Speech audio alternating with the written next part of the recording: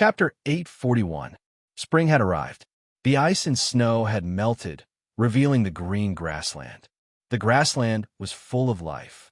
At the same time, it also represented the beginning of the war.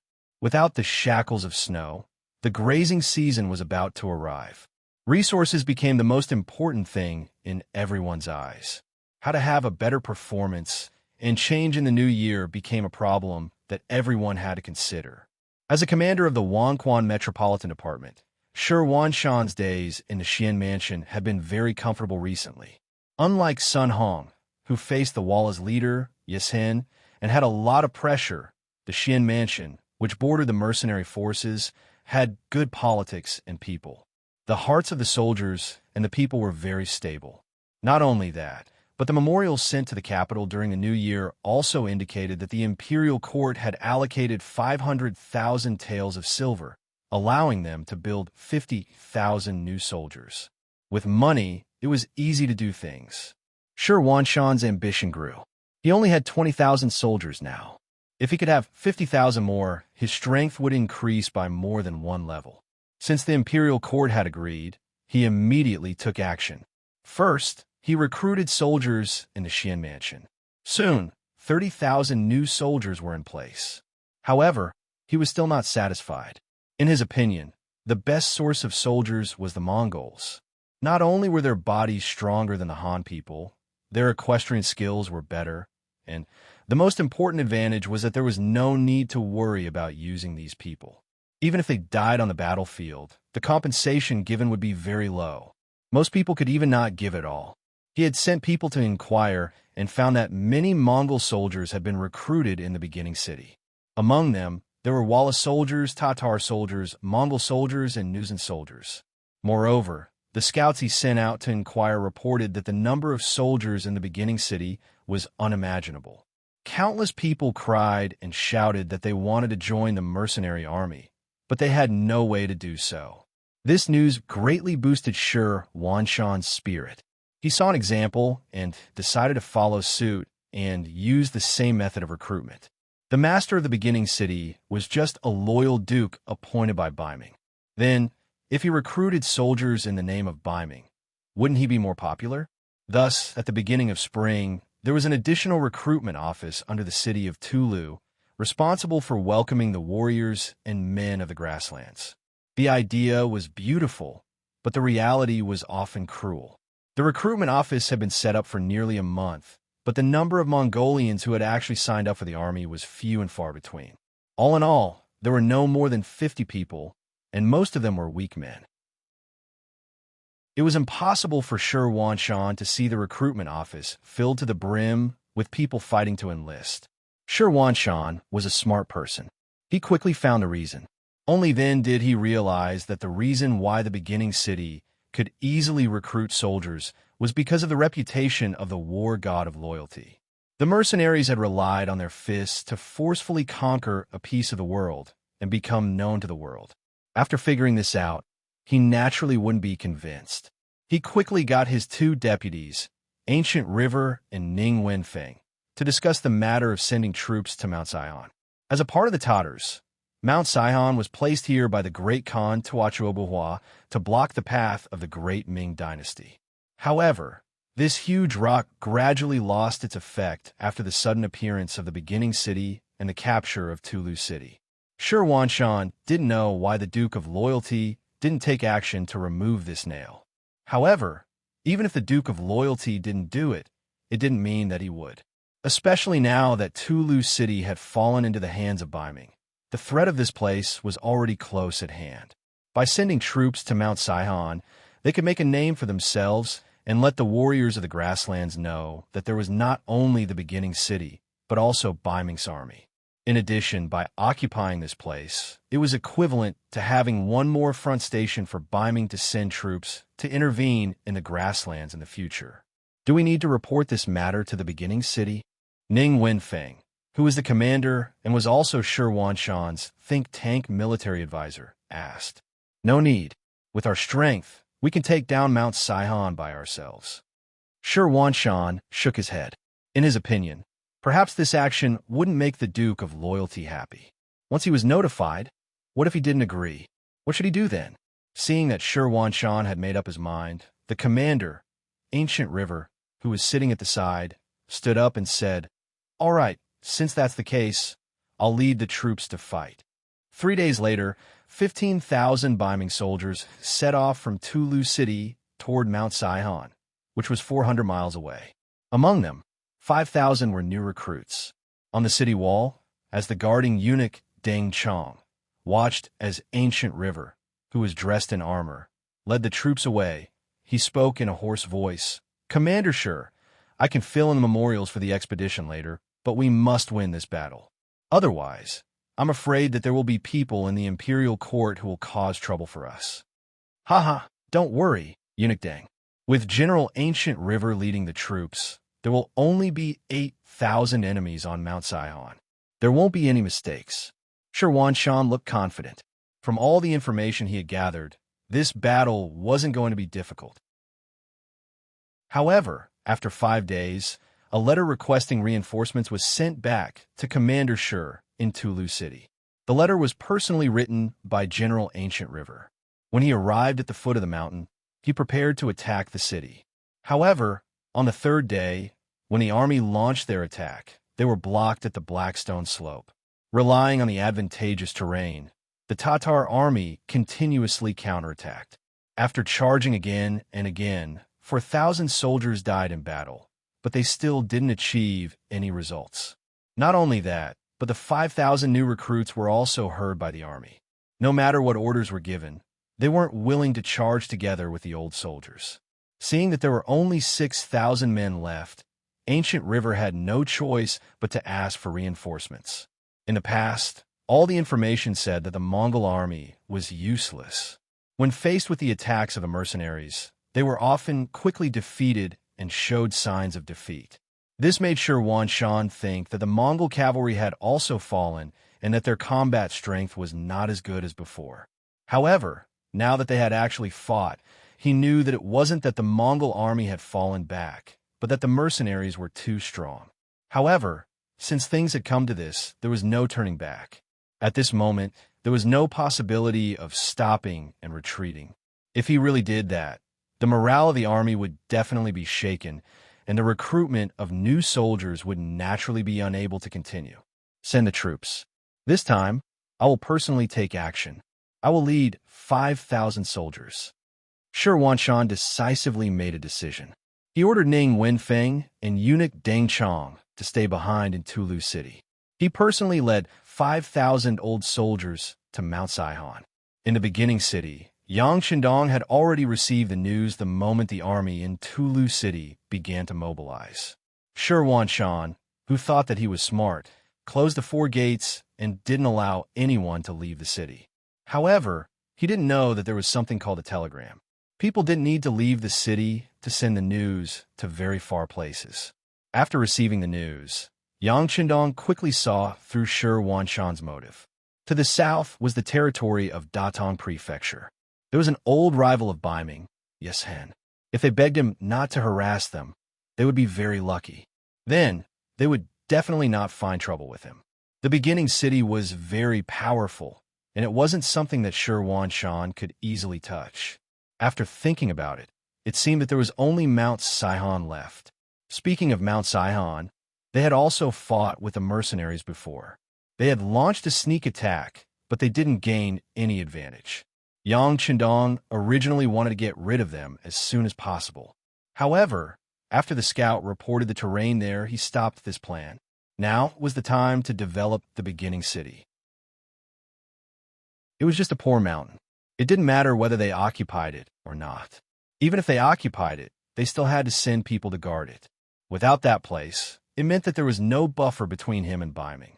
Yang Qindong, who had always looked at the big picture, let them go. He didn't expect Shi Wanshan to have designs on them. Well, since he wanted to hit a rock, he might as well do it. When the time came, both sides would suffer. Wouldn't that be more beneficial to him? After receiving the news, Yang Qindong didn't take this matter seriously. In fact, he had already thought about the outcome. On this day, he was attending the opening ceremony of the newly built Yang Family Academy in the beginning city. After a few months of hard work, An academy with a height of 4 stories and an area of more than 100 acres was built. Yang Qindong was the president, and Wang Si was the first vice president. They were in charge of the main matters of the academy.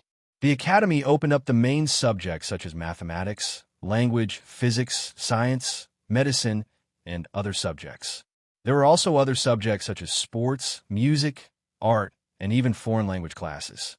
Although they were only teaching some Mongolian, Russian, Japanese, and Korean for now. However, it wouldn't be long before some Western languages would be developed. At that time, there would be a group of foreign language talents here. This would play a great role in future dealings with countries around the world and even in occupying them.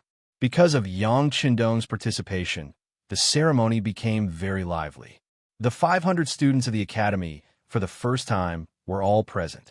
And this was only the first batch. In the future, there would be more people who would enter to learn. After learning, they would be used by Yang Xie.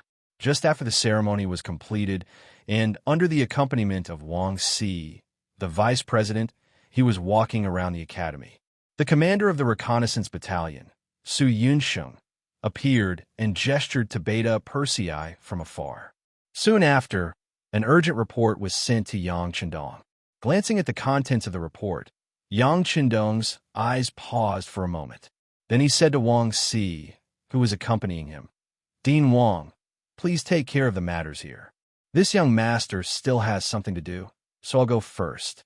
Tiger Army Commander, come with me." After hurriedly leaving the academy, Yang Qindong returned to the war room in the Yang residence. Tiger Ming quickly came over. The report that had just been sent was also sent to him. After reading the contents, Tiger Ming's face flashed with surprise. After thinking for a moment, he looked at Yang Qindong and said, "Young master, leave this matter to the new army." "Okay, what do you think?" Yang Qindong nodded lightly. The war naturally had to be left to the new army. Unless the situation was serious, he would only bring the Tiger Army. Chapter 842, Tatar Cavalry's Spring Hunt. Chapter 842. At this moment, Shi Wanshan had already arrived at the foot of Mount Saihan with 5,000 reinforcements. Not only that, he had already launched 2 attacks. Under the ferocious attacks of the reinforcements, they had already taken over half of the magnetite slope. The dawn of victory was right in front of them. Report. A scout on a fast horse suddenly appeared in front of the Biming army's tent. Then, the cavalryman, who was sweating profusely, jumped off his horse and knelt on the ground. "Commander!" A large number of Tatar cavalrymen suddenly appeared 50 miles behind us. They are heading straight for us. Behind us? Shi Wanshan's face turned cold when he heard the report. His eyes were filled with disbelief. Ancient River, who was standing at the side, was also shocked. "What's going on? Are you sure it's the Tatar cavalrymen? Where do they come from? How many of them are there?" "We don't know where they came from, but there should be around 40,000 of them." The scout raised his head and then lowered it again, reporting what he knew. "Retreat," continued scouting. When he heard that there were 40,000 enemy cavalrymen, Shi Wanshan could no longer remain calm. After the scout retreated, he glanced sideways at Gu He, who was at the side, with a strong intention to ask. "Let's retreat. Let's retreat to Tulu City first. Maybe they aren't coming for us." At this moment, Ancient River didn't have any better suggestions. He could only say this with a fluke mentality. "Okay, prepare to retreat immediately. We don't have much time left." It was only 50 miles away. The cavalrymen would arrive in the blink of an eye. It didn't matter if these people were coming for them or not. For safety's sake, it was better to avoid conflict. The Biming army, who was still attacking fiercely, suddenly stopped attacking the mountain. Then, they began to prepare to retreat. In order to speed things up, they even decided to abandon some of the less important supplies. Within an hour, 2,000 men of the vanguard were sent out. On Mount Saihan, the Biming army suddenly stopped their fierce attacks, causing the Tatar generals Mazum and Bela to be puzzled. They were afraid that the Biming army had a plan, so they didn't dare to act rashly. It wasn't until a gerfalcon suddenly flew over the mountain and was captured by a trainer that they learned what had happened at the foot of the mountain. Ha ha ha! Mazam laughed heartily when he read the report and passed it to Bora. Take a look, it's General Hubo. He's leading 40,000 cavalrymen towards Mount Sihon. I'm sure the Biming army is rushing back to Tulu after hearing the news. After reading the report, Bai La's face was also filled with excitement. General, this means that our chance has come. Does the Biming army want to escape? Humph! After fighting us for so long, how can they just leave like that? Why don't we keep them busy and buy time for General Hubo to arrive? Then we can pincer them and wipe them out. All right. However, we still have to be careful of the mercenaries in the Origin City. How about this? We'll leave 2,000 men behind and take 4,000 down the mountain. Mazam suggested. Bora nodded in agreement and led the 4,000 cavalrymen down the mountain, leaving 2,000 soldiers behind. After fighting with the Biming army for several days, they had lost 2,000 men. The remaining 2,000 were their final strength. Sure, Wanshan didn't know that he had been targeted. He also didn't know that the Tatar army's original target was them. The 40,000 cavalrymen, led by Hubo, were one of the great Khan Tuacho Buwa subordinates. They took advantage of the warmth of spring and the blooming of flowers to appear in the grasslands. They also had a unique name, the Spring Hunt. When spring arrived, the cavalrymen would go out to show off their strength and show off their strength. They would also show off their strength and show off what territory belonged to them. These places were sacred and could not be invaded. Otherwise, they would have to be prepared to be attacked by the cavalrymen. Unfortunately, the territory that Hubo had chosen to patrol this year was near Sihon Mountain. The appearance of the Origin City and the change of Tala City had made the Tatar army feel threatened. This time, it was time for them to take back what originally belonged to them. Previously, it was mostly Walla and Biming fighting. Previously, the Great Ming dynasty had attacked the Mongol tribes, and Walla had not had any major conflicts with the Great Ming dynasty. However, Yang Chendong's appearance had broken this situation. They needed to retaliate to show off their position and sovereignty. It was under such circumstances that Hubo led his 40,000 cavalrymen into the grasslands. Along the way, the scouts at the front had sent news that when the Biming army was attacking Sihon Mountain, Hubo had led his army over. They wanted to start with the Biming army that dared to cross the line. As the army headed down Mount Sihon, in the middle of the troops, Hubo received news that the North Ming army was making a move and wanted to retreat. A vicious look flashed across his face. You want to retreat? It's too late. Where's General Gar? I'll give you 5,000 cavalrymen. Set off first and stop the Biming army from retreating to Tala City. The main army will follow soon. Understood. A Mongolian general dressed in armor cupped his fists in acknowledgement, then galloped out on his horse. Not long after, he gathered 5,000 cavalrymen and sped down Mount Sihon. Hubo did not even look at the cavalrymen. With 5,000 cavalrymen paving the way, he was confident that the Biming army would not be able to escape. At this moment, while hurrying, he said to Mu Run beside him, General Mu, continue to tell me about the war god. Mu Run originally belonged to the Tatar faction. Previously, when a Mongol tribe wanted to surround the city, he saw that the situation was not good and immediately escaped. He met up with General Chiga of Guangwu Town and left the region together. There were mercenaries in front and a Mongol army in the north. Under such circumstances, they were weak and could only give up on defending this place. They wanted to go to the south to find Tuatha to work for the Great Khan. However, they did not expect to meet Hubo who had come for the spring hunt. Both sides gathered together, and their army reached 50,000. Since Hubo had asked, Murin naturally had to answer. Yes, General. Speaking of this war god, he is indeed very famous. In this region, everyone who hears his name trembles in fear. After he changed Arakamaki to the first city, he defeated Agar Dorji's 50,000 soldiers and the 20,000 soldiers of the Mongol tribe in the north of the desert. Not to mention the changes in Hubo heart after hearing Muren's words. just the sudden appearance of 40,000 Mongol cavalrymen in Talis City, and according to the scouts, there were 10,000 soldiers following behind them. When Ning Wenfeng heard this, he immediately felt the severity of the situation. The Wanquan Metropolitan Division had 20,000 old soldiers. Previously, General Ancient River had taken 10,000 with him. Later, General Shi Wanshan took another 5,000. Now, he only had 5,000 soldiers left, of which 2,000 were in charge of training the new soldiers in the Xian manner. He only had 3,000 old soldiers. With 3,000 Mongol cavalrymen, 40,000 cavalrymen, and 10,000 infantry, it was impossible. The best thing to do now was to defend the city, but whether or not they could do it was another matter. However, this Commander Qianshi unexpectedly made an unexpected decision. That was, he wanted to go out of the city to rescue and welcome back Commander Shi Wanshan. Perhaps in other people's eyes, once something happened to the commander and commander comrade, Qianshi would be able to smoothly take over the position. However, in the eyes of the smart Ning Wenfeng, this was not the case.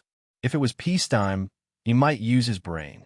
However, with the Mongol army at the border, he would not use his brain. If he wanted to stabilize the situation, the Wanquan Metropolitan Division and the Xian Manor could not do without Shi Wanshan. After making the decision to go out of the city, Ning Wenfeng only left behind 1,000 old soldiers to defend the city. At the same time, he sent someone to inform Deng Chong to send another 1,000 old soldiers and 10,000 new soldiers to defend Talis City. Then, he opened the city gates and left. The situation was very critical.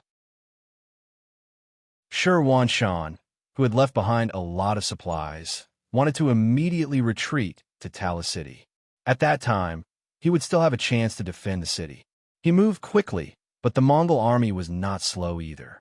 Soon, he received news that the 2,000 cavalrymen in the vanguard had been defeated and were retreating. The scouts said that the Mongol army's General Gaur had defeated our vanguard with 5,000 cavalrymen and is on his way here.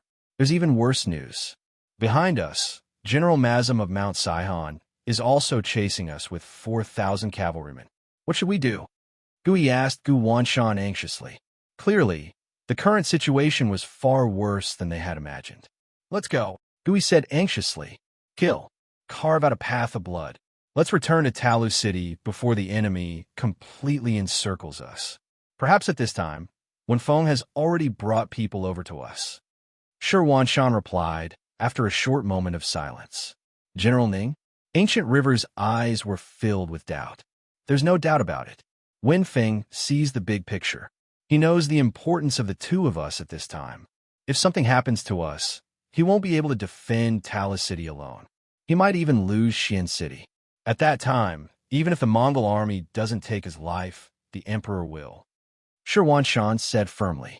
It had to be said that his years in the bandit den had given him a very accurate grasp of people's hearts. Seeing Shi Wanshan's confidence, Ancient River could only choose to believe him. All right, since that's the case, what should we do next? Chapter 843. Order the army to charge forward. Then you and I will each lead 200 cavalrymen to Tulu City. Let's hope these soldiers can stall for more time. Shi Wanshan's eyes were filled with determination. For his own safety, he had made the decision to sacrifice his main army. This was equivalent to abandoning the safety of the majority of the people. This was not what a qualified general should do. But at this moment, Ancient River also knew that they had no other choice but to do this. Once they acted on their loyalty and traveled with the main force, the final result would be that even their own lives would be lost inside. Okay, after a little hesitation and struggle, Ancient River did not object and agreed to this decision. Then the two of them began to select elite soldiers to supplement the 400 people that they needed to take away. Just as the sky was about to turn dark, Shi Wanshan and Gu he each led 200 elites and set off their troops under the cover of the darkness. Not only did no one in the Baiming army notice them, even the Tatar cavalry scouts who were in charge of monitoring them did not notice them. It was also nighttime. The mighty new mercenary army left the first city and headed straight for Tulu City. Tulu City was the main supply point of the mercenary army. Once it was lost, there was only one way left. For the first city that needed a lot of materials, this was obviously not enough. Even if it was for themselves, the mercenary army had to do something to ensure that Tulu City would not change hands. The sky gradually darkened. Fortunately, there was still some moonlight. Once they got used to the darkness, they could see the road ahead even if they did not use a torch. It was just that their vision was blocked, and they could not see too far. Since they could see the road ahead, Tiger's man ordered the soldiers not to use torches. At the same time, he also gave the reconnaissance battalion commander Dingshan a death order to increase the scope of the reconnaissance. Once they found any Tatar scouts, they had to be resolutely eliminated to ensure the concealment of the army. Humang also knew that once the sun rose, he wouldn't be able to hide his whereabouts even if he wanted to. All he wanted was to have a peaceful night and not be discovered by the enemy during the night. Dingshan, who had received the death order, set out. Although there were only 500 scouts in the reconnaissance battalion, every one of them was an elite in the army. Whether it was horsemanship or archery, they were all 1 in a million talents. It was just a night's covert march, so he was confident that he could succeed. The mercenaries didn't move slowly in the dark. After all, they had already familiarized themselves with the environment and terrain of this area. Usually, there were related exercises, and one of them was to explore this area at night. Now, it was just turning the exercise into a real battle, and it was not difficult. Vice Commander, at this speed, we will be able to cover half the distance by tomorrow morning. At that time, we will be able to form a triangle with the northern Ming army to contain the sudden appearance of the Tatar army. As Meng rode forward, he did not forget to look at Shi Bi and ask this question. It could be said to be a miracle in the mercenary army. He was just a surrendered general who had not made any contributions to the army, yet he had suddenly become a regiment commander. At that time, who knew how many people were envious, jealous, and dissatisfied. But soon, this person used only 2,000 soldiers to force Agador, who had 15,000 soldiers, into Guangwu town. Everyone was in an uproar. Only now did they know that the 6th young master had great foresight and ability. Soon, a new army was established, and Shibi was able to get a free ride. He jumped from a regiment commander to a vice commander. This scene made some of the senior officers even more dissatisfied. But considering that this was the decision of the 6th young master, no one dared to say anything. Compared to the dissatisfaction of the others, Tiger's man did not show any emotion. He even thought that it was a good thing that Shi Bi could be his vice commander. It was because he knew that Shi Bi was very intelligent, and even the 6th young master praised some of his ideas. So whenever something happened in the army, he would always listen to Shi Bi's opinion. Yes, Commander, our sudden appearance will definitely give the Tatar army a surprise. At that time, they will not be able to attack Tulu City. But at the same time, the pressure on us will not be small. We need to be mentally prepared. Shibi had been analyzing the situation on the battlefield the entire time. Although he was once a member of the Tatar army, he was now entrusted with an important task by Yang Chendong. All he thought about was how to repay this kindness. The so-called Tatar army, in his eyes, did not have any friendship. They were only enemies and opponents. Yes, we need to be mentally prepared. But fortunately, we still have 6 battalions of musketeers.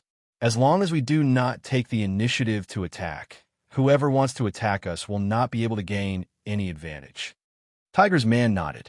Of course, he knew how much pressure it would be to defend Invincible City against 50,000 enemies by himself. However, he was not afraid. The new army was trained by him. Since the establishment of the army until now, they had undergone more than a month of hard training. Their combat strength had already reached the standard that he had expected. Although they could not be said to be very strong, there should not be any problems if it was just defense. You are right, Army Commander. But the musketeers can only defend against enemies in front. What if enemies appear behind us? Shibi first nodded in agreement, then raised his own doubts. Vice Commander, are you talking about the enemies on Saihan Mountain? Didn't the scouts report that there are only 2,000 people left on the mountain? What kind of situation have they become? Tiger's man's face showed a trace of confusion and disapproval after hearing this. In his opinion, it was only 2,000 enemies. They would not even dare to go down the mountain. How could they be causing trouble? But no matter what, this is a kind of threat. The sixth young master once said that the best way to deal with threats is to eliminate them and not let them exist between heaven and earth. Shibi's voice carried a hint of persistence at this moment. Since he was appointed as the vice commander, he had to plan for other things while he was in the position. Shibi even knew that the reason why he was promoted so quickly and even reached the rank of senior colonel, surpassing many seniors who had joined the mercenary army before him, was because the sixth young master wanted him to assist Tiger's man and help him fill in the gaps. Since he had already set his position, Shibi naturally knew when to persevere and when he only needed to give some pointers. Just like now, he could not back down. Otherwise, even if the sixth young master knew about it, he would be disappointed in him.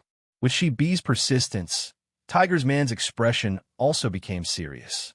He had followed Yang Chendong for so many years. How could he not know what the young master was thinking? Seeing that Shibi was not as obedient as he usually was, he asked, "Then, what do you think, Vice Commander? Take him out.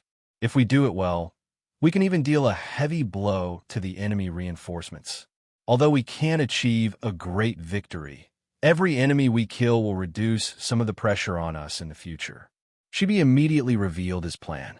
It included a night attack on MT Saihan, setting a trap, and waiting for the enemy reinforcements to arrive to deal a heavy blow to them, and so on. Tiger's man listened attentively to this battle plan and nodded in agreement from time to time. When Shibi closed his mouth, his heart was filled with a myriad of emotions. The vice commander that the young master assigned to him was truly a talent, a great talent. If they did as he said, it could indeed solve a lot of problems. Seeing that Shibi was so confident, Tiger's man knew that this battle had to be fought. He immediately said, "All right, we'll do as Vice Commander says. Take a look and decide which troops to send to carry out these missions." Since Tiger Edge cooperated so enthusiastically, he didn't dare to be careless.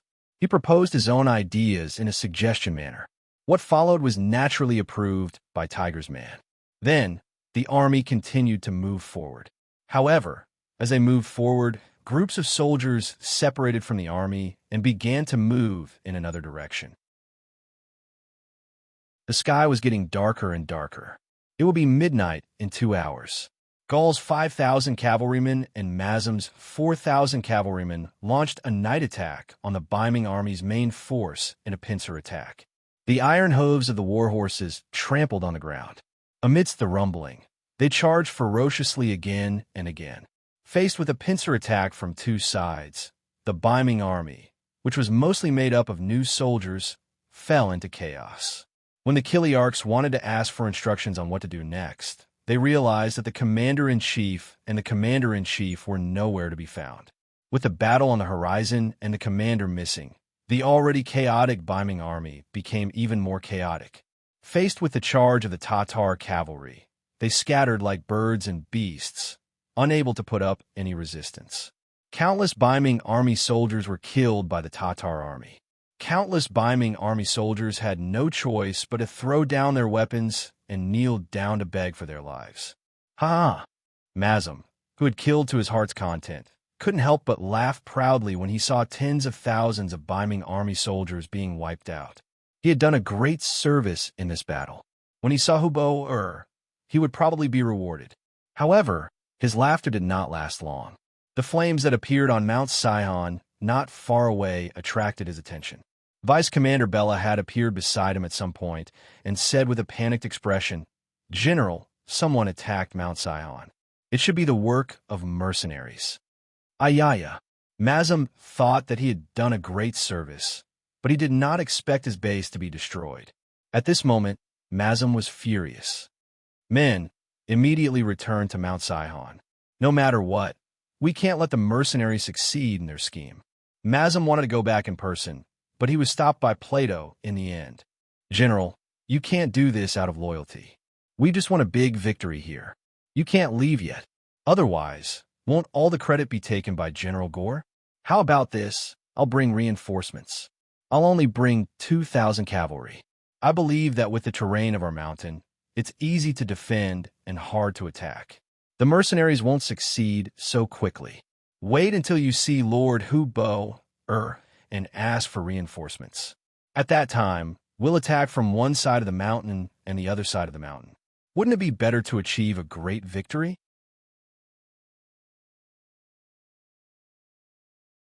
Chapter 844. By LA's words made Mazam calm down. He thought that if he left now, then the great merit of destroying the Biming army would have nothing to do with him. More importantly, even if he went back now, he would only be able to bring back 4,000 cavalrymen. Against the powerful mercenaries, they would not be of much use. It was better to stay here and ask for reinforcements after meeting with Lord Huboer. This was the only way to solve the problem. All right, General by law, I'll leave everything to you. However, you must be careful. Mazam listened to this suggestion. However, he did not know that this parting would be the final parting between him and Baila. Please rest assured, General. Once I return to the mountain, I will defend it to the death and wait for General to bring reinforcements. There was no time to lose. After Baila finished speaking, he ordered 2,000 cavalrymen to quickly return. Sion Mountain was easy to defend and hard to attack because of its geographical location. This had also made Mazam and Baila extremely confident. All of this had been proven when the Biming army failed to take it down. However, the mercenaries were not the Biming army. Attacking a mountain like this was a common part of their training. In addition, they had planned to launch a sneak attack. In addition, they had mobilized 2 battalions of 800 musketeers to assist them. When they launched their attack, the Tatar soldiers guarding the mountain were stunned. In the dark, their vision was limited. They did not know where the mercenaries would come from. If they wanted to see the enemy, they would have to raise their torches. However, if someone did so, it would be equivalent to revealing their position. The mercenaries would teach them a lesson in a matter of minutes. Often, the torches would be lit and extinguished very quickly. After more than 100 Tatar soldiers holding torches were killed, everyone learned their lesson and did not have any intention of revealing their position. Without any light, this created an opportunity for the mercenaries to charge up the mountain. At this moment, there were soldiers who relied on their outstanding mountaineering skills to attack the Blackstone slope and climb up to the peak of Sion Mountain. The smoke signal on the mountain had been ignited. It was to inform Ma Jamu and the others at the foot of the mountain that the situation on the mountain was very critical. If there were no reinforcements, they would not be able to hold on. On the Blackstone slope halfway up the mountain, Deputy Commander Shibi, who was in charge of commanding this battle, was watching the soldiers launch wave after wave of small attacks. His face was languid, as if he was not treating this battle as a real battle, but more like watching a mock competition. Lu Jua, the commander of the recruit division, saw this scene and felt very puzzled. Deputy Commander, why did you only launch a small-scale assault? Our recruit division is fully capable of launching an all-out attack and taking down Mount Sihon in one fell swoop. Don't worry. Let's make some people anxious. The slow-paced Silk Bear wasn't in a hurry at all. He just chuckled as he rode on his horse and watched the new recruits launch small attacks in rows or companies. That's right, Commander Lu. This is a good opportunity to train the soldiers through actual combat. Don't miss it. Lu Jua didn't know what Shibi was thinking, but he definitely wouldn't let go of such an opportunity to train the soldiers through actual combat. He immediately nodded solemnly and called over a few regimental commanders, instructing them to use this opportunity to train the soldiers. Once they discovered that a soldier was injured, they were to immediately withdraw and replace him with someone else. In any case, the battle wasn't that intense, so they had plenty of opportunities to do these things. Shibi wasn't in a hurry. Naturally, he was waiting for the fish to take the bait. Just as he expected, Bora led 2,000 cavalrymen and headed straight for Mount Sihon. In order to reach his destination at the fastest speed possible, he didn't even wait for news from the scouts this time. He just sent out the scouts as he flew forward. There was a place called the Creek Valley on the only way to Mount Sihon from Tulu City. During the rainy season in summer, This place would converge into a creek. However, it was usually just a ditch and wasn't very big. It was only about 1 meter deep and 3 meters wide. At this moment, there were 4 firearm battalions of a new independent division lying in ambush here. 1,600 gunmen lay prone in the creek valley, aiming their guns. Not far away, the sound of horses galloping on the ground grew closer and closer. 2 cavalry scouts quickly approached. When they were about 30 meters away, they each made a hand gesture and then disappeared to the sides. From the hand gestures, it could be seen that the enemy was already 5 miles away. The sound of horses galloping came from afar and approached. They were less than 2 miles away from the creek valley. With the faint moonlight in the sky, they could faintly see the constantly moving silhouettes in the distance.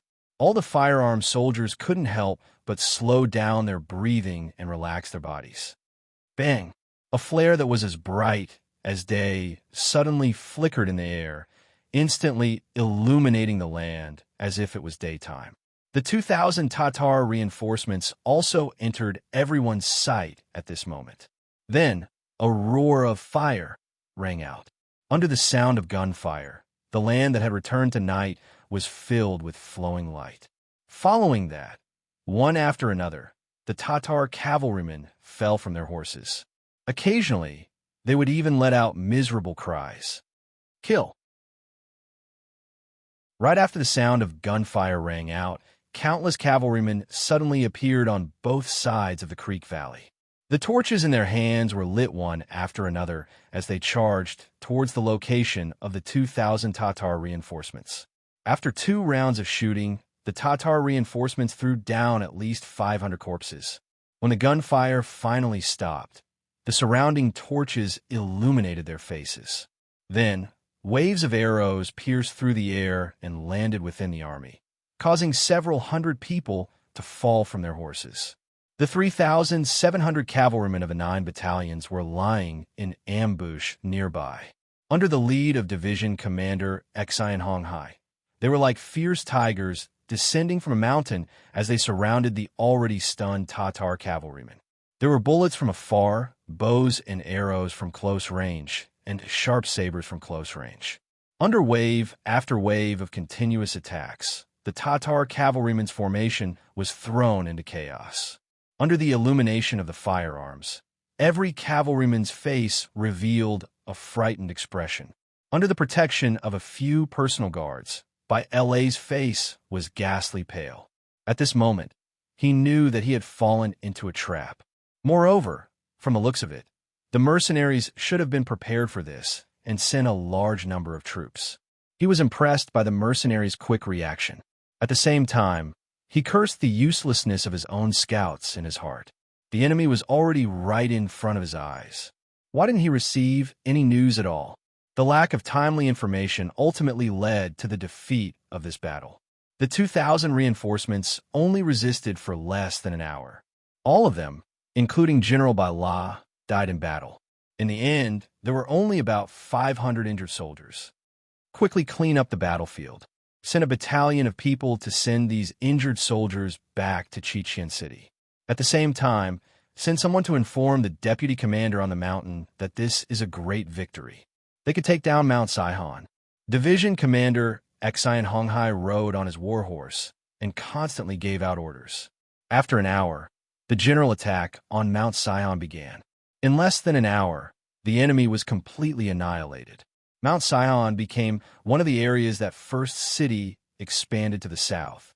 In the same night, the commander of Wanquan City, Shi Wanshan, and the commander of Wanquan City, Tongji Ancient River, were under the protection of 400 elite cavalrymen. They were rapidly advancing toward Tulu City. They had been running for the entire night. Seeing that the sky was starting to brighten, their whereabouts were finally discovered by the Tatar scouts.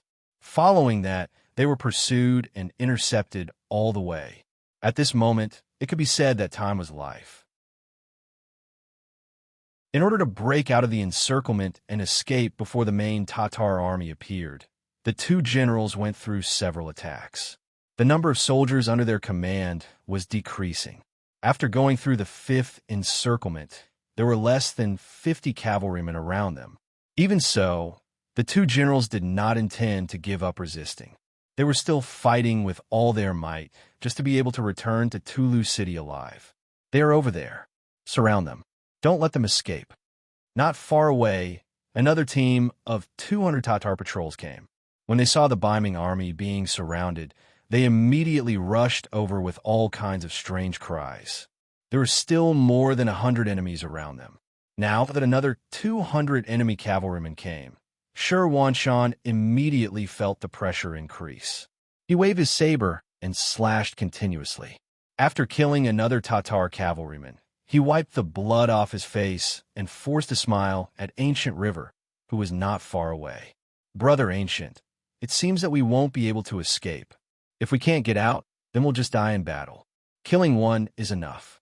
Killing two is a win. At most, we'll be a hero again after 18 years. Ancient River also forced a smile. Then he tightened his left arm that had been stabbed. He suppressed the bleeding point and waved his left hand once again, charging toward the Tatar cavalryman 5 meters away.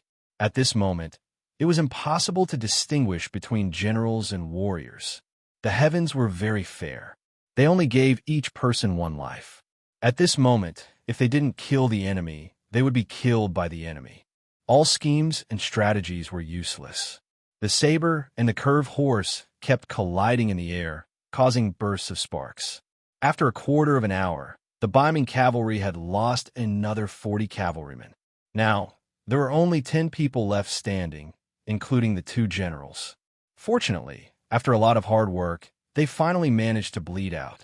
Without further ado, the 2 generals brought several wounded soldiers out of the encirclement and headed toward Tulu City. At this moment, as long as there was a chance, they would fight for it. Even if they died, they didn't want to die on the grasslands. Chase. The remaining 200 Tatar cavalrymen saw that the fat meat in their hands was about to fly away. How could they let it go? They all galloped wildly and chased after Shi Wanshan and the others. When the distance between them was less than 100 meters, a volley of arrows would be fired. Often, 1 or 2 Biming cavalrymen would fall off their horses and die.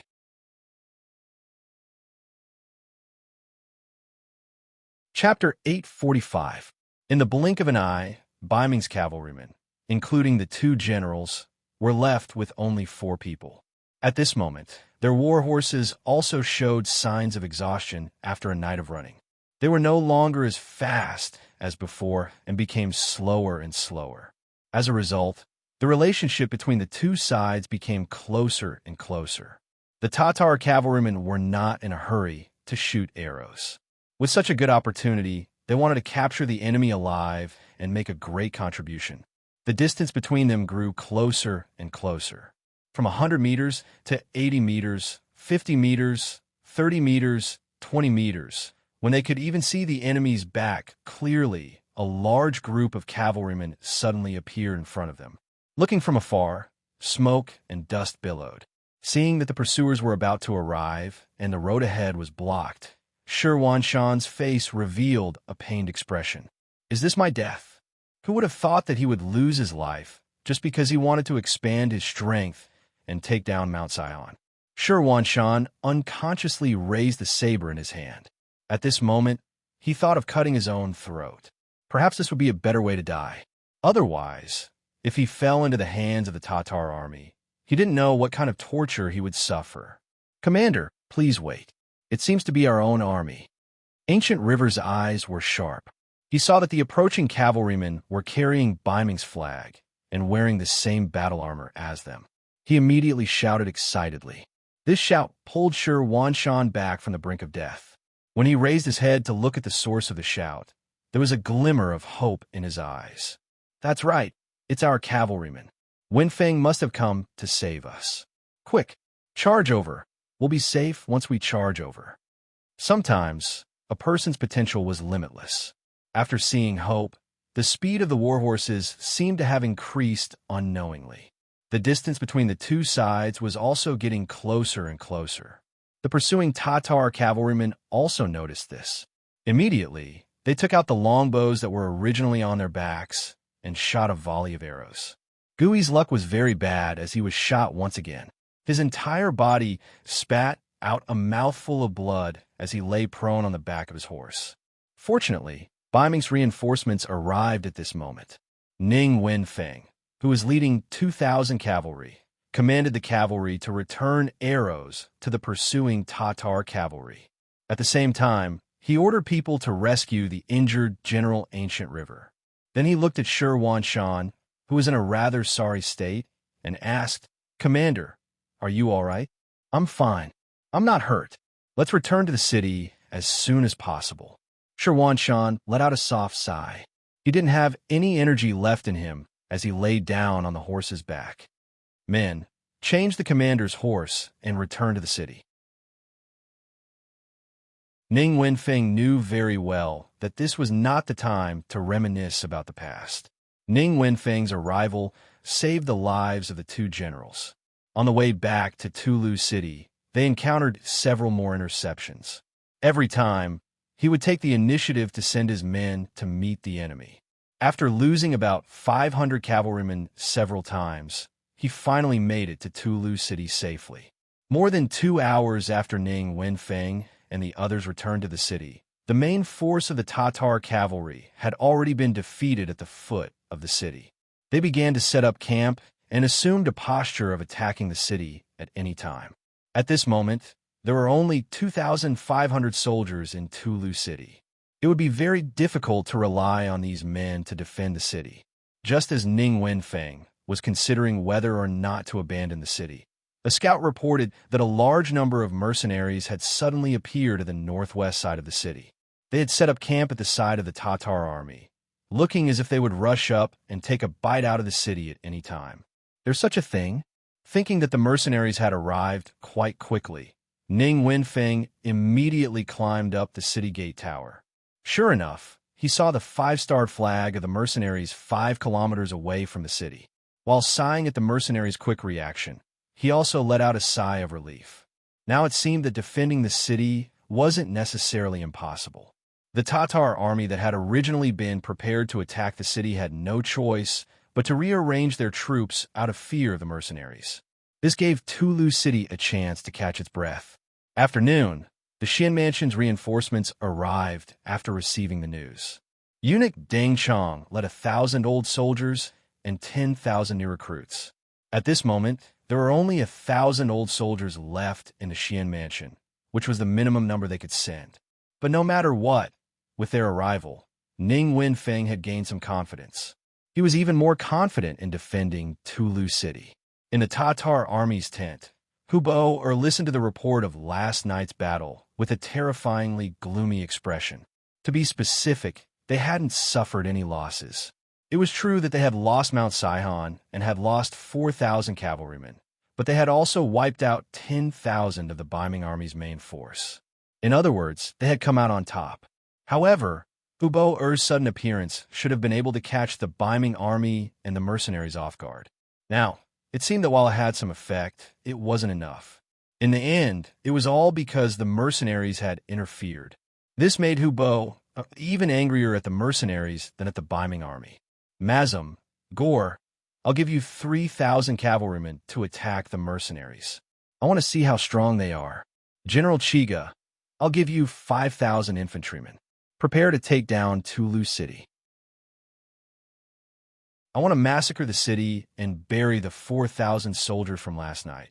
Hubo furiously gave out 2 orders. Once the order was given, Mazum and the other 2 who were named were about to leave the tent. However, General Mu Run, who hadn't been named, suddenly stood up.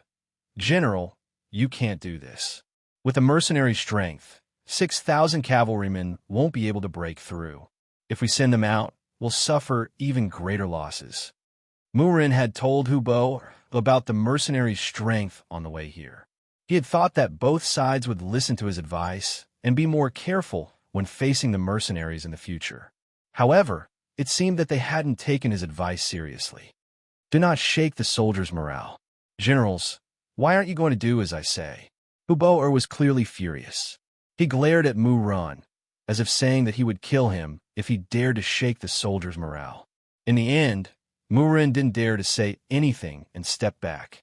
Since the general had given his orders and was angry, the others naturally didn't dare to disobey.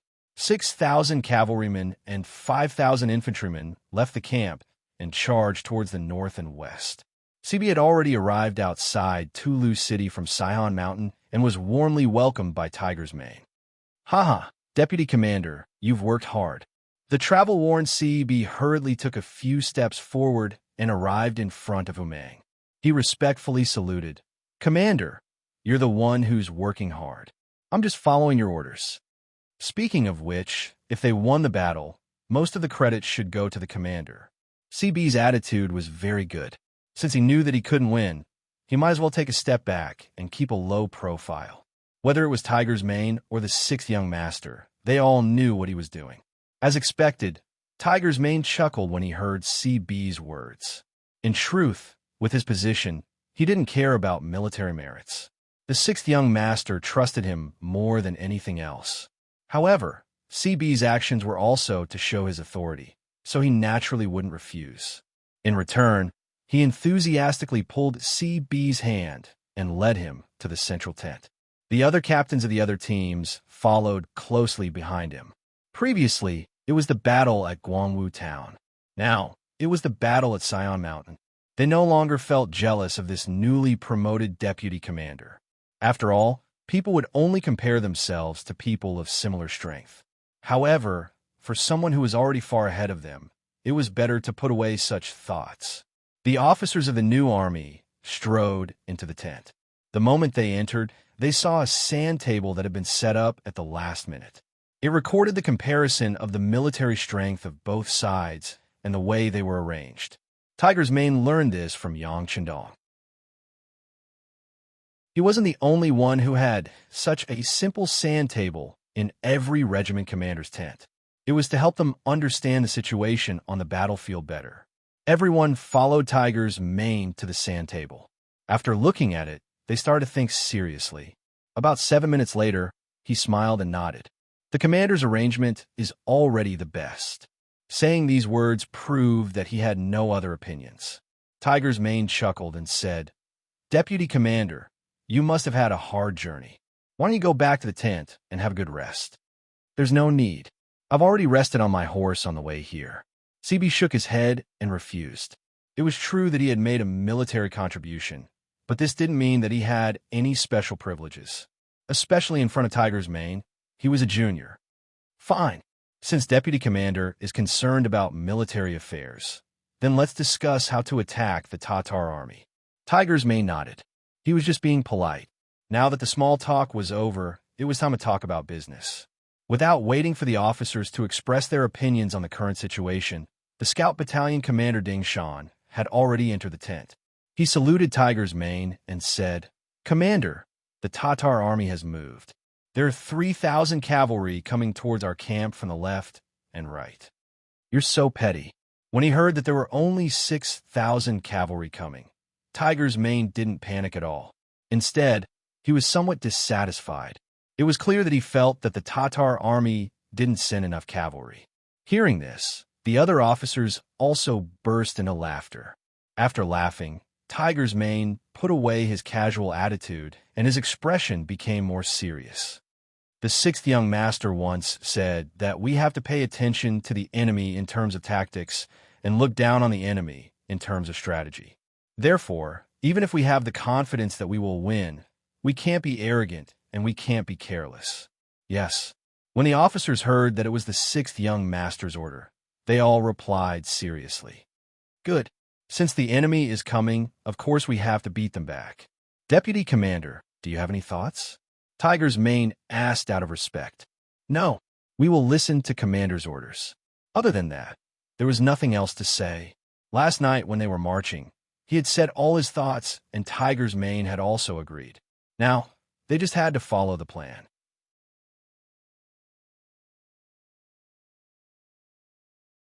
Chapter 846. Very well, since that's the case, let's proceed according to the plan. Tiger's Mane nodded. Following this, he gave out a series of orders, and the officers who were called stood at attention. The other officers who were not called also earnestly studied. For them, as the mercenary army continued to expand, the number of soldiers they could lead would only increase. The military ranks on their shoulders would also increase, and the number of pentagonal beams would also increase. Learning more about the battle strategy of the Bright Tiger Army commander would naturally be beneficial for their future development. On the battlefield, Gaylor and Mazam each led 3,000 cavalrymen towards the mercenary camp. Although Hubo had rejected Mu Ren's suggestion to fight cautiously, the two generals knew that the mercenary army was not to be trifled with. This time, he had to be extremely careful in order to make an enemy out of him. In actuality, from the fact that they had only sent 3,000 cavalrymen each, it was clear that they were testing the mercenary army. Otherwise, Hubo would have sent at least 10,000 cavalrymen. Because it was just a test, the two generals did not charge forward. Instead, they slowly approached, wanting to see how the mercenary army would react to their arrival. Under their watchful eyes, the mercenary camp quickly reacted. Groups of mighty and majestic cavalrymen appeared and walked out of the camp in an endless stream. It was too much for the eyes to take in, and it felt like there was no end to them. However, this feeling quickly disappeared because the cavalrymen had already blocked their vision, making it impossible for the two generals to see what was going on within the mercenary army. General Gaylor lightly sighed. The mercenary army's tricks made him feel a sense of helplessness. On the other hand, Mazam glared at the mercenary army with a look of hatred. It was because of the mercenary army's shameless sneak attack last night that not only had he lost his base at Mount Sihon, but his assets had also been stolen. Even his deputy General Bora had died. Because of this, he was furious, and he wanted to deal a heavy blow to the mercenary army to take revenge for his brothers and vent his anger. As they advanced, the distance between the two sides became closer and closer. When they were 4 li away, they were already within range of the cavalrymen. However, the mercenary army was still in formation and did not seem to have any intention of charging. It's just a bluff. Seeing that the mercenaries were not moving at all, neither charging forward nor retreating, Mazam, who was furious, decided to charge forward and try it out. He wanted to see how strong the other party was. Men attacked. Once the order was given, the 3,000 Tatar cavalrymen moved. Their horses galloped and kicked up clouds of dust on the ground as they charged toward the mercenary cavalrymen. When Gore saw that Majamu had taken the initiative to charge without even greeting anyone, his eyes darkened. At this moment, a deputy general at the side asked, "General, should we also launch an attack together?" "Let's wait and see," Gore said calmly. This was his first time fighting with the mercenaries, and he wanted to learn more about them. The left wing did not move. Only Mazam's army rushed out. However, he did not seem to be afraid. There was only the word kill in his eyes. Although there were quite a number of cavalrymen, there was no fear in his eyes. On the battlefield, one could win against many with a few. Perhaps it would happen to him one day. The Tatar cavalrymen were getting closer and closer. Soon, the distance between them was reduced from 4 li to 2 li. At such a distance, the cavalrymen should charge. Otherwise, there would not be enough space for them to display their speed. Once they collided, they would be at a disadvantage. Everyone understood this logic, but the mercenaries acted as if they didn't. The cavalrymen remained motionless on their horses.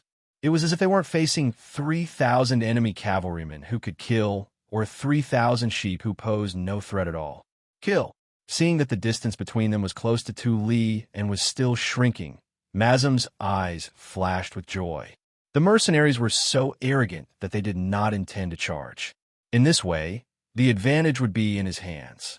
Once he got close to the enemy cavalry, he would use the momentum to ram them.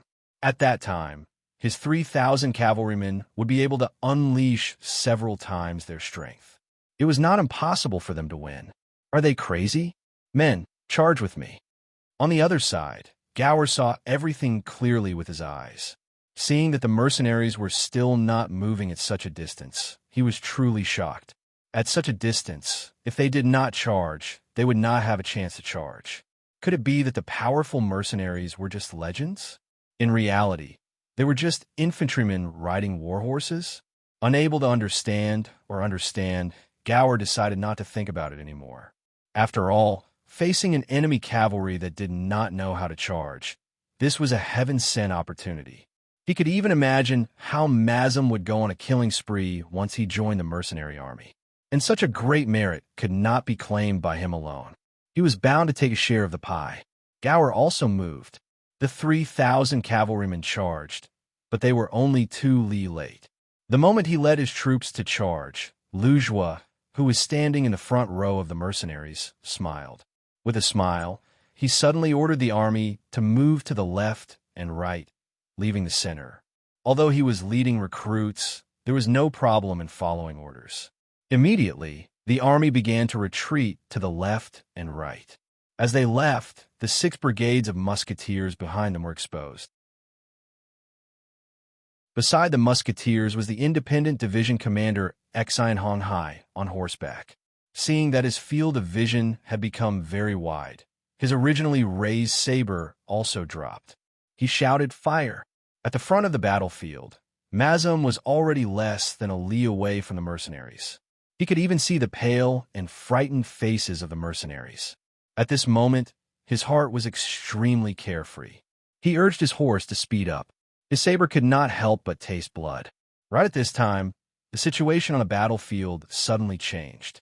Those frightened mercenaries separated to the sides, revealing the 3,000 mercenaries behind them. Following a loud roar, several thousand bullets flew through the air, passing through the air and arriving in front of them. The distance of 1 li, 500 meters, was completely within the range of the Type 81 assault rifles. Under the explosive sounds of gunfire, bullets flew out from the barrel like meteors flying through the sky. They drilled into the bodies of the Tatar cavalrymen who were brandishing their sabers, drawing out waves of blood. Mazam, who was charging at the very front, did not avoid this rain of bullets either. One of the bullets landed on his chest. The instant that fatal bullet entered his body, Mazam, who was still shouting and charging forward, was stunned. His saber dropped, and his entire body slid down the back of his horse like a boneless viper. Then, he fell from the horse, landing on the ground, bringing with him waves of dust.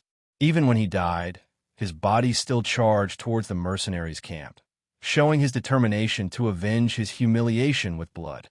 The general died on the battlefield. The omnipresent bullets ran amok among the armored cavalry. One after another, the Tatar cavalrymen were shot and fell off their horses. One after another, the Tatar cavalrymen lost their lives while still shouting to charge. All of this happened too fast, so fast that many people could not react in time. As the cavalrymen at the very front fell off their horses and died one by one, the Tatar cavalrymen behind them finally felt fear. They did not even have the chance to fight with the enemy and were about to be shot to death. No one wanted to see this kind of scene, and no one was willing to encounter it. Quick, quick, retreat, retreat. They knew that rushing forward would only lead to their own deaths.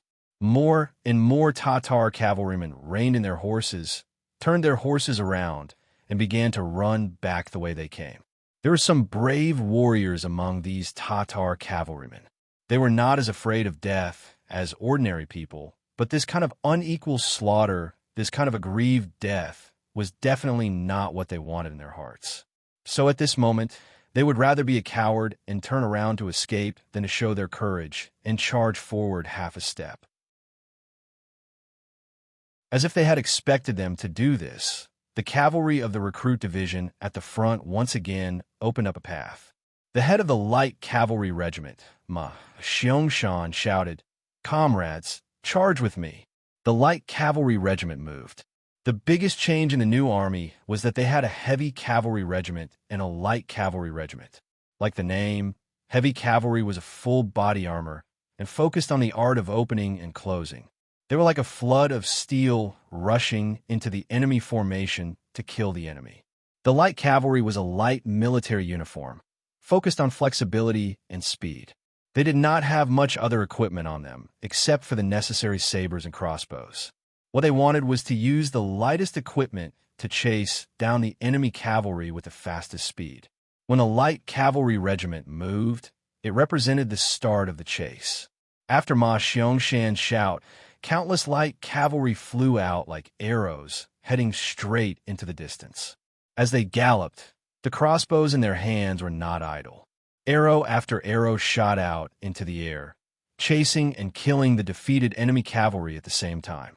The sudden sound of the muskets and the sudden attack of the light cavalry made Gao Er's 3,000 cavalrymen suffer. They originally thought that when they were 1 li away, the cavalrymen would be able to display their strongest fighting strength.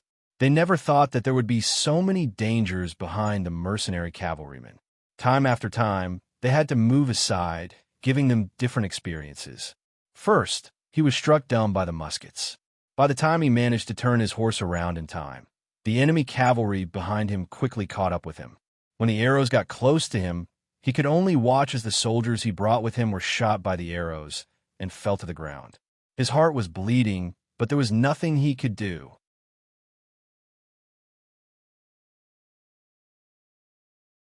Chapter 847. Underestimating the enemy was not scary. What was scary was that his cavalry had been beaten into a pulp and had lost their will to fight. With such an iron cavalry, it would be difficult to calm them down and turn back to fight. They could only rush toward the Tatar camp and hope that the enemy would not chase too hard. As expected, the light cavalry did not chase too far and stopped after 6 miles.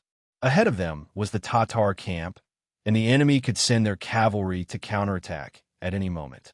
Although they were light cavalry and were not afraid of being caught, there was no point in fighting.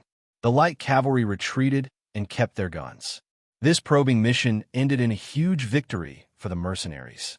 Based on the results, they had killed close to 2,000 cavalry and captured 100 enemies. Not only did they lose the first battle, but even General Mazam had died on the battlefield. When this result reached Huboer's ears, he was furious. Within the tent, the table was sliced in half by a sharp cavalry knife. A roar sounded out. "Mazam, I will take revenge for you." Mazam had defended Sion Mountain for many years, and even if he did not contribute much, he had put in a lot of effort. However, when Huboer's army appeared and was about to show off their skills, he was killed. It was truly regretful and sad. All of a sudden, the morale of the Tatar camp was low. To break this bad atmosphere, Huboer roared out once more. "Where is General Chiga? Had they not taken down Talis City?" The flames of war raged beneath Tulu. Countless cloud ladders were erected beneath the city walls, and countless arrows were fired in the air. Death was a matter of great importance to humans, but at this moment it seemed so insignificant and ordinary. When the Iron Cavalry started to probe the mercenaries, the 5,000 grassland infantry, led by Chiga, had launched a fierce attack on Talis City. It was said that the grassland Iron Cavalry were unparalleled in the world. Everywhere they went, locusts would sweep past, and not a single blade of grass would grow. However, what everyone didn't know was that the trained grassland infantrymen were also elites among soldiers. They existed for the purpose of sieging cities, and their instructors were generals with rich experience in sieging cities. The grassland cavalry relied on speed, while the Ming army relied on the city walls. Both sides had their advantages, and it was difficult for one side to gain the upper hand. As time passed, Ming Qingzu conquered the 5 grasslands and opened up the path of the Ming army's Iron Cavalry. After the Mongol soldiers suffered losses time and time again, they started to learn from the strengths of the Ming army to create offensive infantry. A person's greatest ability lies in learning and imitating. After Ming Qingzu passed away, the advantage of the Ming army cavalry slowly disappeared. As a result, the Mongol siege infantry grew. This time, the 5,000 infantrymen had this ability. Their teachers were the captives of the Ming army who had their cities conquered. Since they were living under someone else's roof, they had no choice but to lower their heads. In order to survive, not many of them could reject the mere teaching of skills. Because of this, the Mongol army that was attacking the city was really aggressive. The moment they appeared, they beat up the Biming army. The 3,000 new Biming soldiers that were in charge of defending the city suffered heavy casualties.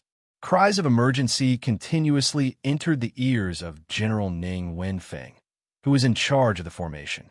He had no choice but to bring 1,000 old soldiers and 3,000 new soldiers to re-enter the city and stabilize the situation.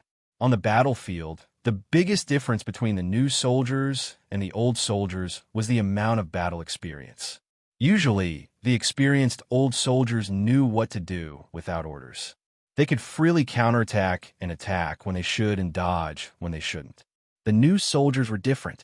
They were like a heavy stone mill. If you pushed them, they would move. If you didn't push them, they would be as immovable as a mountain. When these new soldiers came to the battlefield, they were terrified by the aura of death on the battlefield. Without orders, how would they know what to do? When the new soldiers lost, the old soldiers went up. The new and old soldiers helped one another, and Ning Wenfeng's commanding ability was displayed. He chased back the Mongol infantry that had charged up the city walls. After a few rounds, they finally lasted until nighttime, and the offensive came to an end. Within the city lord's manor, the injured ancient river was still resting on the bed. Shi Wanshan, who had mostly recovered, and eunuch Deng Chong were sitting in the hall, talking to the exhausted Ning Wenfeng. Eunuch Deng, Commander, the losses in this battle are too great. More than 2,000 new recruits have died, and 2,000 have been injured. If this continues, I'm afraid it will be difficult to defend the city. Why don't we retreat to the Xian Mansion? The city walls there are higher, and it will be much easier to defend than Tulu City. Ning Wenfeng grumbled while probing. His eyes were filled with hope. We can't. Deng Chong was the first to speak. The two generals might not know, but when the Duke of Loyalty and Courage gave Talu City to the Great Ming, everyone in the imperial court clapped and cheered. The people of the capital also took to the streets and lit firecrackers to celebrate. Everyone took Talu City as a symbol of the rise of Biming. How can we give it up at this moment? If we really did this, there would be no need for anyone else. Just the memorials from the imperial censors would be enough to crush us to death. Deng Chong's words made Shi Wanshan, who originally wanted to say something, shut his mouth immediately. If this really was the case, Talu City could not be lost. Otherwise, their political lives would come to an end. At that time, no matter how great their ambitions were, they would be powerless to carry them out. Hold on a little longer. If we really can't do it, we'll transfer all the new soldiers from the Xian Manor. As long as we take the stance of defending to the death, no matter how fierce the Tatar army is, they will know the difficulties and retreat. Shi Wanshan thought that there was still a strong mercenary army outside the city, and his heart was a lot more comforted. Ning Wenfeng was just probing, and since there was no other way, he didn't consider it. As for transferring soldiers from the Xian Manor, after a moment of hesitation, he said, perhaps this is the only way. Otherwise, the 2,000-some veterans and 5,000 new soldiers in the city won't be able to last for very long. Fine, then we'll transfer soldiers from the Xian Manor. First, we'll transfer 500 veterans and 10,000 new soldiers. Deng Chong finally made the decision. At this point, there were only 500 veterans and 10,000 new soldiers left in the Xian Manor. This would be their final strength. They had exerted great strength, suffered great losses, and gained nothing in the end. They still had to bitterly defend Talu City, to the extent that they had almost used up all the veterans. It had to be said that this time, they had really made a loss. This result left Shi Wanshan and the other two speechless for a long time. They didn't even seem to have the mood to talk. In comparison, the atmosphere in the Tatar army camp was much better than it was in the afternoon. Chiga had already reported the casualties. During the attack during the day, more than 1,000 soldiers had died and more than 1,000 were injured. They only needed to rest for a night, and more than half of them could still participate the next day. In comparison, Biming's defenders had suffered more than 4,000 casualties, which was twice the number of their own side. Everyone knew that during a siege, the attacking side would often be at a disadvantage. Generally speaking, to siege a city, one had to have at least 3 times the strength of the enemy. This time, the results were the exact opposite. The losses of the defenders were more than double that of the attackers. Even if they didn't take down the city, it was still a great victory. Er's expression was much better, and he encouraged Chiga. He said that they would continue to attack the city tomorrow and try to take down Talis City, as well as find a place for the army to settle down. Chiga naturally nodded towards his words. Compared to ordering the Baiming army to continue attacking, Er's attitude towards the mercenaries was something that Er could not grasp. Today's battle had given him a deeper understanding of the strength of the mercenaries. While he regretted not listening to Mu Ren's advice, he also decided to listen to his advice, which was to defend and not go out. They would wait until they took down Talis City and found a place to settle down before slowly making their next move. However, in order to prevent what happened during the day from happening again, called over another general, Hulin, and told him to prevent the mercenaries from sneaking into the camp before going to sleep. The truth proved that Er's worries were unnecessary. The mercenaries who had won during the day were sleeping peacefully in their own rooms. To them, the battle during the day was unavoidable, and it was a test between both sides. Even if it did not happen today, it would happen tomorrow. Once the test was over and they knew that they were not to be messed with, the Tatar army would be much more obedient. That way, the mercenaries would be able to sleep peacefully. Of course, there were still soldiers on duty at night. It was better to be safe than sorry. As the sun rose, a new day arrived, and Tiger's Man held a meeting. The various divisions and regiment commanders all came out to request for battle. In response, Tiger's Man did not say anything, and he only laughed at the vice commander beside him. Shibi also smiled and said, "Today, the army will rest and clean up the camp. If there is time, the various divisions and regiments can train on their own." They would not initiate an attack. This was the result of the discussion between Tiger's Man and Shibi last night. Now is not the time to fight one-on-one, and it was either you die or I die. Since there were 3 sides, if it was possible, it would be much better to just sit back and watch the Tigers fight. Sitting back and watching the Baiming army and the Tatar army wear each other down, what was wrong with that? Shibi's words represented the intentions of the new army, and the other regiments and regiment commanders all left angrily and did their own things. Tiger's Man also informed the 6th young master of his and Shibi's decision, and they just sat back and watched the situation unfold. In the Tatar army camp, the scouts spread out for 8 miles and only stopped when they saw that they were about to reach the mercenary camp. Then, they attacked Tulu City with all their strength, as if they would not stop until they had taken down the city. In response, the Baiming army chose to defend the city with all their strength. Commander Shi Wanshan personally went up to the city tower and took the place of Commander Ning Wenfeng to defend the city, blocking the Tatar army's fierce attacks on the city again and again. In just one day, both sides had suffered considerable losses. Fortunately, on that night, 500 veterans and 10,000 new soldiers came to help, temporarily stabilizing the situation. Otherwise, it would have been extremely difficult to defend the city the next day. In the beginning city, Yang Shindong only glanced at the telegram sent by Tiger's Man and put it aside. The new army had Tiger's Man, who had gradually calmed down, and was led by Shibi, so he did not have to worry about anything. His gaze was more focused on the construction of the beginning city, and he made some very constructive suggestions.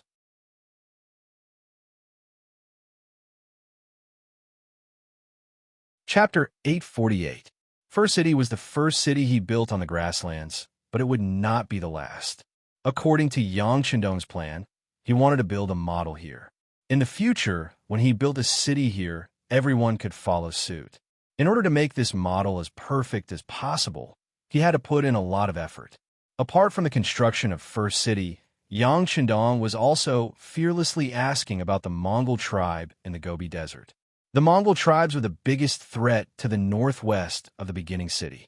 They were different from Er's tribe. They were originally from this place and had great survivability in this land. If they were not suppressed, they would become a huge problem sooner or later. Not to mention, now that they had a famous general like Fan Yuhai, if he did not destroy them, he would not be at ease. If he wanted to destroy someone, he did not only have to kill and cripple them, but he also had to run. As the ancient saying went, the best strategy was to attack the enemy, followed by attacking the enemy, followed by attacking the enemy. What Yang Qindong chose was the strategy of sending troops. This was also why he didn't order Khan Sud's life when he carried out the beheading policy in Wanda City, but only wanted him to injure his body. What he wanted was to create an opportunity for Fan Yuhai. Facing an injured Khan, he believed that a smart person would grasp the opportunity and know what to do. From the intelligence sent by the Security Bureau, it could be seen that Fan Yuhai did not disappoint. After the defeat in Wandu City, Fan Yuhai followed the Mongol army to the Gobi Desert Mongol tribe and settled down at the west of Imar River. The injured Sud Khagan, in order to stabilize the situation, temporarily handed over the military power to Fan Yuhai. This was to prevent the mercenaries from chasing after them. But as the days passed, the mercenaries didn't appear. While Sudra Khan heaved a sigh of relief, he became nervous at the same time. This was because he suddenly realized that the bodyguards around him had all been replaced. The people who used to follow him were also gone. Instead, they were replaced by unfamiliar faces. After asking, he found out that these people were Fan Yuhai's trusted aides. He was the one who gave the order to change the guard. Using the reason of ensuring Khan's absolute safety, on the surface, Khan was completely protected and isolated, but in reality, it was nothing more than house arrest. Fan Yuhai was an ambitious man. Yang Qindong had known this for a long time, so he gave him an opportunity. Sure enough, Fan Yuhai grabbed it and put Suda under house arrest, using him as a hostage to command his vassals. However, this was just the beginning of the house arrest. There were still too many people who did not understand. However, Yang Qindong knew in his heart that this matter would be exposed one day. Even if it was him, he had already arranged for director Feng Liang to spread the news. It would not be long before there would be internal strife. He wanted to see how this famous general would decide. Below the city of Teru, the war was still raging. After suffering a loss in the first battle, the Tatar army and the new mercenary army seemed to have reached some kind of tacit understanding. The two sides did not fight and only faced each other. Speaking of which, both sides were afraid. The Tatar army was afraid of the muskets of the new mercenary army and did not dare to charge rashly. The new mercenary army was afraid of the enemy's cavalry, which numbered nearly 40,000. If a real battle broke out, the musket's power would be limited. Once the two sides fought, both sides would be injured. This was not what they wanted. It was precisely because of these misgivings that both sides settled down. As a result, the bombing army had a hard time defending the city. When the Tatar army focused all of their energy and spearhead on Tulu city, the pressure on Shur Wanshan multiplied, and he was in an abyss of suffering every day. Previously, when the Tatar army attacked the city, they only used infantry. These well-trained siege soldiers were already a headache for the bombing army. However, when the mercenaries and the Tatar army were in a stalemate and neither side had the intention to send out troops, the Tatar cavalry also came into play. They arrived at the city walls and continuously shot arrows at the buildings, killing a large number of northern Ming recruits who did not have much combat experience. Teru, which was already in a precarious situation, was in even more danger. The number of casualties was constantly rising. If this continued, the city would not be able to hold on for much longer. Another tiring day passed. The exhausted Shur Wanshan and Ning Wenfeng returned to the yamen of the city lord's mansion. They sat in the courtyard and drank tea while looking at each other without saying a word. Guardian eunuch Deng Chong had already returned to the Xian mansion. He even brought back the commander Gu Feng. He said that he was bringing the general back to recuperate, but in reality, it was just an excuse for him to avoid responsibility. As long as he wasn't in the city, once Tala City fell, this responsibility wouldn't have much to do with him. At that time, with Gu He, this general, in his hands, the safety of the Xian Manor would be guaranteed. What a wonderful plan. I said that we shouldn't have taken Teru. This city is extremely important, but its walls aren't that high. We're just asking for trouble." The emotionless Ning Wenfeng finally couldn't hold back any longer and slapped the stone table in the courtyard. After several days of bitter fighting, even a most even-tempered person would have been worn in. How could Ning Wenfeng's reaction not be exactly what Shi Wanshan had been thinking? But he was keenly aware that there was no way out of this situation. He had sent a messenger 800 li to the capital to ask a few officials who were on good terms with him. All of their answers were basically the same. The imperial court viewed this battle with great importance, and if they lost, an imperial edict condemning them would immediately be issued. When that time came, they would be guilty of biming.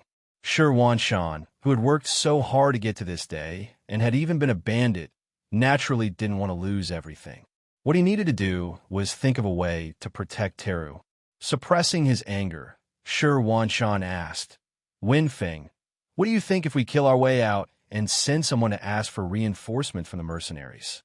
"Ask for reinforcements?" Ning Wenfeng raised his head and looked at the hopeful Shi Wanshan. He shook his head and said, "Commander, it's not that I want to discourage you, but if you were a mercenary, would you intervene at this time?" This. Shi Wanshan was speechless.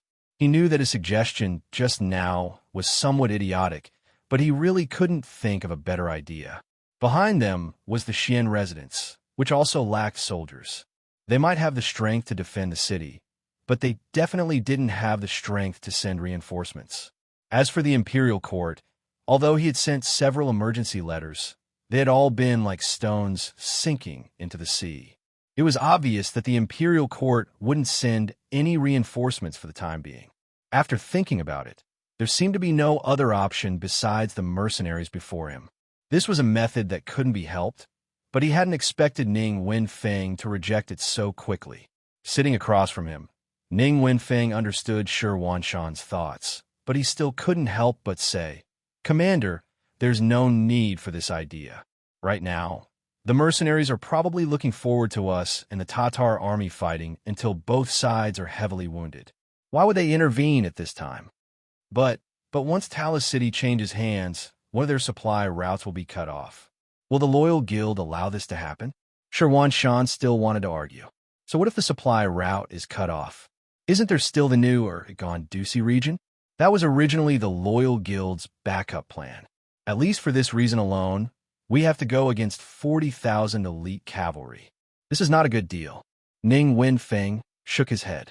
With such an attitude, such a decisive answer, Shi Wanshan was speechless. Perhaps he also had such thoughts in his heart.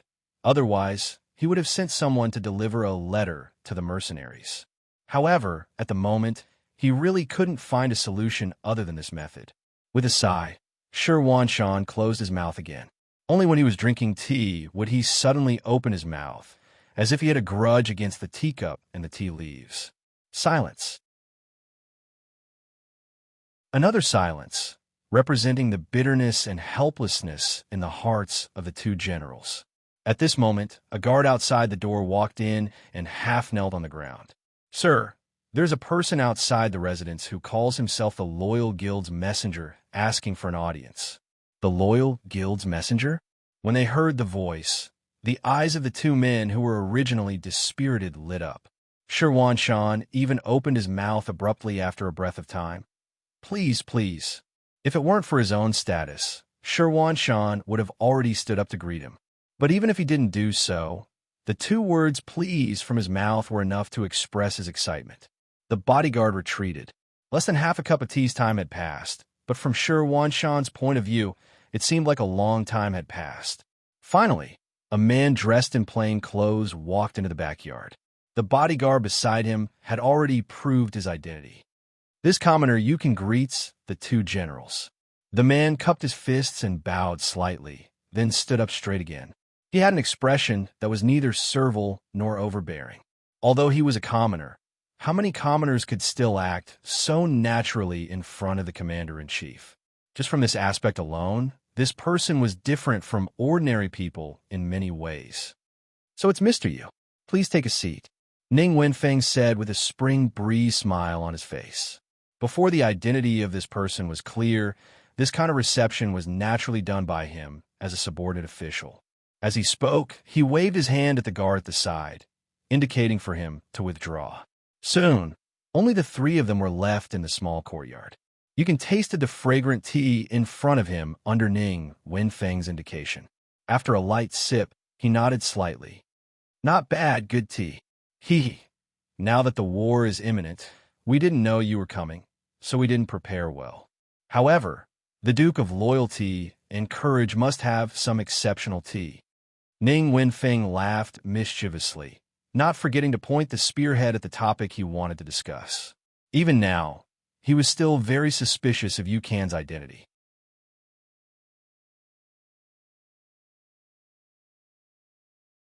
Chapter 849. Talis City had long been sealed off. Even the Tatar cavalry couldn't charge in. How did this person appear here? It would be understandable if he was already in the city, but how did he get the latest instructions from the Duke of Loyalty? Could it be that Hai Dongxing had sent the message? But he didn't see any birds enter the city. How could he send the message? Both Ning Wenfeng and Shi Wanshan didn't know that there was a telegram in the world. Two people didn't need to meet at all. They could communicate with each other without being affected by distance. Naturally, Yukan had no obligation to tell them all this.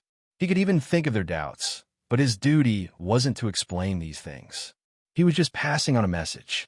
Yukan, the leader of the security bureau stationed in Talis City, was usually responsible for collecting information in the city and forwarding it to Director Feng Liang in First City on time. They thought that he would always be a dark worker, but today's telegram forced him to reveal his identity. The sixth young master had personally called and asked him to pass on a message to the city lord's office. They didn't dare disobey the sixth young master's orders. Thus, Yukan came, and he even appeared here openly. He knew that perhaps this was the only way to dispel the two generals' worries and complete the matter. Ning Wenfeng's words were clearly probing, but Yukan still replied with a chuckle. What good tea does the Duke of Loyalty have? I didn't have the chance to drink it. But if you suspect my identity because of this, you can arrest me as a liar. Such a straightforward answer immediately caused Ning Wenfeng to reveal a trace of awkwardness on his face. He didn't know how to respond. After all, there was no benefit in pretending to be someone from the Duke of Loyalty at this time. Shi Wanshan, who had been impatient for a long time, saw that the conversation was about to reach an impasse. He finally said, Mr. Yu said that you came on the orders of the Duke of Loyalty. Do you have anything to say to me? Commander, I came on the orders of the Duke of Loyalty. I do have something to tell you. According to the Duke of Loyalty, if Talu City can't be defended, there's no need to defend it anymore.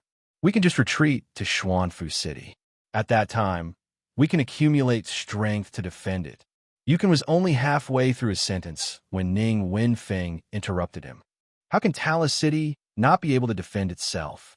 Furthermore, we are paid by the Imperial Court. Now that the Imperial Court has not issued a decree, how can we leave our posts without permission? Mr. Yu, do you know that your words just now are already a crime? One couldn't blame Ning Wenfeng for being angry. Yang Qindong might not care too much about the loss of Talis City, but as the general of the city's defense, he had a huge responsibility. If he did not handle it well, his reputation would be ruined. It was even possible that he would be imprisoned and beheaded. How could he not be anxious when it involved his own life? After Ning Wenfeng said this, you can close his mouth. He first shook his head, then tasted the tea. He was not frightened by the other party's words. Yukan's calmness landed in the eyes of Shi Wanshan, who was standing beside him. His eyes could not help but light up. This person was so calm. Either he had something to rely on, or he had already disregarded life and death. Regardless, he believed that no one would come here to throw their lives away. He immediately suppressed Ning Wenfeng, who was about to explode, and smiled at Yukan. Mr. Yu, you must have something else to say. This commander is willing to listen with respectful attention. Since Shi Wanshan had spoken in this manner, Ning Wenfeng could only forcefully suppress the anger in his heart. After which, he viciously stared at Yukan. He wanted to see what this person was going to say next. If he continued to spout nonsense, He would not care if the other party was truly a loyal person. He would take him down first. You can slowly put down his teacup. He looked at Shi Wanshan and said word by word, "The Duke of Loyalty said that Talu City can be abandoned, but Xuanfu City cannot be abandoned. As long as the commander defends Xuanfu and does not let the Tatar army take a single step forward, Talu City will return to the general's hands in 1 or 2 months at most." Oh, Shi Wanshan was stunned. He already knew there was more to it, but he didn't expect it to be like this. As his thoughts spun, he seemed to have thought of something. Is the Duke of Loyalty going to take action against the Tatar cavalry? What? Didn't the Duke of Loyalty send out troops a long time ago? Yukon replied with a smile. Yes, he did send out troops, but he didn't just put on a show. Ning Wenfeng finally had a chance to interject. He didn't know why, but the calmer Yukon was, the more he found him to be an eyesore. He came to his territory, and his little life was in his hands, yet he could still be as steady as Mount Tai. It was truly infuriating. Yukon seemed to be used to Ning Wenfeng's provocation. He didn't answer his question, but continued to speak with a calm expression. I came here on behalf of the Duke of Loyalty to deliver a message. As for whether you believe it or not, that's my problem. Of course, you can also capture me, or even torture me. I can't guarantee whether or not I can keep the secret in my heart. But in this way, it will delay the 2 generals' time to make a choice. You 2 can choose for yourselves. After laying everything out in the open, Yukon didn't say anything. He lowered his head and continued to drink his tea, like a thirsty person looking at sweet dew. His actions showed that he had completely disregarded life and death. Often, people like this didn't bow their heads easily.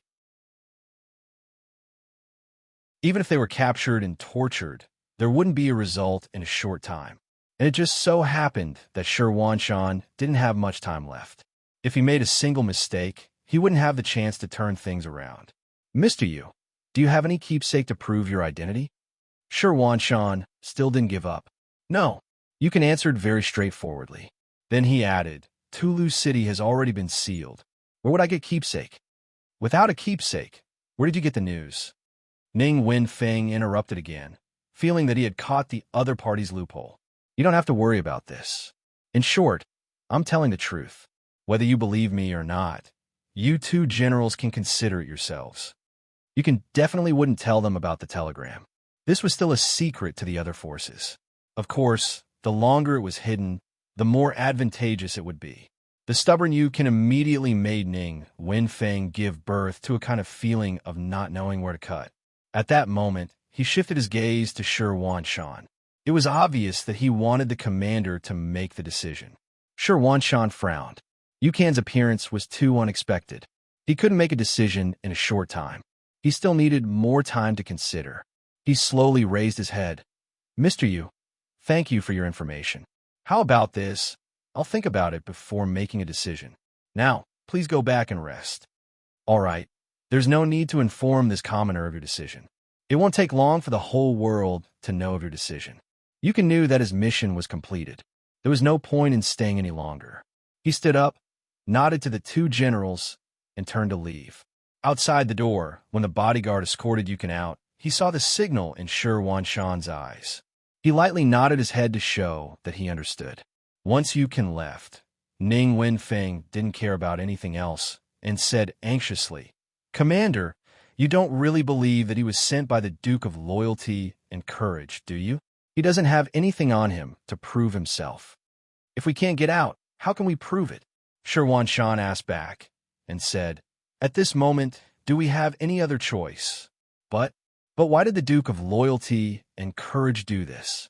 Ning Wenfeng was speechless, so he changed his way of asking. Didn't you say it before? The Duke of Loyalty and Courage wants this supply route. This is the reason. Shi Wanshan suddenly stood up, as if he was convincing himself, or perhaps he had already made a decision in his heart. Yukon left the city lord's mansion and returned to his own courtyard. He quickly turned off the lights and went to sleep. The bodyguard sent to follow him didn't find anything out of the ordinary, so he could only send someone else to keep watch while he hurried back to report the situation. Shi Wanshan had long been prepared for this. Since Yukon dared to show himself, he would naturally clean up all the loose ends. He knew that it was impossible to find an answer from Yukon. However, Shi Wanshan didn't want to let him go. Once he left Tulu City, he would take this person with him. If he wasn't sent by the Duke of Loyalty and Courage, then he would take his life before he died. It was also from this night that the Biming army made preparations to retreat. Carriages carrying supplies to and from the Xian Manor came and went without end. 3 days later, Shi Wanshan, who had been guarding the city with great difficulty, finally made preparations to leave the city when night fell. In order to prevent the Tatar army from discovering them, he left behind 2 Baihu offices and had them walk around with torches in hand, creating the illusion that the army was still there. In the end, Shi Wanshan decided to believe Yukan's words and withdraw from Tulu City. When he and Song Wenfeng left the city lord's mansion, Yukon was already waiting in front of the main entrance with a bundle on his back. He clearly knew that the other party wouldn't let him stay here, so he might as well take the initiative and leave with them. Since Yukon was so tactful, Shi Wanshan, who had no intention of turning hostile, walked over with a smile. "What is the meaning of this, Sir Yu? Do you want to leave with us? There are no more Biming army or civilians in the city. Yukon has no value in staying here, so I'll have to trouble the commander." Yukon stood there with a smile on his face, looking as if he had nowhere else to go. "Ha, good. Men, prepare a group of good horses for Sir Yu to leave with us."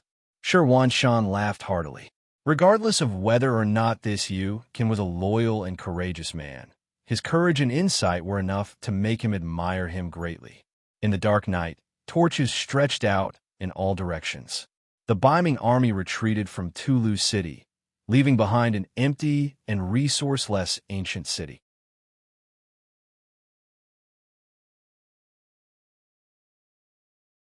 Chapter 850.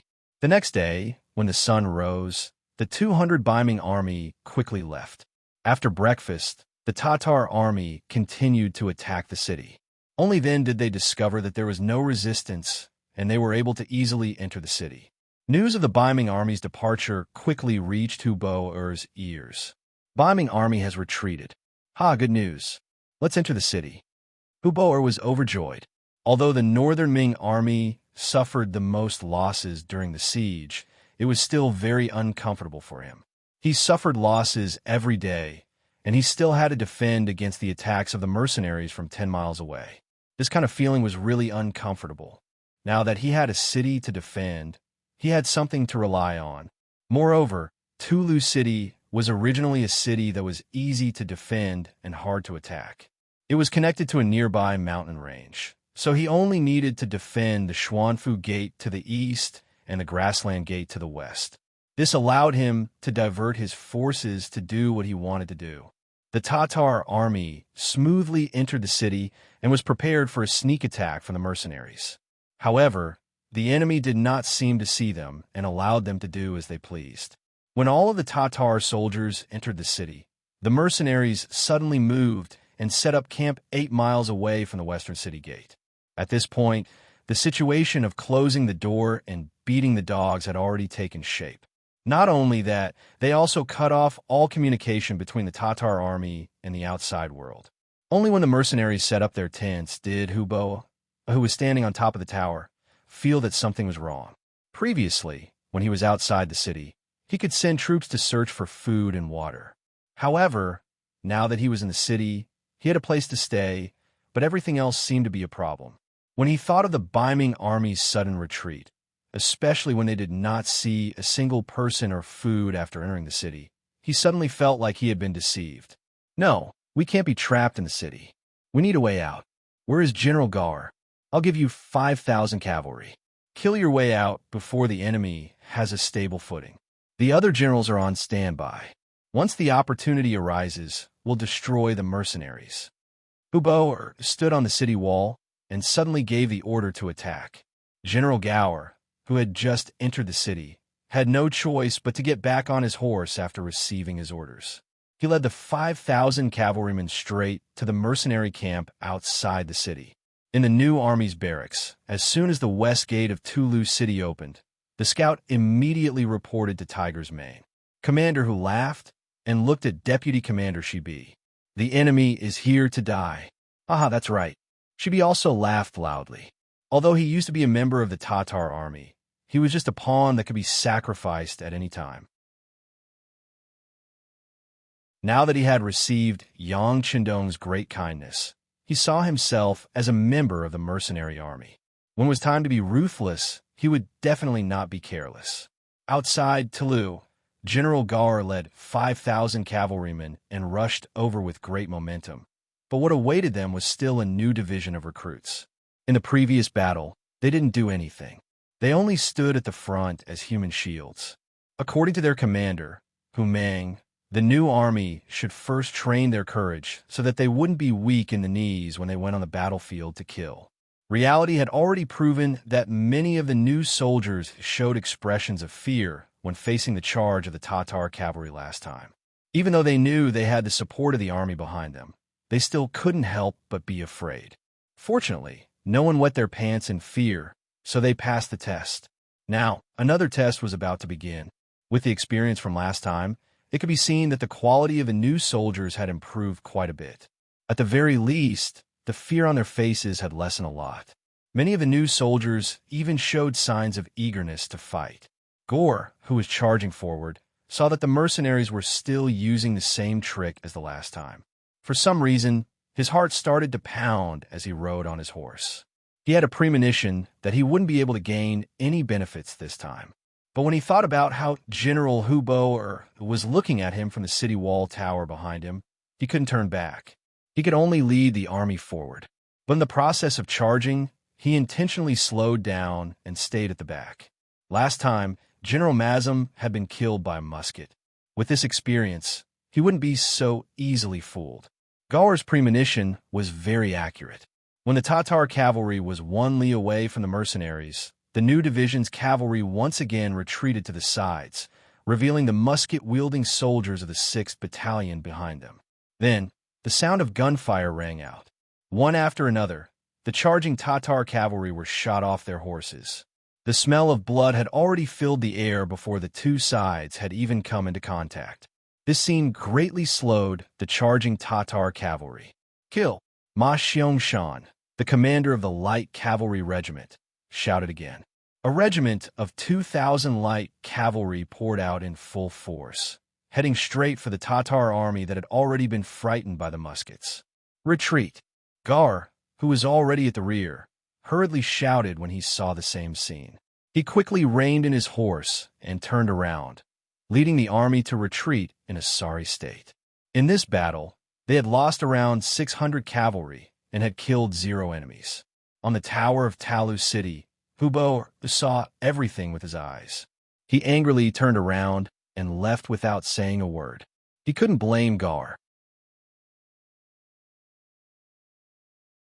He had listened to his orders and left the city. But falling down in the same place twice in a row wasn't a good feeling. It was as if he had swallowed a fly, causing him to burn with anger. Hubo couldn't vent his anger after occupying a dead city, so he ordered General Chiga to take his men out of East Gate Xian City. He wanted to continue the attack. Didn't the mercenaries want to cut off his supplies?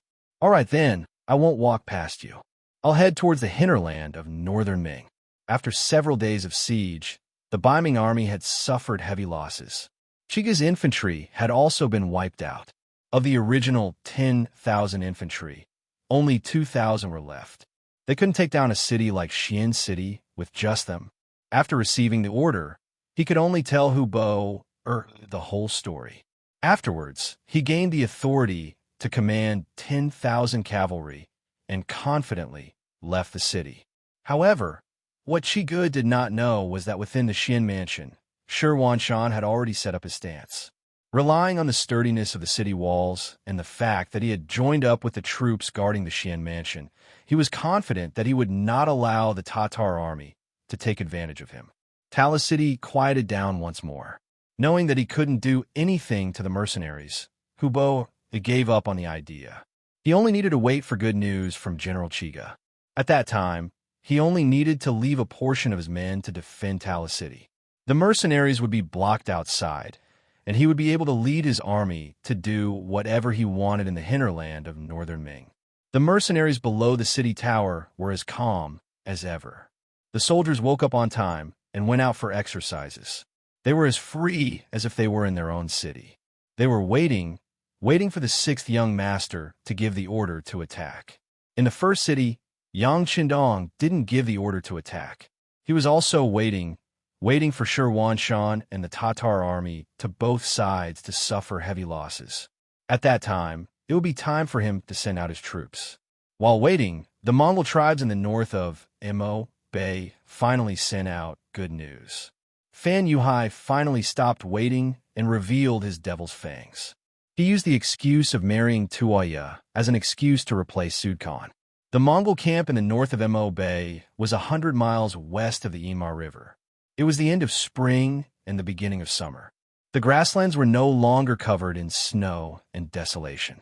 Instead, it was filled with greenery. However, as the flower of the north of Mo Bay, Princess Tia's mood was not as good as the weather. Instead, her face was extremely ugly and her heart was heavy. Ever since her father was injured and returned from Yindu, he had been bedridden. He stayed in a tent the size of a yurt and rarely saw guests. Even as his daughter, she had only seen him 3 times. Moreover, 2 of the times she saw the unconscious Sud Khan. He only woke up once and said to her with a smile that he had already found her a satisfactory husband. That was the famous General Fan Yuhai. Although Fan Yuhai was only 30 years old, he was much older than Toya, especially when he was usually silent. He always gave people a feeling that strangers shouldn't get close to him. He also gave people a feeling of liveliness, which made Tuoya very uncomfortable. She couldn't understand why her father would make such a decision. Before, they had agreed that her husband would only marry if she agreed. Only, it was a pity that Sud didn't give her any opportunity to speak. After he finished speaking, he used the excuse that he was tired and needed to rest to forcibly have Tuoya leave. Ever since she left the tent, Tuoya's face didn't smile again. Facing a man she didn't understand at all, yet he wanted to be her husband, and for a lifetime at that. She really couldn't accept this. However, she couldn't go against her father's orders, so she didn't know what to do either. She wanted to discuss this with others, but only then did she discover that the people she was familiar with were no longer by the side of the Khan's main tent. When the army retreated, Zamubala was killed by the mercenaries who stayed behind to cover the retreat. General Daesong was ordered to train the tribe's younger generation, hoping that they would have the strength to fight again. General Bao-in, who had the best relationship with her, was ordered to recruit new soldiers from the tribe to replenish the military strength lost in the previous battle. For a time, there was actually no one she could use, no one she could talk to. At this moment, Tuoya felt helpless and lonely. Before Tuoya was born, Sud was already the leader of a large force. After that, he, who had the bloodline of the Golden family, called himself the Khan. In other words, from the moment she was born, she had a noble status. She stretched out her hand for clothes, opened her mouth for food, and rarely did anything go wrong. The only time he had been rejected was when he saw the white dragon horse by the stream and wanted to buy it, but he was rejected.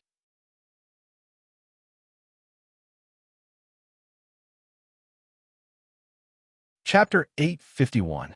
When she thought of that rejection, for some reason, a smile appeared on Tuoya's face. Although she had been rejected in a very straightforward manner, she wasn't angry.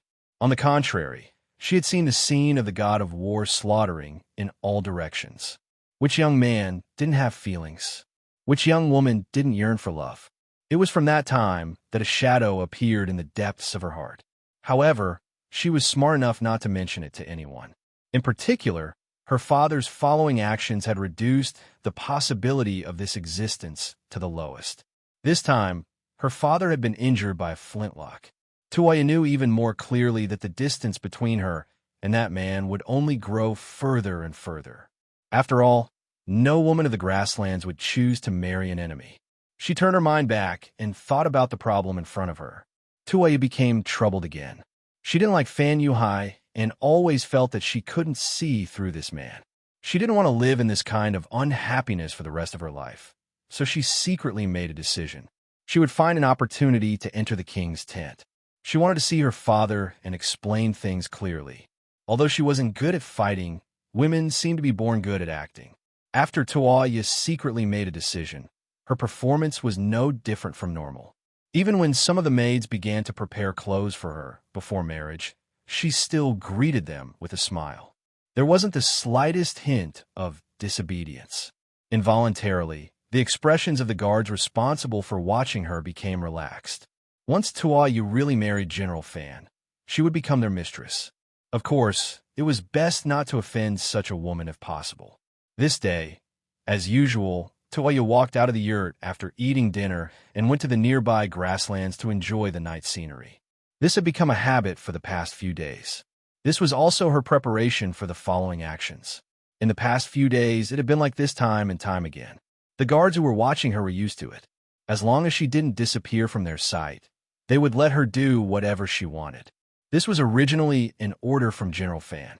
The fruits that were just delivered are not bad. How about this? Take out some for my father to try. Under the moon, the princess dressed in bright red robes waved her hand as she spoke. Beside her, a woman dressed in a maid's robe immediately acknowledged the order. Carrying a plate of fruits, she retreated, then lowered her head and walked towards the Khan's tent 100 meters away. She was only an attendant, so no one would pay attention to her. Even when she walked past the guard that were keeping watch, sure enough, no one took a second glance at her, and this caused Toya, who was extremely nervous in her heart, to be unable to help but heave a sigh of relief. Yes, the maid was Toya. The real maid was disguised as Toya and was sitting on a chair looking at the night sky. Taking advantage of the fact that no one was paying attention to her, Toya arrived in front of the main tent. The two guards guarding outside blocked her path. Who is it? Generals. This maid has brought a plate of fruits to the Khan under the orders of the princess. Please make an exception and don't make things difficult for the servants. Toya lowered her head as much as possible, not allowing the other party to see her face clearly. She then spoke in a slightly submissive tone. In the past few days, Toya had learned a lot from the maids in her own tent. She had also learned some of the daily actions. The two maids guarding the door didn't suspect anything. They merely took a look at the plate of fruits and didn't discover anything unusual. After that, they waved their hands. The Khan is resting. Quickly enter and quickly leave. Many thanks to the two generals. Toya lowered her voice, and a trace of joy flashed across her face. Then, she stepped into the tent. Compared to the night sky outside, the yurt was much warmer inside, and there was also the smell of medicine. The moment Toya entered, she frowned. She hated the smell of medicine, but when she thought of her mission, she endured it and strode to the sleeping Suda's side. Then, she saw the scene of her father sleeping peacefully. Father, wake up. I am your daughter, Toya. I am here to see you. She softly called out. Knowing that there wasn't much time left, Toya stretched out her jade-like hand and gently shook the sleeping Suda. However, before her small hand could touch the body, Suda, who was lying on the bed, suddenly opened his eyes. When he looked carefully with the help of the candlelight, it was indeed his daughter, Toya. Suda instinctively looked outside. When he saw that there was no third person, he heaved a sigh of relief. Then he stretched out his hands and tightly grabbed Toya's outstretched hand. Daughter, why are you here? Did they let you in? No, I thought a way to sneak in, Toya explained.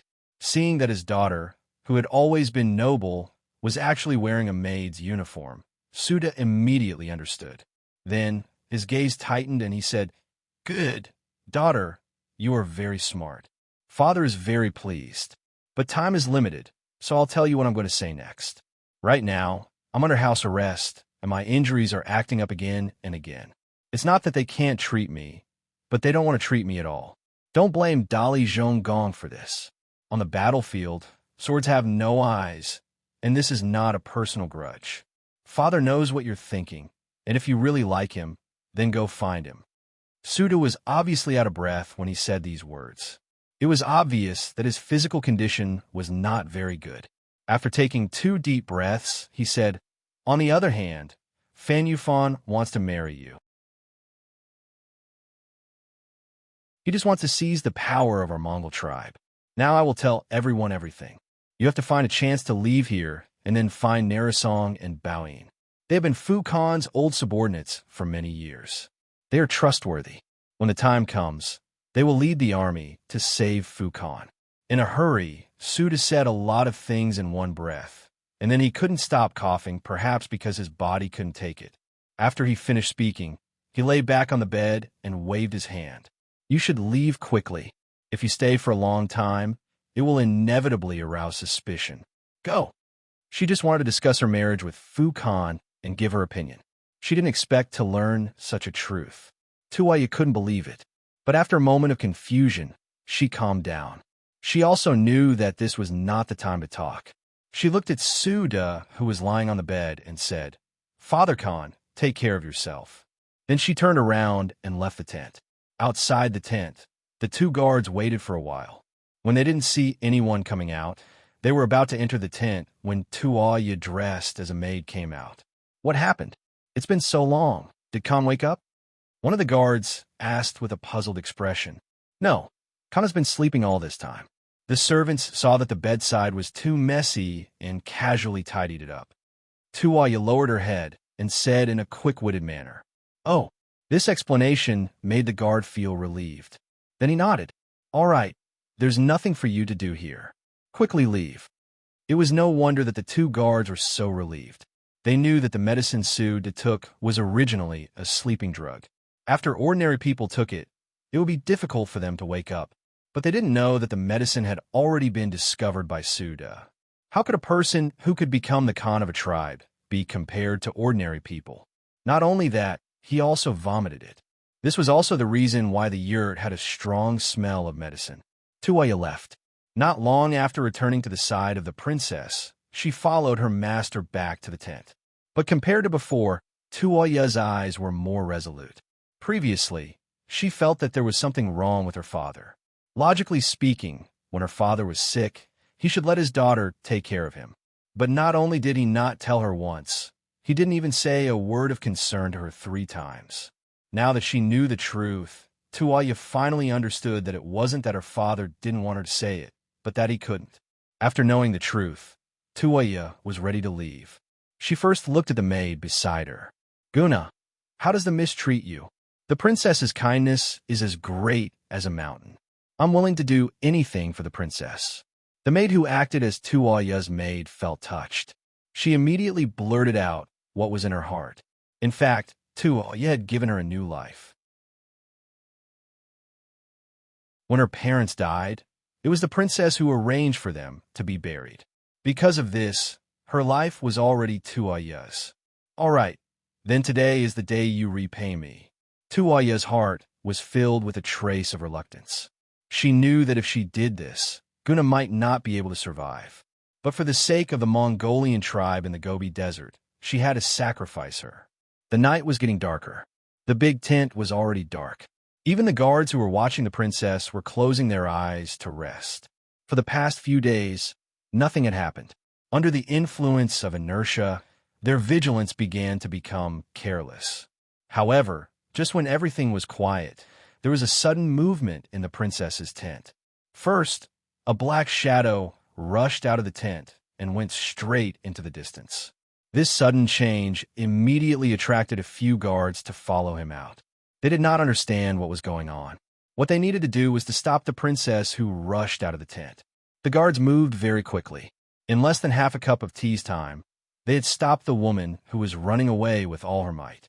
Then, one of them stood in front of the woman politely and cupped his fist. Princess, it's late. You should go back and rest. After he finished speaking, the guard raised his head. When he raised his head, his eyes were filled with shock. You are not the princess. You are her maid. Ha ha. At this moment, Guna revealed a victorious smile. Accompanied by her laughter, there was a sudden panic in the horse shed not far away. Then, a black-clothed figure madly galloped out, charging out of the unguarded tent and into the endless night. A moment later, a few more war horses followed the black shadow into the night. What happened here was immediately reported to Fan Yuhai, who was sleeping in the tent. The person who came to report was Zhang Meng. He was the person in charge of Sud Khan's safety. He was in charge of everything in the Khan's camp. However, he never expected that the seemingly obedient Princess Talia would suddenly become a different person, leaving the camp on her own accord.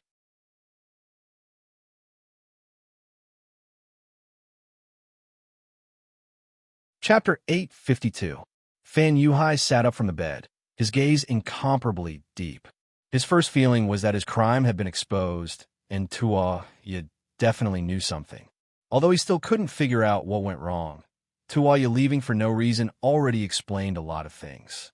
Immediately send someone to inform General Lu Duo, who was training nearby, to come back. Spread the news that Tua Yi went against the Khan's betrothal and ran away. Anyone in the tribe who stops her or reports her whereabouts will be heavily rewarded. Yes, Zhang Meng replied, and quickly left to pass down the order. Fan Yuhai, who was left behind, could not help but let out a long sigh. Seeing that he was about to succeed, as long as he married Toya, he could be considered the Khan's successor. He never thought that something like this would happen, and all his efforts would be for naught. Toya escaped. Using the maid Guna to attract the attention of others, she successfully escaped. The moment she mounted her horse, she quickly rushed towards the training grounds of Nari Song. She had lived here since she was young, so she was familiar with all the terrains. This was where her advantage lay. In the dark night, with one rider in front and several riders behind, the distance between the two sides was maintained at 500 to 600 meters. They were like shooting stars in the night sky, disappearing in a flash. The sky was finally about to brighten. Just as the sun slowly rose and the sky gradually brightened, Tia, who was at the front, finally saw a continuous stretch of barracks. Immediately, her eyes were filled with joy. Before she arrived, her shout rang out. "I am Princess Toya. I want to see General Nari Song." The Mongol cavalry guarding the barracks had already noticed a black figure in the distance. Out of instinct, they shot out their bows and arrows, preparing to kill the person who came. However, when they heard the shout, they could not help but put down their bows. Those with good eyesight looked carefully and recognized Taya's figure. Although she was dressed in black and was not as eye-catching as when she was dressed as a princess, the number 1 chest under the heavens was majestic. Those who had seen it would not forget it. Immediately, that person said, "It really is Princess Taya. Come, open the tent, and quickly inform the general." Tuaya successfully rushed into the tent. The guard behind her also followed. Perhaps the Mongol cavalry thought that they were the princess's guards. In front of the big tent, Tuaya reined in her warhorse. Only then did the exhaustion on her body become apparent. However, when she thought of her father's instructions, she took a deep breath and jumped off her warhorse. But at this moment, the 6 guards behind him also caught up. They jumped off their horses at the same time and blocked Tuaya, who was about to move forward. One of them said with a cold face, "Princess, please get on the horse and go back with us. The Khan and General Fan are waiting for you." What if I say no? This was no longer her father's tent. So, when Tuaya spoke, her confidence was a bit stronger. "Then don't blame us for being impolite." The guard's eyes lit up. They were the ones who had lost him. If they couldn't bring him back, he would definitely die. At this moment, they had no choice. After saying that, 2 of the 6 guards reached out and pressed down on Tuaya's shoulder. At this moment, when they made their move, they didn't care that the person in front of them was the princess of the Mongol Empire. They also didn't care that this woman might become their mistress in the future. Although Tuaya grew up in the grasslands and learned riding and martial arts, it was only on the surface. If she really had to face the guards with extraordinary skills, she naturally wouldn't be able to win. Seeing the 2 hands grabbing at her, Tuaya's eyes flashed with anger and anxiety. "What are you doing?" Right at that moment, a loud roar rang out, following which a burly man from the grasslands walked out of the tent. Along with him were dozens of elite guards and more Mongolian warriors from the camp who were closing in on them. The person who came was Nari Song, one of Sud Khan's trusted aides. When he heard the report that the princess had come, he was wondering why she was here. He walked out with curiosity and didn't expect to see someone wanting to make a move on Tuaya. How could this be? This was clearly going against his superiors. Nari Song spoke up to stop him. The moment Nari Song appeared, the guards who were about to make a move knew that they had missed the opportunity. They immediately turned around and bowed. "General, please calm down." The princess was playful and ran out. "We will bring her back now and not cause trouble for you." "You guys are the ones who are playful." Tuaya saw that someone was twisting the truth in front of her. "How about you let it go?" After retorting, she looked at Nari Song and said, "General, I have something to discuss with you. Please report to your men. At the same time, I would like to ask you to lock up these 6 people first. I will give you an explanation later." "General, you can't believe the princess' words so easily. General Fan is still waiting for us to return." The 6 guards knew that they were about to ruin things and hurriedly spoke out. "If I don't believe the princess, should I believe you guys? Also, don't use Fan Yuhai to pressure others. Others might be afraid of him, but I'm not." "Oomph. Men, take the 6 of them away. If they resist, kill them." Na Ri Song, who had killed decisively on the battlefield, had a cold expression on his face. His eyes were filled with killing intent. With just a few words, the 6 guards had surrendered. If they lived, at least there was hope. If they resisted, only death would await them. Tuaya finally followed Na Ri Song into the large tent. She then told him everything she had seen her father last night, and what Suda had told her. When Na Ri Song heard the news, he was shocked. "There's actually such a thing? The Khan is under house arrest?" "That's right." When Tuaya said this, she couldn't stop the tears from flowing out of her eyes. She hadn't cried before because she didn't dare to, but now she was safe. The pain in her heart could no longer be suppressed. Tears finally flowed out. "Princess, don't be sad. The Khan's life isn't in danger yet. There's still a way. How about this? We've been running all night. Princess, go rest first. I'll find General Baoyin, and then we'll discuss how to save the Khan." Nari Song's eyes were filled with sorrow. His own Khan was under house arrest. This was a reflection of the incompetence of the generals. However, he also knew that Fan Yuhai wasn't easy to deal with. If he led the army to kill him now, the outcome was unknown. It might even implicate the Khan's life. It was better to find Baoyin first and discuss how to proceed. Not long after Nari Song gave the order, General Baoyin, who was recruiting soldiers outside, returned to the large tent. This scene was discovered by the spies of the Security Bureau in the Mongolian tribe. The news was sent to the director of the Security Bureau of the First City, Feng Liang, by telegram. Yang Mansion, First City. Yang Qindong listened to Feng Liang's report. At the same time, he patted Feng Liang's shoulder. "Not bad. The Security Bureau did a good job this time. Thank you for the praise, 6th young master." Feng Liang's face flashed with joy, but quickly disappeared. He was all ears.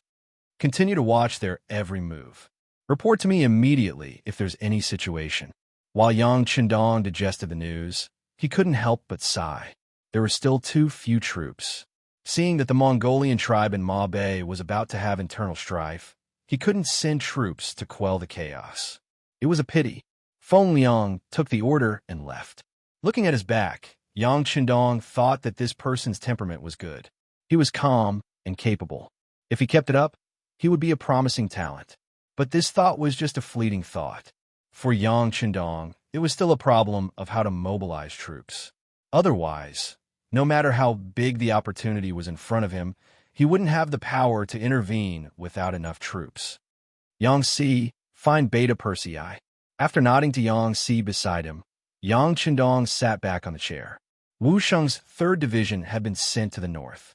There had been no news for a long time, and he didn't know how it was progressing. Tiger's Main's 1st Army was stationed under Tulu City and couldn't be mobilized. Yang Qindong had to turn his attention to the logistics group. Although it was called the logistics group, its strength was incomparable. When the number of prisoners reached its peak, the number of prisoners reached more than 10,000. In the eyes of other forces, this would definitely be a good army. But for Yang Qindong, who pursued elite troops, he only used them as a construction team and good labor. While he was thinking about the problem, Beta Persei rushed over from outside the courtyard.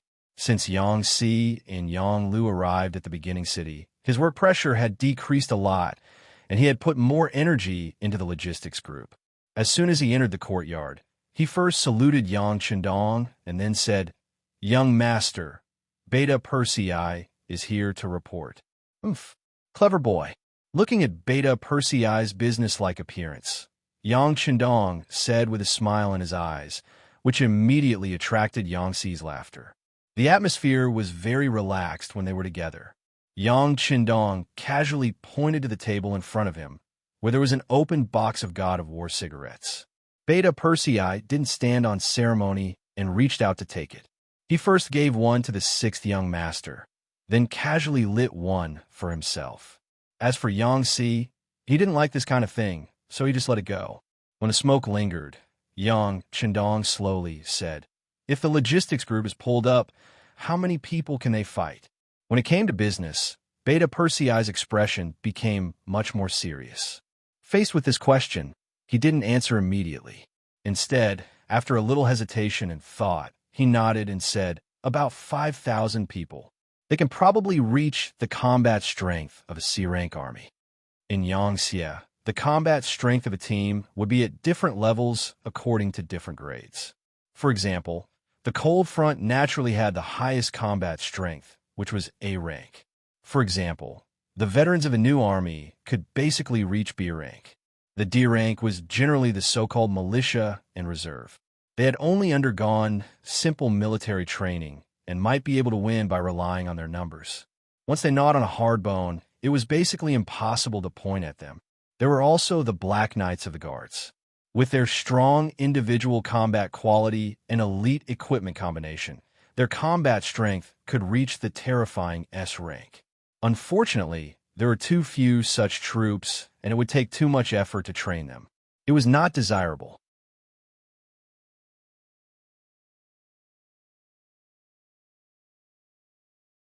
Chapter 853.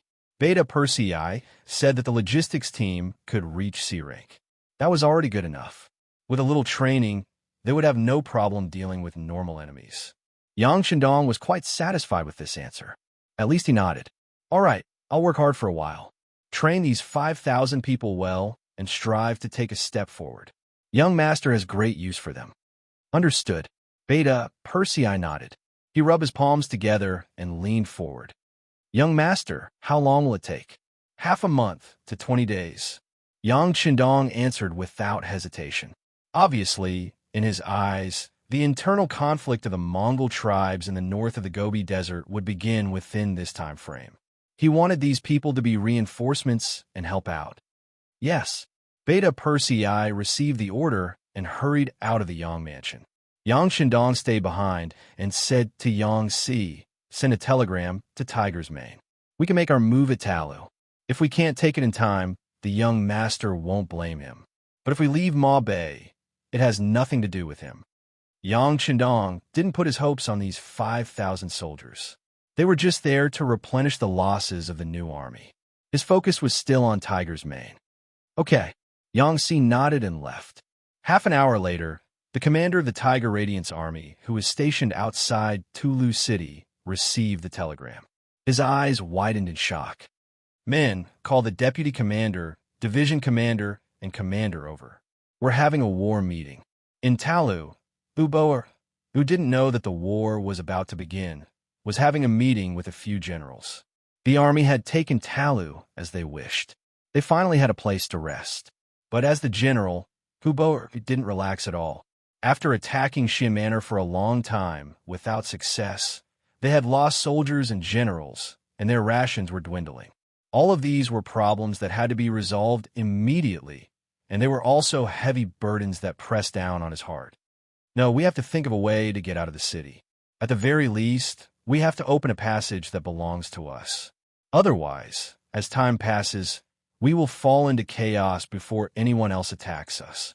If we send out mercenaries, which of the generals will be willing to take the lead?" Suddenly, Bo Er's voice rang out. Inside the hall, Gao Er, Hu Lin, and Mu Ren all lowered their heads in unison. It wasn't that they weren't brave, nor that they were afraid of death. It was just that they didn't have much confidence in winning against the mercenaries' guns. Rashly charging in would only result in death. The three generals lowered their heads in silence, which infuriated Hubo. What? Could it be that you want this general to personally charge into the enemy lines? No, no. The three generals hurriedly denied. Then, each of them prepared to say something. However, before they could think of what to say, a loud bang was suddenly heard. Then, the ground started to shake. It felt like the end of the world had arrived. What's going on? Could it be that an earth dragon has been born? Huboer asked, trying his best to stabilize himself. The faces of the other three generals were also deathly pale. If that was the case, it would be too dangerous for them to stay in the city. Who knew when the stone above their heads would fall? If that happened, they would be routed before the battle even started. Report. Just as the generals were still making wild guesses, a messenger ran in from outside the door. General, something bad has happened. The mercenaries have begun to attack the city. Just now, 2 of their cannons landed on the city gate and opened up a gap. Fortunately, our brothers reacted quickly and shot arrows at them. Only then were they pushed back. Cannons? Attack! Hearing these words, Hubo quickly thought of something and said, "Let's go. General, follow me outside to take a look." Outside the city of Tulu, the first wave of sieging troops retreated with brute force. There was nothing they could do about it. The archery skills of the Tatar army were extremely accurate. Although the city gates were opened, they were still able to force the army back. Sigh, we still don't have enough cannons. If we could fire all at once, what would the Tatar army be? Independent Division Commander Xian Hong Hai sighed. Yes, if everyone uses cannons, what would we be? What would cavalry be? Heavy Cavalry Regiment Commander Zhui Feng replied. From his point of view, guns and cannons were only a means of support. In the end, they still had to rely on the cavalry to win. Otherwise, why would they spend so much money on a cavalry unit? That's enough. My vice commander expected this to be a bad start. Blowing open the city gates is just telling them that we're about to attack.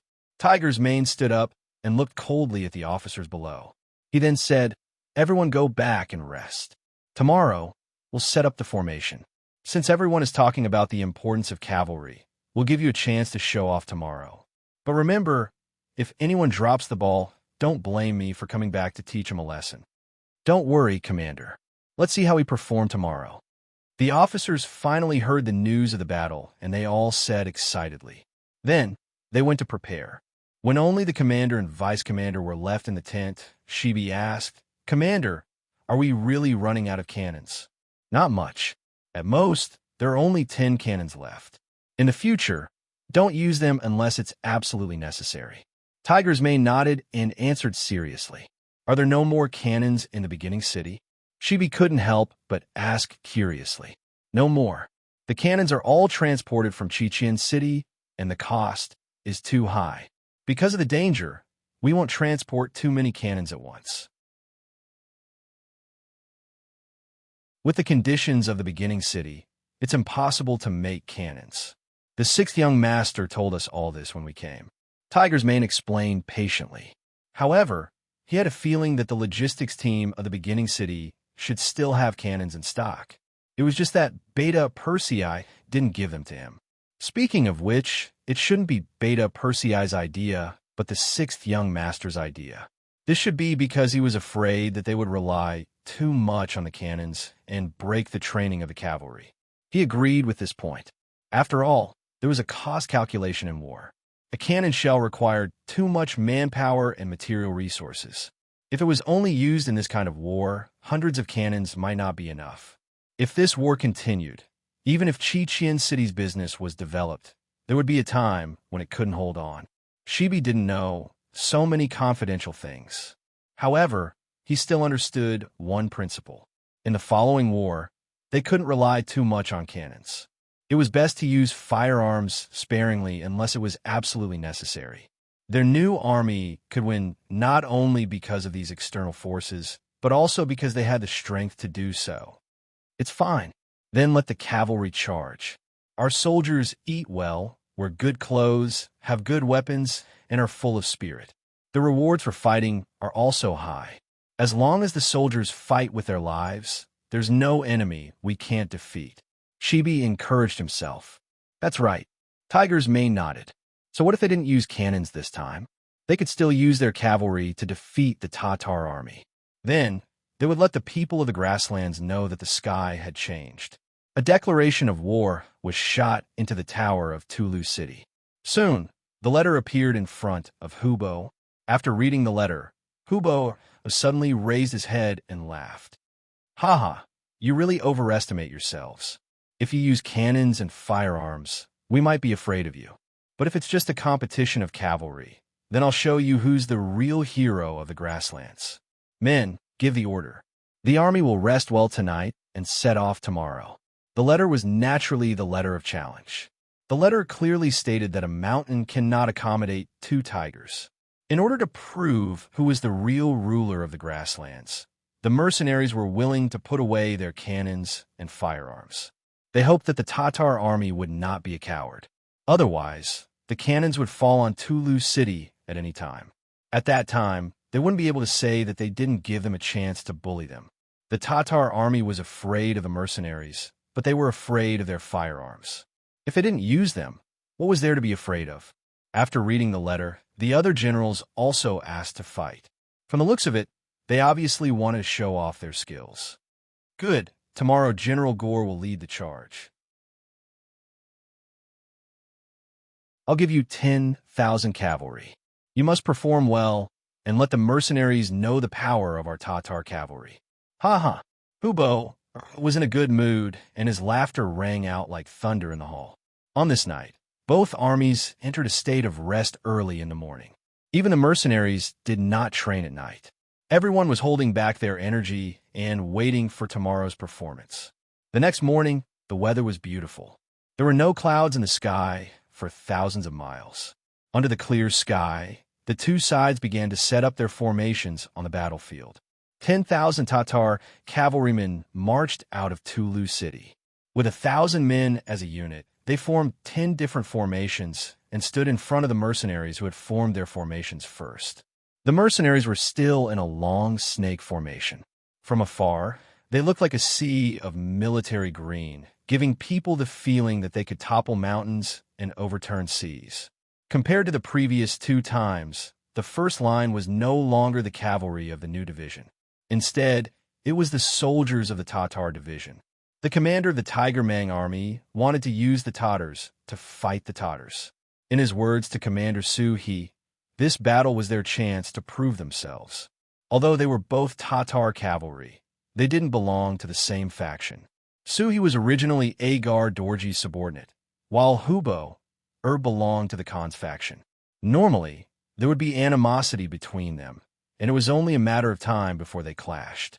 Right now, it was just that Tiger's man had created an opportunity for them.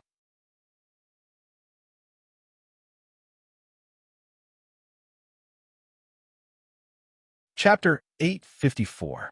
The two armies stood in front of each other, and the battle was about to begin.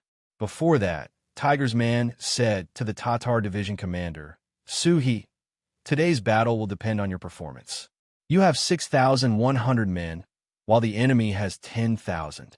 That's not enough, so I'll give you command of the heavy cavalry to make up for it. As for how the battle will turn out, I'll just wait and see. Don't worry, Commander. If we can't win this battle, I'll bring my head to you, Su He said confidently. With the elite weapons in hand, the 3-to-3 battle style, and the tip of the arrow technique, he really didn't have anything to fear in the face of 10,000 Tatar cavalry. All right, trumpeters, listen to Division Commander Su's orders. Knowing that he had said all he needed to say, Tiger's man retreated to the side and handed command of the battle to Division Commander Su He. This was also taught by Yang Qindong. According to him, no one could monopolize everything in a war. Moreover, opportunities on a battlefield were often fleeting. Therefore, the frontline commanders were the ones who understood the situation of the battlefield the best. They would go all out, even if it was for their own lives. Unless it was necessary, no one should disturb the commanders on the front lines. After taking command, Su He was even more confident. He shouted to a division commander, Soldiers, This is our chance to prove ourselves. Let's do our best and beat the enemy until their parents can't even recognize them. Okay? Yes. The 6,100 cavalrymen replied loudly. Ha, come, blow the bugle call. Beep, beep, beep, beep, beep. The blood-boiling bugle call sounded out, and the 6,100 cavalrymen split into platoons or companies, forming hundreds of tip of the arrow, and galloped forward on their horses. Everyone's dust surged under the hooves of their horses, like the surging waters of the Yangtze River rushing away. On the city walls of Teru, the war drums also sounded. After the 10,000 Tatar cavalry received the order, they charged forward under the lead of General Gar. Unlike the mercenaries, they attacked from the left wing, the middle, and the right wing. On the city wall, Hubo personally commanded the battle. When he saw that the mercenaries had only sent out 6,000 men, he couldn't help but laugh out loud. The disparity in numbers has already proven their failure. This time, I will let these cavalry trample over their corpses and let them know who is the true overlord of this grassland. Hubo's words were very domineering, but he had his reasons for doing so. After all, when the Tatar Iron Cavalry was at its peak, even the Wara and Mongol tribes were no match for them. Not to mention, they had the advantage in numbers. He couldn't see any possibility of failure. Compared to Hubo's confidence, General Gar's eyes flashed with uncertainty. He realized that the mercenaries were charging at them in a way that they had never seen before. This gave him a very bad feeling. People were always afraid of unfamiliar things, and that was exactly what General Gar was feeling at this moment. According to him, he should send out 1,000 to 2,000 soldiers first to test the strength of the enemy. Unfortunately, although he was the vanguard general, he did not have the authority to command. He had no choice but to charge with the army while carefully observing the power of the enemy's battle formation. In a cavalry charge, before the two sides met, there would often be a test of arrows. In modern terms, it was time to put on a show. When the two sides were about 200 meters apart, the vanguard troops began to fire their arrows. As he galloped on his horse, he continued to shoot arrows. Those who were good at riding would lie down on their horses to maintain their stability and increase the accuracy of their arrows. At the same time, they could better protect themselves and reduce the chances of becoming a target. Those who were good at riding would lie down on their horses and use this as cover to fire arrows from afar. Archery on horseback was a skill to begin with. Those who were strong could even gain the complete upper hand in the first round of archery, crushing the enemy into a state of disarray. The facts also proved that after the two sides began to fire arrows, at least 200 soldiers fell on their horses. If one looked carefully, the losses on both sides were almost equal. Gar's expression became even uglier when he realized that he did not gain any advantage. He was very confident in the archery skills of the cavalry in his hands, but they did not gain any advantage. He felt a lot of pressure. When he thought of the difference in the enemy's formation and the unknown power, he felt more and more uneasy. Gar would soon be able to feel the power of the arrows. With 2,000 men on each side, the number of cavalry in his central army was exactly the same as the number of soldiers of the Tatar division. This meant that he had no advantage. When his 6 cavalry phalanxes collided with the Tatar division, the arrow tip formation began to show its power. More than 200 sharp arrow tips suddenly pierced into the Tatar cavalry. In just one head-on collision, 4 of the 6 phalanxes were disrupted. Without the phalanxes, the cavalry's advantage was reduced by more than half once they were in a single attacking posture. When they could not coordinate with each other and could not crush each other, where did the cavalry's power come from? Puff, puff, puff, streams of blood splattered. The Tatar cavalry could not pay attention to their left and right in the arrow tip formation. Often, just as they blocked the saber coming from the left, the saber from the right would appear again.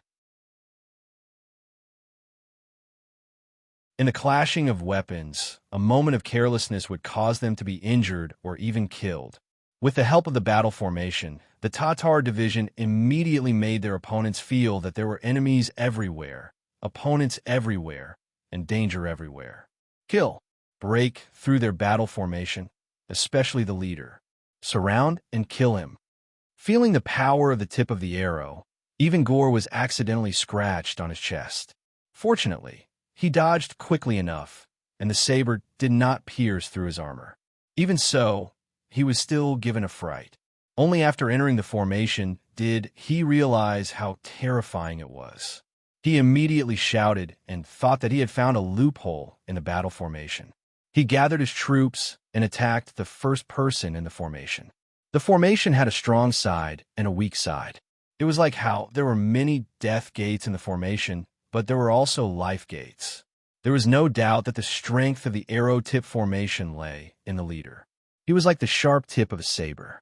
Once he stabbed into a person's heart, it would be like the body of a saber stabbing into a person's heart, making it impossible to guard against. But what if the tip of the saber was blocked or even cut off? The result would most likely be different.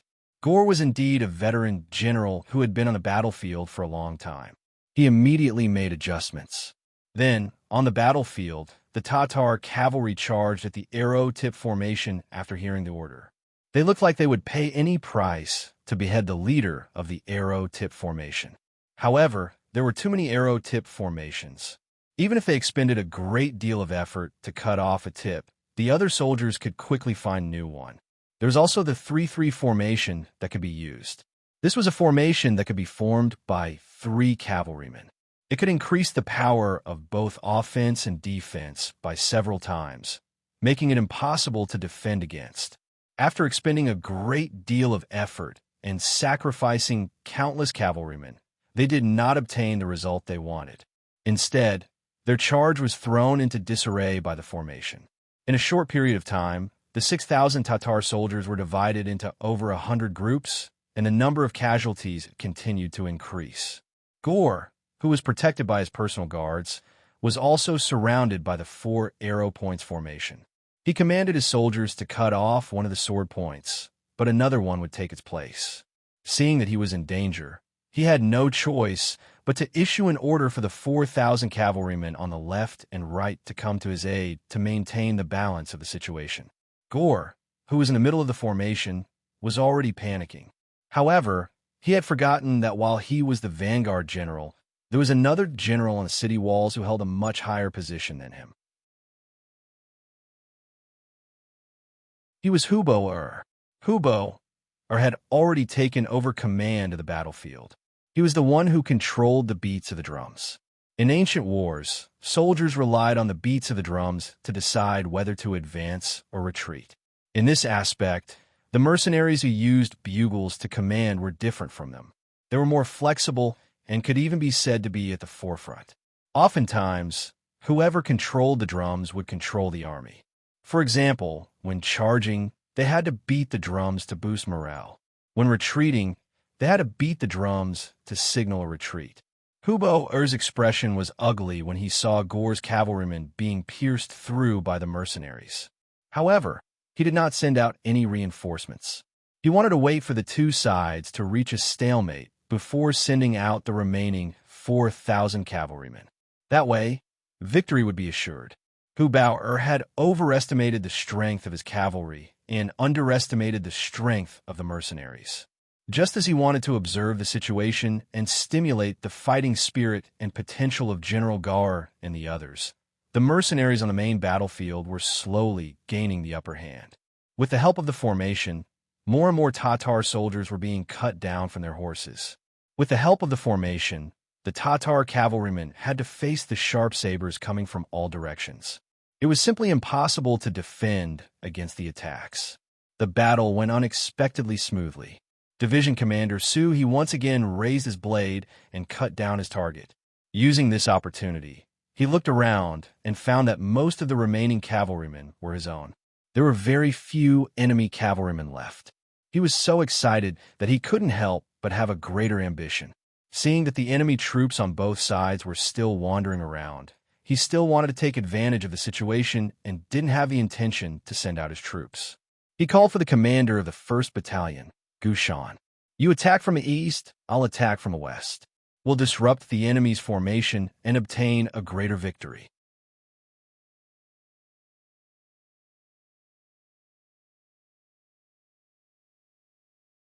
Chapter 855. Understood. Gushan, who had matured into a proper battalion commander, immediately agreed. He then rode his horse across the battlefield, notifying the other battalion commanders and company commanders. In an instant, wherever he went, more and more arrows were pointed at the cavalry on both sides. The drums on the city walls were still as steady as before, showing no signs of launching the final attack. The 4,000 cavalry on both sides were still waiting. Many of them did not even take out their sabers.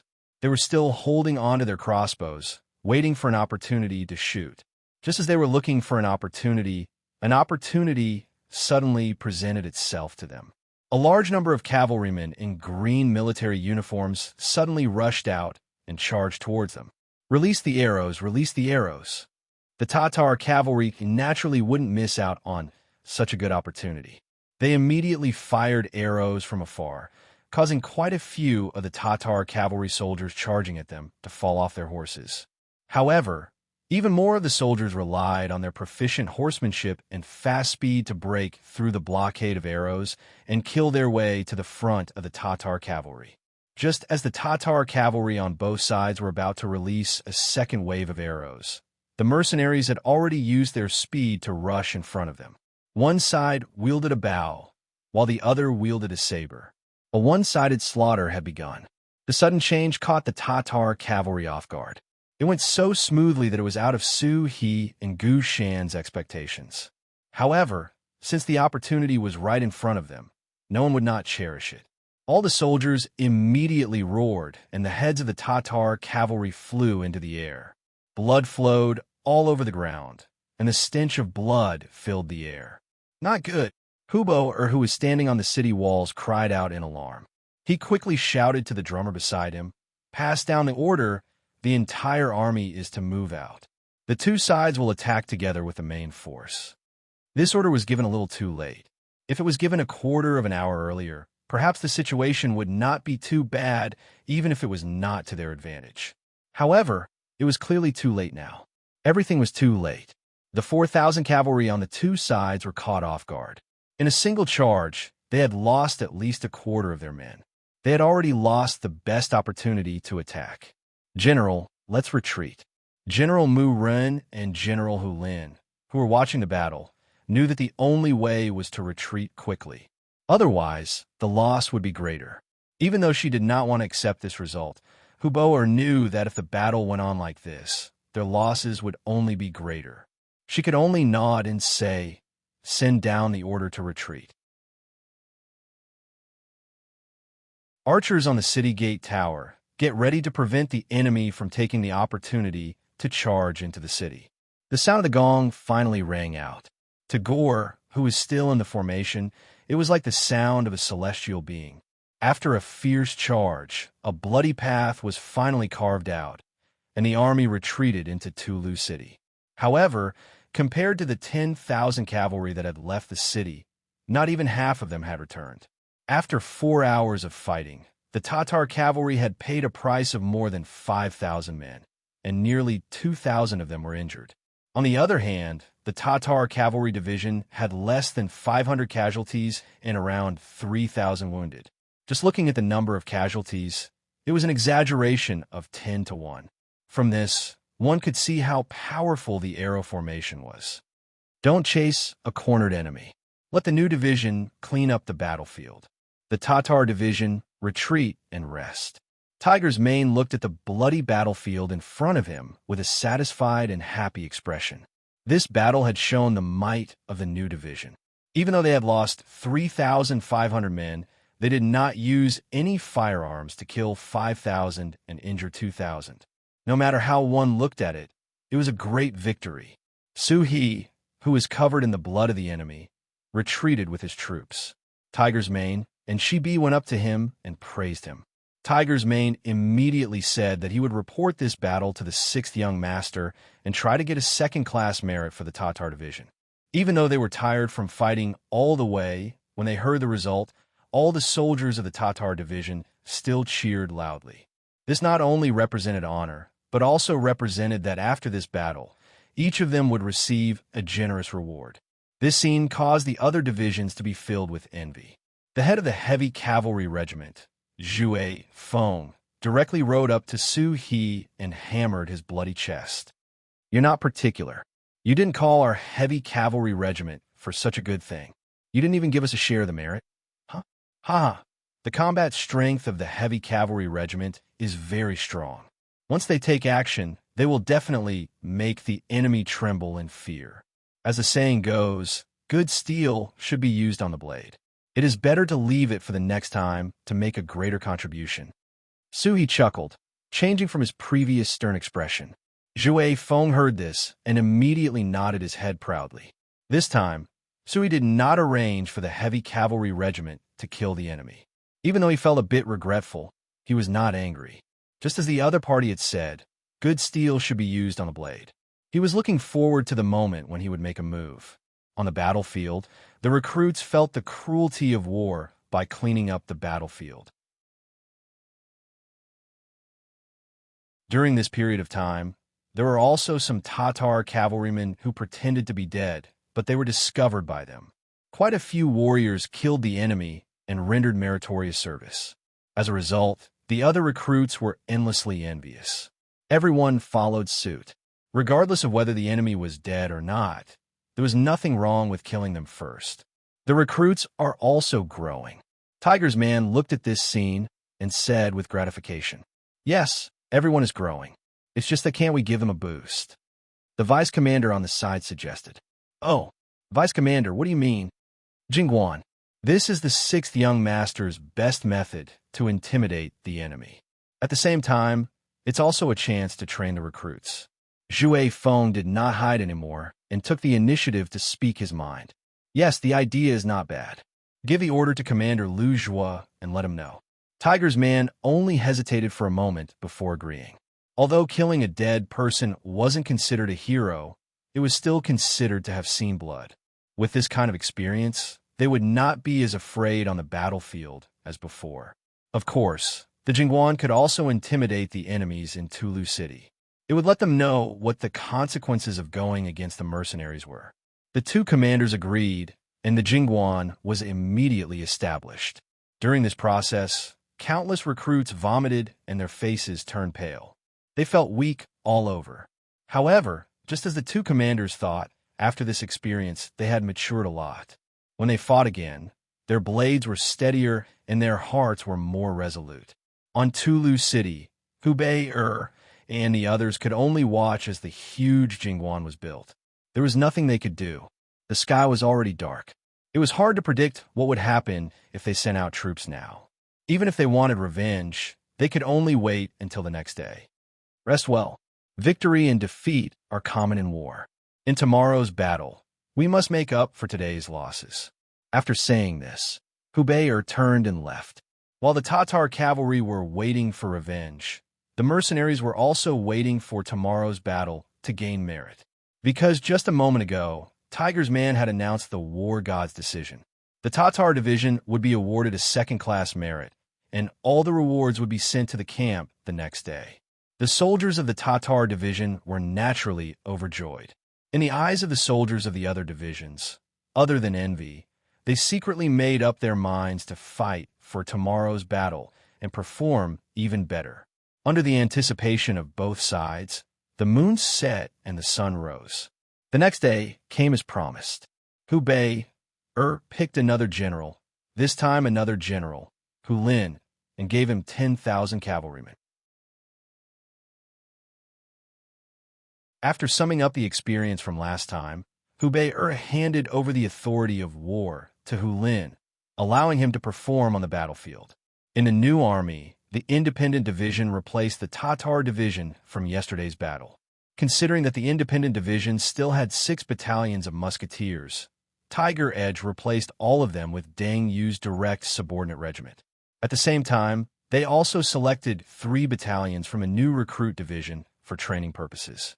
On the other hand, the heavy cavalry and light cavalry units stood at the side, awaiting the orders of their division commander, Xian Honghai. The reason for this arrangement was naturally because the Tatar division had performed too many meritorious deeds in yesterday's battle. The other divisions already had quite a few complaints, so they couldn't let a certain division have all the glory today. Everyone had to get a share of the benefits. As a result, the total number of mercenaries for today's battle was 6,900, which was 2 more battalions than yesterday. At the same time, the heavy cavalry and light cavalry units were on standby, ready to assist at any moment. With that, they had close to 1,000 more men than the enemy. One side beat the war drums, while the other side beat the bugle. Both sides started to gather at the center of the battlefield at around 9 a.m. While they were still far away, a heavy pressure could be felt. The Tatar general, Hulin, was in the middle of the army and did not charge onto the battlefield immediately. He wanted to see how the mercenaries fought so that he could change his strategy at any time. Just last night, he had already discussed the mercenaries' arrow point formation with Gower and Murun, and had come up with a plan to deal with it, which was to dodge. Isn't the tip of your arrows very sharp and can pierce through a cavalry formation? Then when you come, we'll just move aside. It feels like I'm punching cotton. When you're tired, they'll suddenly attack from the sides and attack your flanks. This way, they won't fight against the tip of the sword and will only attack the back of the sword. Presumably, they'll be able to suppress the bravery and sharpness of the mercenaries to the greatest extent. On the battlefield, once one side lost their sharpness, it usually meant that victory and defeat were about to be decided. At this moment, Hu Lin was full of confidence. Xian Honghai was also full of fighting spirit and confidence. For him to be able to rise to the rank of division commander in one step, he knew that there was more or less an element of luck involved. However, if he wanted to keep his position, then he had to have a sufficiently dazzling performance, and today's battle was undoubtedly the best opportunity for him to perform.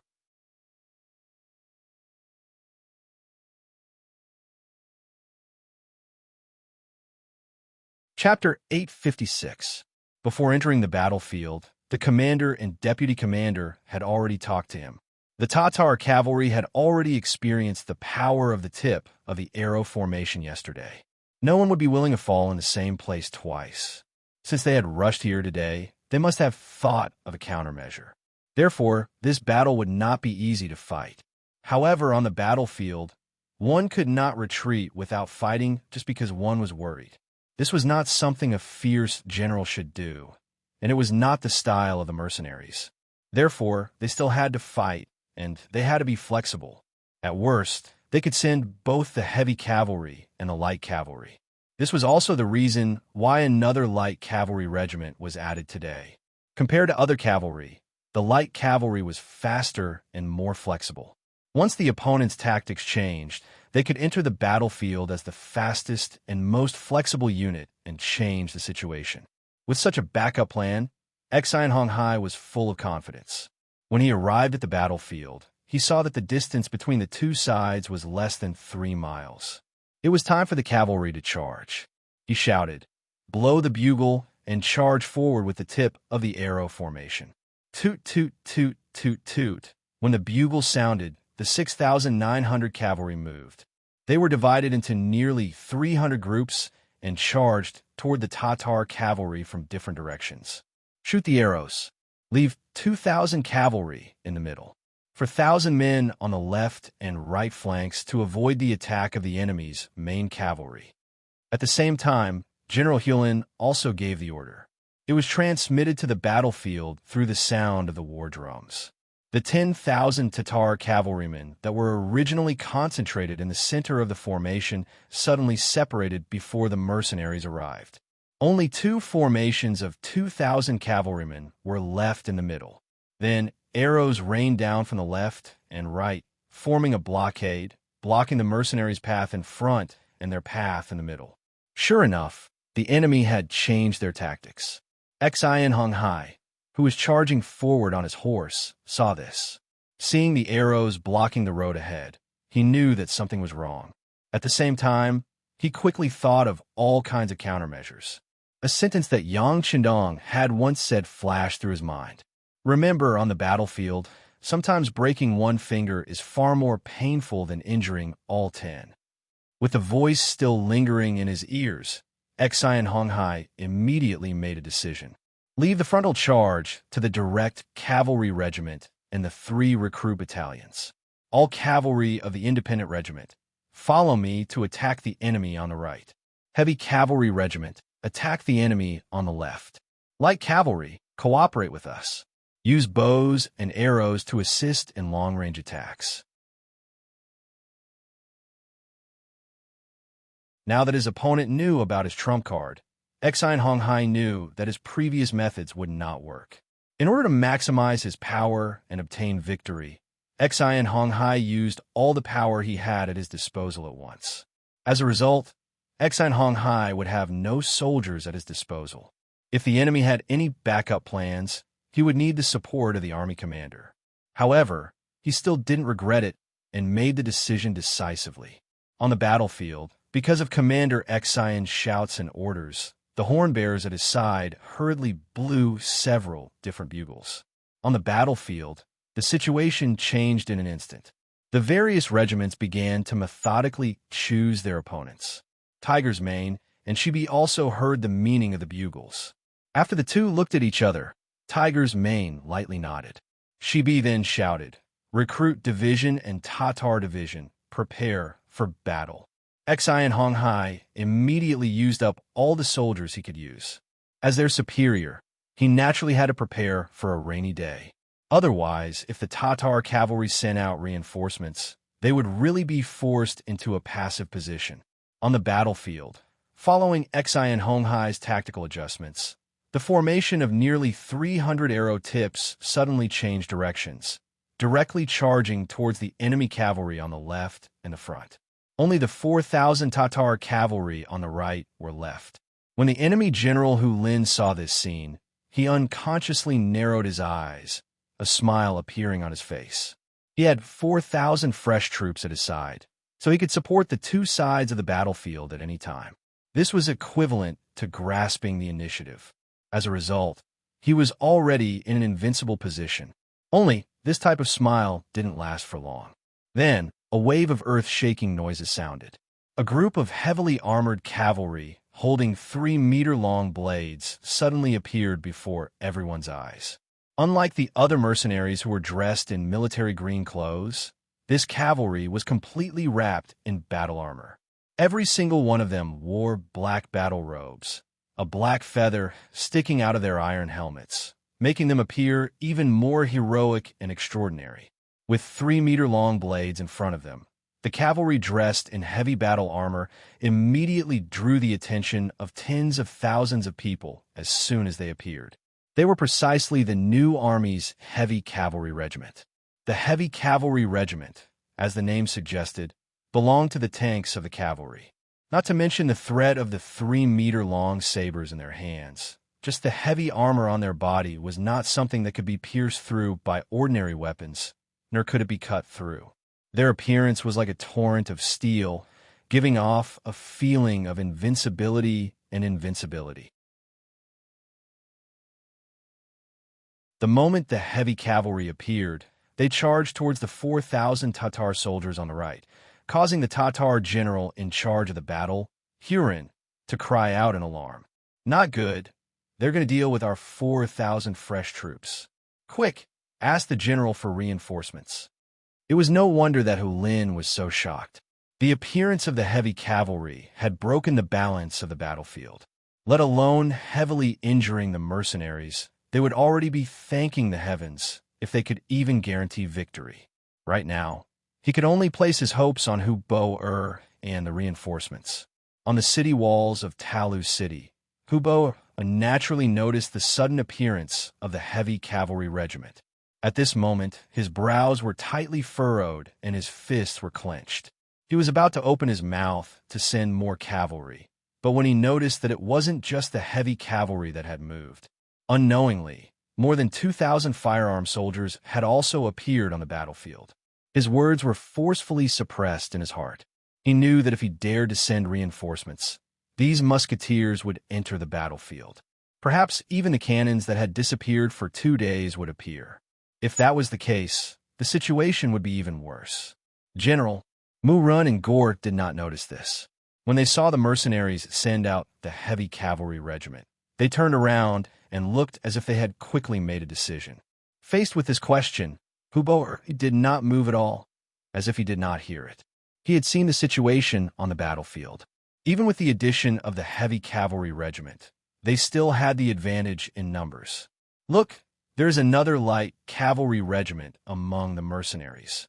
Murin turned his head and saw another light cavalry regiment. He immediately shouted out loud. However, Hubert only replied with one sentence.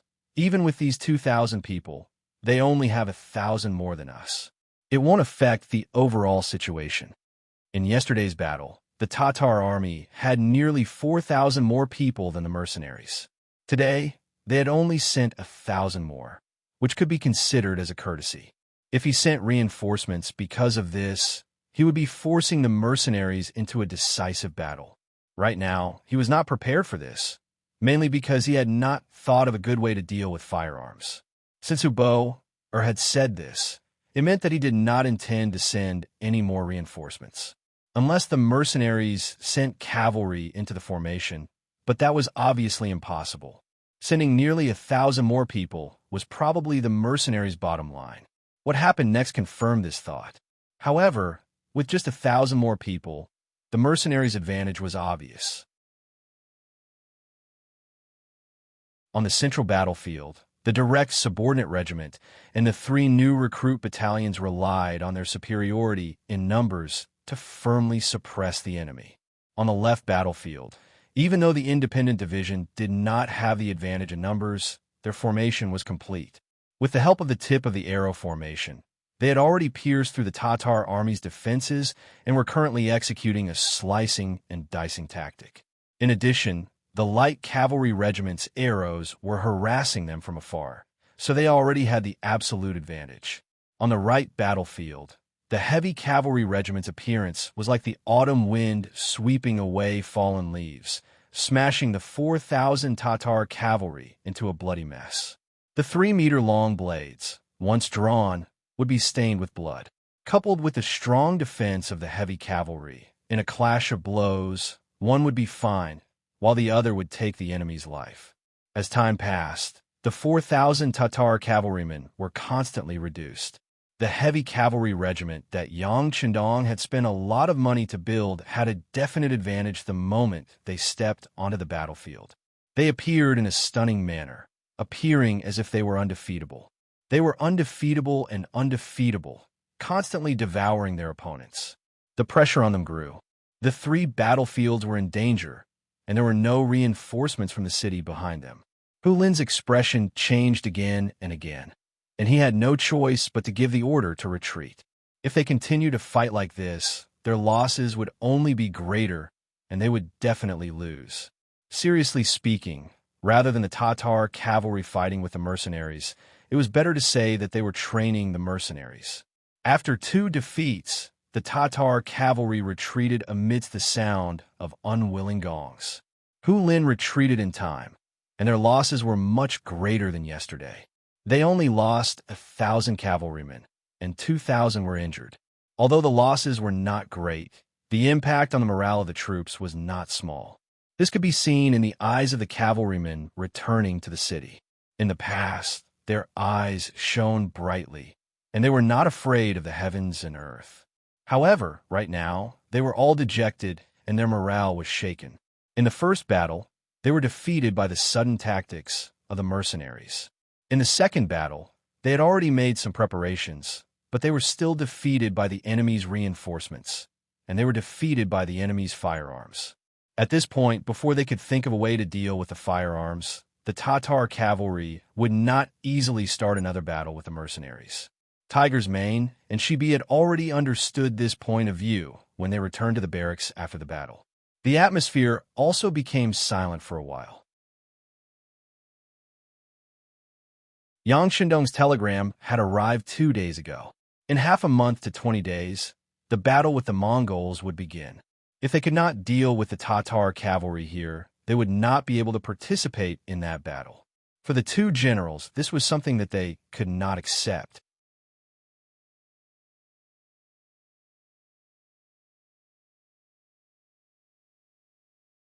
Chapter 857.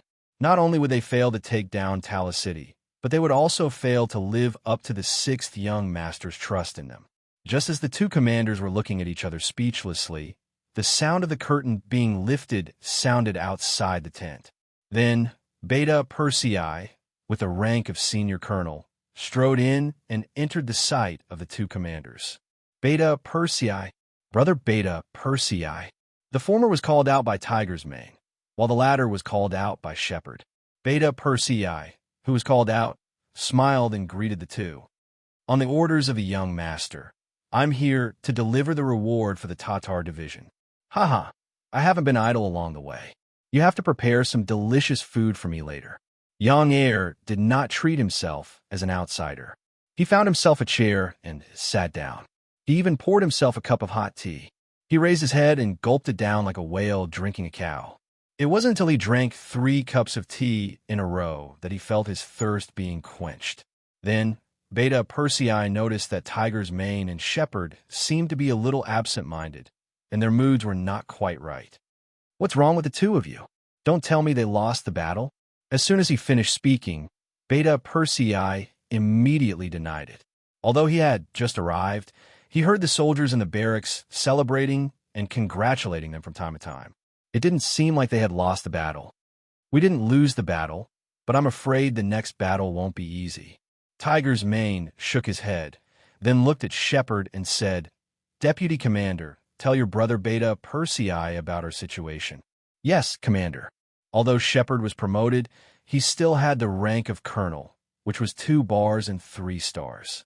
Speaking of which, this was not in line with his current position, but there was no other way. He had only joined the mercenary group for a short period of time. This arrangement was also Yang Qindong's intention to remind him not to do something that he would regret if he got too proud of himself because of his quick promotion. Even if there was no comparison of military ranks, how many people in the entire Yangtze could stand shoulder to shoulder with Tiger's Man and Beta Persei? She was very clear about her identity. She immediately reported to Beta Persei the various situations they might encounter next. Beta Persei sat and listened quietly. Over the years, he had been by the side of the 6th young master. He had more or less learned what it meant to be calm and steady. He also knew that without investigation, he had no right to speak. Shepherd's analysis of the situation in front of him was very clear. He quickly summarized the situation and then closed his mouth. He knew that his act was over. Since the commander asked him to say this, he must have his own plans. Thus, just as Shepherd closed his mouth, Tiger's Mane finished. Beta Persei, the young master, is about to launch an attack on the grassland tribes of the North Desert. I know that Fan Yuhai. He's a very cunning person and not easy to deal with. Now that the 3 divisions of the Cold Front Division have gone to the north, won't we be lacking confidence without a new army to deal with these people? Besides, this is also a chance for the new army to make a name for themselves. I definitely won't let it go. How about it? Help me. Help you? How can I help you? Beta Persei knew that nothing good would come out of this. If it was someone else who said this, he would probably get up and leave without asking. He was someone by the side of the 6th young master. He had no right to worry about the affairs of other troops. But this was Umang, so there was nothing he could do. Who asked him to be promoted by him in the first place? Even now, if he wanted to beat him up, he wouldn't even be able to return the favor. Tiger's Mane's face first showed a trace of awkwardness, but then became much more determined. Beta Persei, how about this? How about you give me some ammunition from the logistics team? Also, give me a few more boxes of cannonballs. Don't tell me you don't have it. Although I'm not in charge of logistics, I more or less know some things there. That won't do. Beta Persei immediately waved his hand after hearing this. Tiger's Mane, I won't hide it from you. There are indeed ammunition and cannonballs in the logistics warehouse, but you should also know that the distribution of these things must be done by the young master. I don't have the authority to use them. Otherwise, I'm afraid that if I make a move, I'll be kicked back to the army. Then, I'll have to return to the young master's side. If that's the case, you might as well just kill me. Beta Persei was also a hoodlum. He directly spread out his hands and said that this road was blocked. This caused Umang, who had been holding on to hope, to immediately relax. He looked like a balloon that had been punctured. He originally knew that he couldn't hide this matter from the young master. Moreover, he had a feeling that if he asked for it, there would most likely be no results. What? I'll let you be the commander of a new army. Can't you play without firearms? If that's the case, then it's easy to handle. You can come down. If you can't, then there's someone who can. Tiger's Mane wasn't that greedy for power. In the past, he was just a little boy beside Yang Qindong. He was very satisfied with everything he had now. However, he was afraid that he would fail the young master. He didn't want others to say that the young master didn't have enough strength. That was something he couldn't accept. Tiger's Mane's spirit seemed to have been drained at this moment. Seeing this, Shibi shouted in surprise, "Commander, are you okay?" "I'm fine. I just feel too much pressure and a little too tired." Tiger's Mane waved his hand and pulled himself together again. But now, the Tatar cavalry was obviously afraid of him. He was afraid that they wouldn't come out so casually. If they stayed in the city and didn't come out, what should he do? Without the help of firearms, would he be able to lead the cavalry to attack the city like infantry? Wouldn't that be playing to his strengths and avoiding his weaknesses? Wouldn't that be asking for trouble? Beta Persei saw Tiger's Mane's worried expression and couldn't help but sigh in his heart. As a good brother, of course, he couldn't watch him really fall here.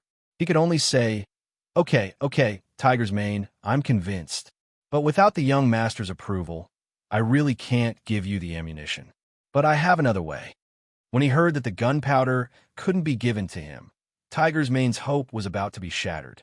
But when he heard the second half of the sentence, he immediately became spirited again. "Oh, what's the way? Tell me quickly." "I can say it, but I'm addicted to smoking. Don't tell me that I came here to drink 2 cups of hot tea to send me off." Beta Persei didn't answer immediately. Instead, he deliberately kept Tiger's Mane in suspense. As soon as he finished speaking, a box of freshly opened God of War cigarettes was handed to him. "How about this? I'll give you this pack. If it's not enough, I have 2 spares. I'll give them to you later." "Hee, Tiger's Mane, you said it yourself. Then I won't be polite." Beta Persei had a sinister smile on his face. "Of course, as long as you can give me a good idea, it's not a problem. By the way, can you tell me about your idea now?" Tiger's Mane didn't care about 2 packs of cigarettes.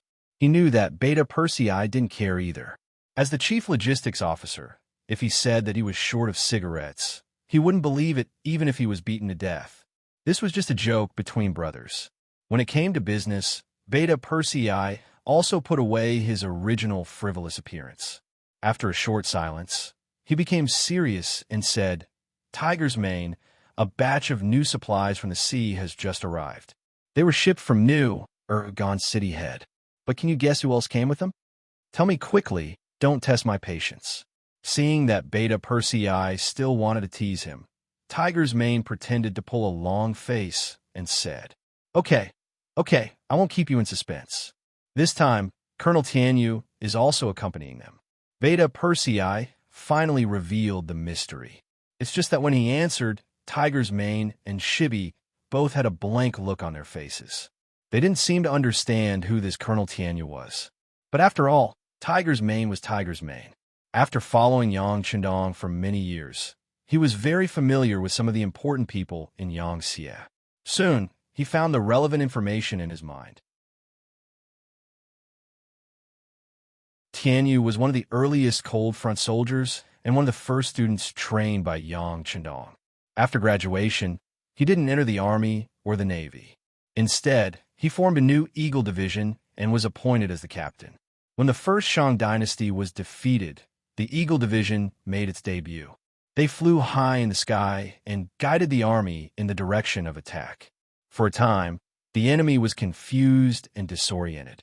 They made the trench line that the enemy had been preparing for half a year collapse and made a great contribution.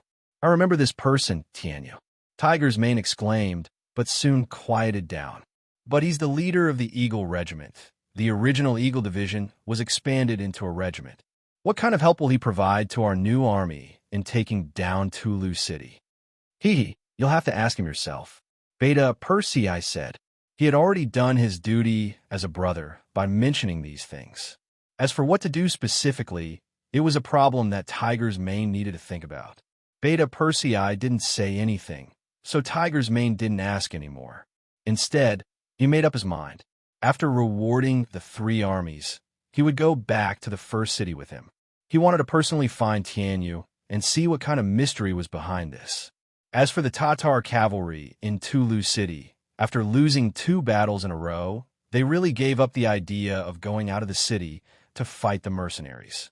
He focused his attention on the matter of attacking Xianfu City behind him.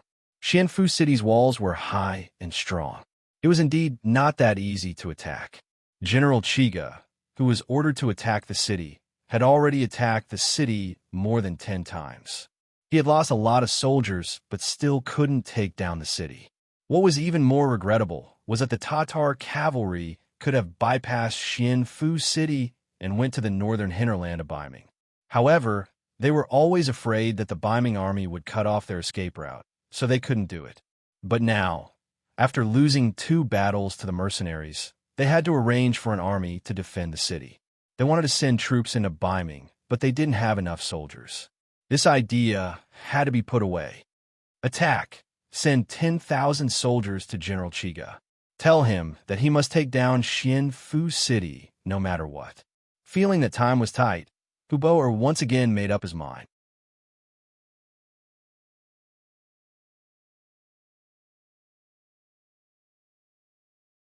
Chapter 858. As soon as the order was given, Mu Ren and the other 2 generals quickly tried to dissuade him. If they sent out 10,000 soldiers, they would only have 20,000 cavalry left. If they faced the new army, they would not have the advantage in numbers, and the situation would be even worse. All right, you guys don't need to persuade me anymore. I've made up my mind. Instead of staying here and not knowing when the mercenaries will attack, it's better to send them to Xianfu City. Once we capture that city, Beiming will be able to defend Wu Jian City, and we can go straight in and plunder. Hubo mercilessly interrupted the 3 generals' persuasion. Seeing this, the 3 generals did not say anything. They only hoped that the mercenaries would not attack the city and that Xianfu City would be taken down as soon as possible. While Hubo was making this decision, Tiger's Mane followed Beta Persei back to Origin City. After entering the city, Tiger's Mane went to find Commander Tianyu. He wanted to see what Beta Persei had planned for him. In the largest guest house in Origin City, the regiment commander of Tianyu was discussing something with a group of subordinates in a small war room. Suddenly, a soldier came to report that the commander of a new army had come and asked to see him. The commander of a new army was Tiger's Mane. This was already announced on the military's appointment board, so Tianyu naturally knew about it. When he heard that the popular person beside the 6th young master was looking for him, he did not dare to delay.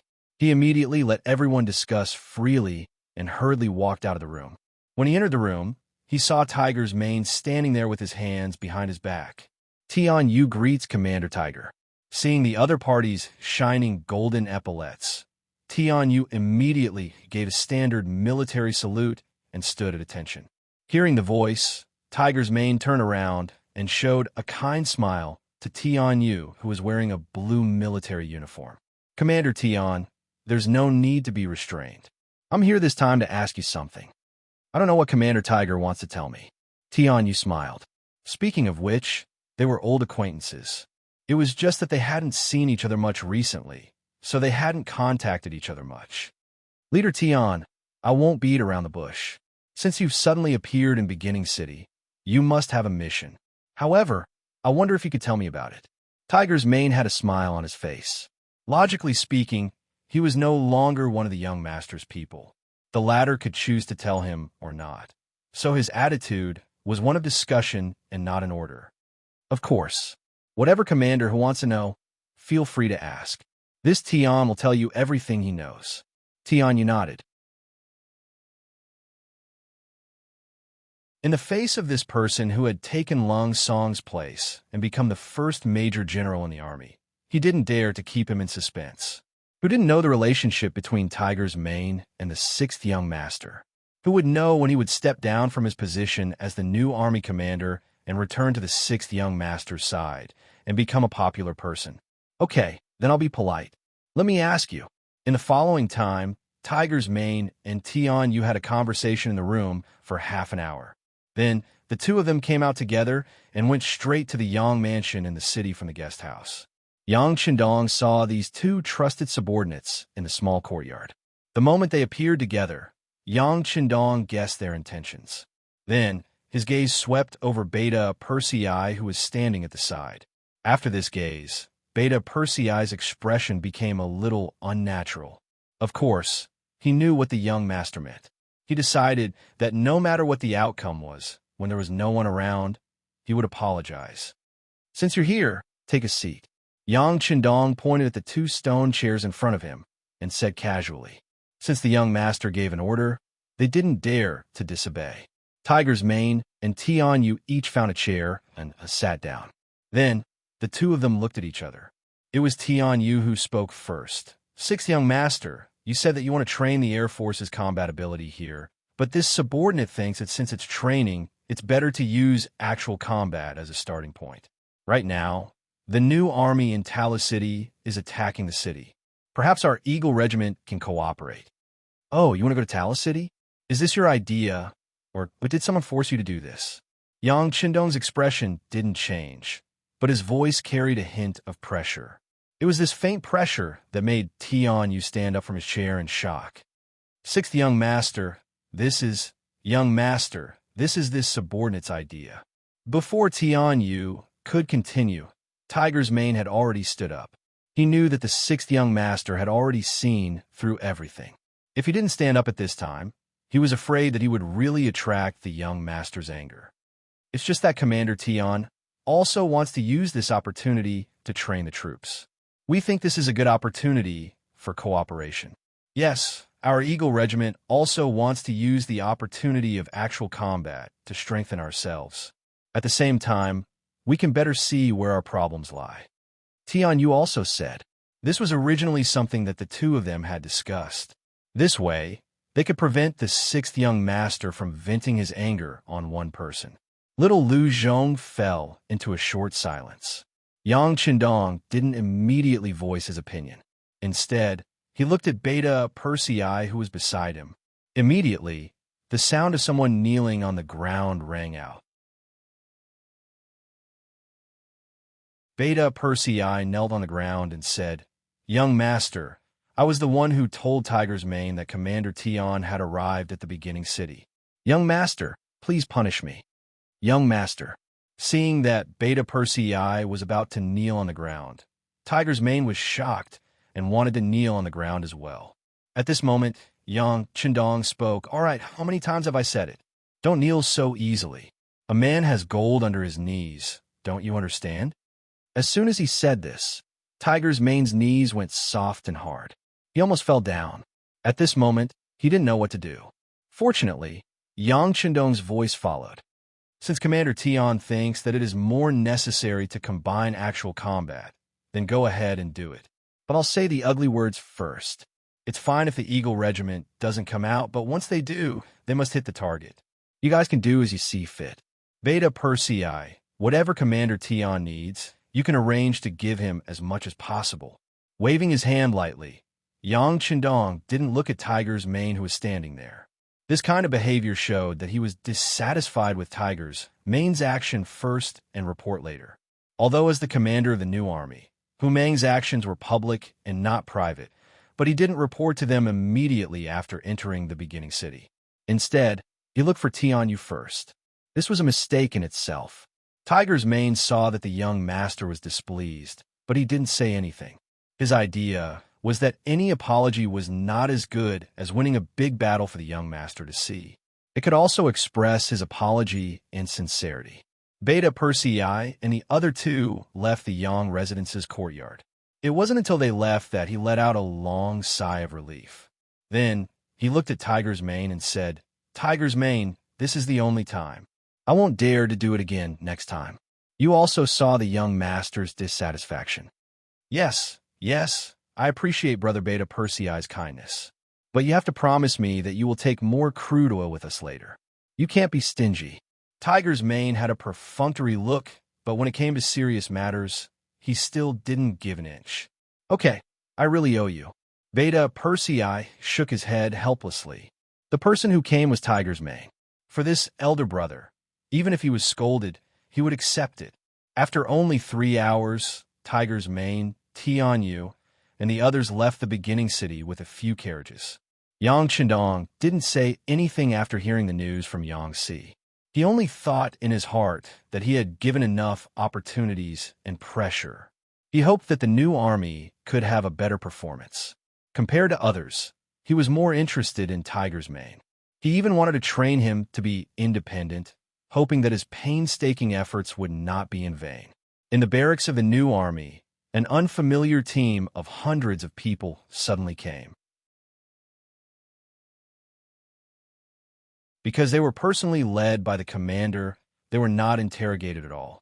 As soon as they entered the barracks, they were secretly protected. Outsiders didn't know what these people were doing. In the main tent, Tianyu followed behind Tiger's Mane and entered. Here, he and the deputy commander saluted each other, and the three of them sat down under a small sand table. Commander Tian, this time it depends on your performance, but I don't know when you will be ready. Tiger's Mane was an impatient person. After sitting down, he brought up the business. It mainly depends on the direction of the wind. Right now, we are relying on the heavens to eat. Tianyu also wanted to quickly solve the war here, but there were some things that he couldn't decide. Okay, then send someone to watch.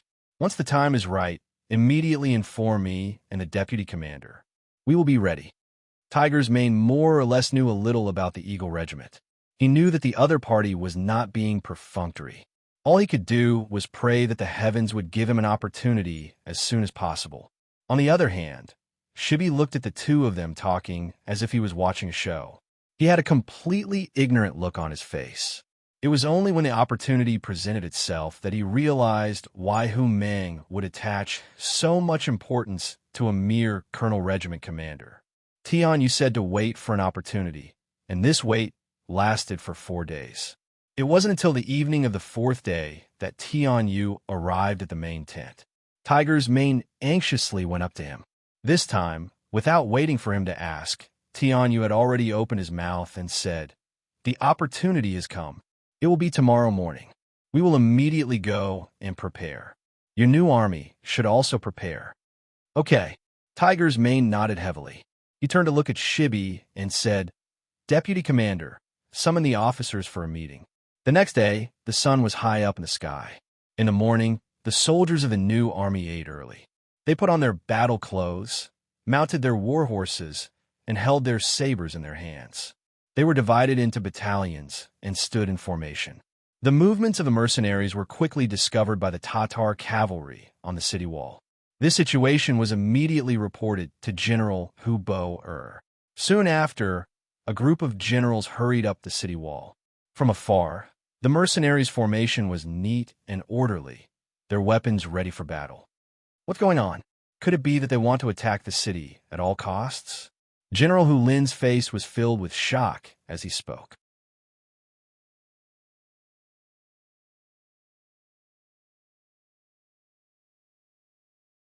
Chapter 859.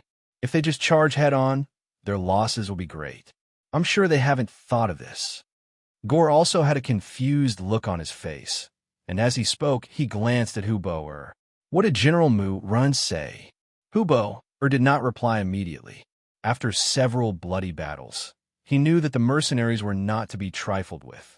He also knew that among his subordinates, Mu Run was the one who understood the enemy the most. His words were always taken seriously. Mu Run narrowed his eyes slightly, and he was also puzzled. Since the general asked, he replied, "From the looks of it, they're really going to attack the city? Could it be that they've thought of something else? Or do they have enough firearms?" It was no wonder that Mu Run would say this. Although the mercenaries' cavalry was strong, attacking a city wasn't a battle formation. The effectiveness of cavalry was still very limited. As long as one's head wasn't kicked by a donkey, they would definitely not use cavalry to attack a city. There was only one other reason. They had prepared enough firearms. Whether it was cannons or long-range muskets, they could put a lot of pressure on the Tatar army. When he heard that the enemy might use firearms to attack the city, Hubo's face turned ugly. Previously, the enemy had only used 2 cannons to blast open the city gates, giving them a fright. Fortunately, the facts told them that such powerful firearms were rare in the new army. Only then did they manage to suppress their anxiety. But now, it seemed like the other party was prepared. If that was the case, they really didn't know how to deal with the invisible cannons that could deal great damage to them. Pass down the order. All soldiers prepare for battle. All archers prepare for battle. Hubo's face turned red. Before he knew what the mercenaries were going to do, it was better to be prepared. In Tulu, the Tatar cavalry was also ready for battle. Even when they were ready, the mercenaries still hadn't started their attack. They just slowly arrived 2 miles away from the city and waited in formation. What were they going to do? Hubo stood behind one of the battlements on the city wall and looked at the new army. Her face was filled with confusion. Even if the enemy had firearms to clear the way, they would still have to pay a heavy price to take down Tulu City, which was already prepared. The enemy's generals knew this, but they still put on such a front. What exactly were they relying on? In fact, it wasn't just the Tatar army that was puzzled. Even the soldiers of the new army were puzzled. They did not understand why the army would set up such a formation. Could it be that they wanted to attack the city? It was not that they could not use cavalry as infantry, but it was a huge waste. Most importantly, they would suffer heavy losses. The new army only had a limited number of people compared to the Tatar army. With such losses, it was hard to say if they could take down the city. Paying such a heavy price for something they did not know if they could succeed. It was no wonder that the soldiers were grumbling. At 10 o'clock in the morning, poise had reached level 3. Many of the soldiers had become numb. They had been standing here for more than 2 hours, but there was no order to attack the city. This made the soldiers who were originally worried couldn't help but relax a little. There were even some who thought that they were smart. They thought that this was just a training exercise to put pressure on the Tatar army. In reality, there was no intention to fight. This thought grew stronger and stronger in the hearts of the soldiers. Everyone thought that this was a show of strength to put more pressure on the enemy. At this time, most of the soldiers were thinking about what to eat for lunch. Suddenly, a very surprised voice sounded in the army. Heavens, look, what is that in the sky? There are people on it. The shout was like a boulder being thrown into a calm lake. Immediately, layers of waves were set off.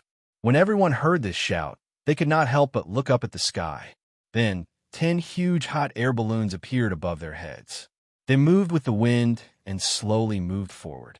Looking at the direction they were heading, it was Tulu City. Is this a divine object? This must be Tungri's spirit. In the new army, there were many Mongolian soldiers who immediately got down from their horses and knelt on the ground when they saw this unimaginable scene. They shouted in their own language and kowtowed while tears flowed down their cheeks. The vice commander also looked up and saw this scene. Then, out of instinct, he prepared to get off his horse and kneel to pray. After all, he was born and raised here. Although he was already a high-ranking mercenary general, some things in his bones would not be easily changed. At this time, Tiger's Mane, who was riding on the horse beside him, reached out and pressed on his shoulder. He gently shook his head. "Commander, what are you doing? Can't you see that this is Tungri's spirit?" His face was a little emotional and also a little red. This was because he felt that Tiger's Mane's big hand was very strong. It actually made him feel like he could not move. "Vice Commander, don't be emotional. Calm down. What if I say that this is not Tungri's spirit? Look carefully. Is there a 5-star flag on it?" Tiger's Mane's expression was normal, but the strength of his hand did not decrease. What? This scared Shibi. He did not know what was going on. Then, he tried to look at the sky. He found that the sun was shining, so he could not see clearly. He simply took the telescope hanging on his neck and looked at it. When he saw it, his face turned pale and his body trembled. If it were not for Tiger's Mane's help, he would have fallen off his horse. How is this possible? Why is there a 5-star flag on it? Shibi was puzzled. His face was full of doubt, but more than that, there was fear. Could it be that the 6th young master was really Tungri's messenger?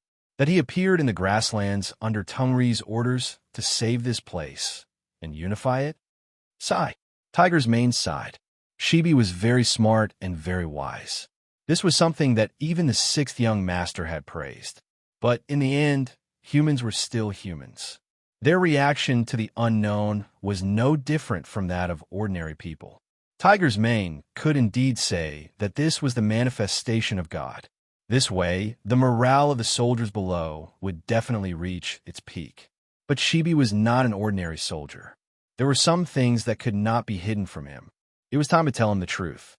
Deputy Commander, this is not a miracle. It is an aerial unit sent by the god of war. Their appearance here is not a manifestation of God. They are here to help us attack Tulu City. Tiger's mane finally told the truth. However, the truth was simply too inconceivable. Even someone as intelligent as Shibi was still unable to comprehend it. His eyes widened. Then, as he digested the information, he said with a shocked expression, "Commander, are you saying that all of this is the arrangement of the sixth young master? The sixth young master can make people fly?" "Yes, you can say that. As long as they follow what the sixth young master taught them and borrow the power of other objects, they can fly." Tiger's mane sighed heavily. Then, his face was full of admiration. This was their young master, their master. Anything he did was so earth-shattering. It was unprecedented. Shibi still did not believe it, but since Tiger's mane said it so formally, he had no reason to not believe it. Most importantly, with the help of the binoculars, he could faintly see the figures of soldiers in military uniforms on the hot air balloons. The only difference between them and himself was that they were not military green, but sky blue. Could this really be the arrangement of the sixth young master? Could he really make people fly? Even though Shibi worshipped the sixth young master and believed him to be the most capable person in history, there was nothing he didn't know and nothing he didn't know. But looking at the scene in the sky, he had to admit that he had underestimated the sixth young master. He had underestimated the god of war. Shibi, who knew the general reason, did not kneel on the ground with the other grassland warriors and call out to God. But the other warriors were already boiling. They all knelt on the ground and kept praying. They spoke of their respect and worship for God. Some people even took this opportunity to express the wishes that they had buried in their hearts. Most of the warriors got off their horses and knelt on the ground. At the back of the army, Wang Si was leading a group of teachers and students from the Yang Family Academy. Now, it should be said that the teachers and students of the First City Academy were watching this scene from afar. It was also Wang Si's first time seeing a hot air balloon rise into the sky. It was impossible for him not to be excited. It was just that he had already talked about the relevant knowledge during his teaching, so this excitement was quickly suppressed. He had already confirmed one thing, and that was that the things taught by the sixth young master were not unrealistic in the eyes of others. Instead, they could be put into practice after hard work. Think about it. If even people could be sent into the sky, what else could not be done? What else cannot come true? All of you take a good look.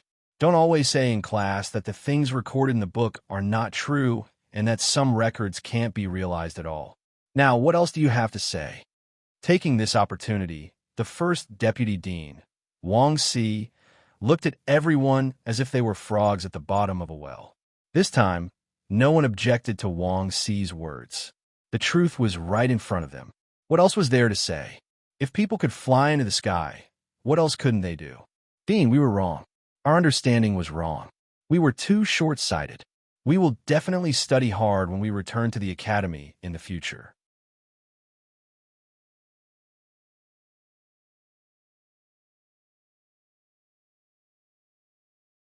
Chapter 860. Principal, don't worry. After today's eye-opening experience, we'll work even harder and try to make the things recorded in the books into reality. Right, Principal, we were wrong. Wang Si nodded his head in satisfaction as the voices of people admitting their mistakes rang in his ears. He knew that after today's events, it would be easier to lead the academy's teams. He was even more curious as to where Yang Qindong had learned all this. For a person to be able to fly into the sky, this was something that he would never have dared to think about in the past.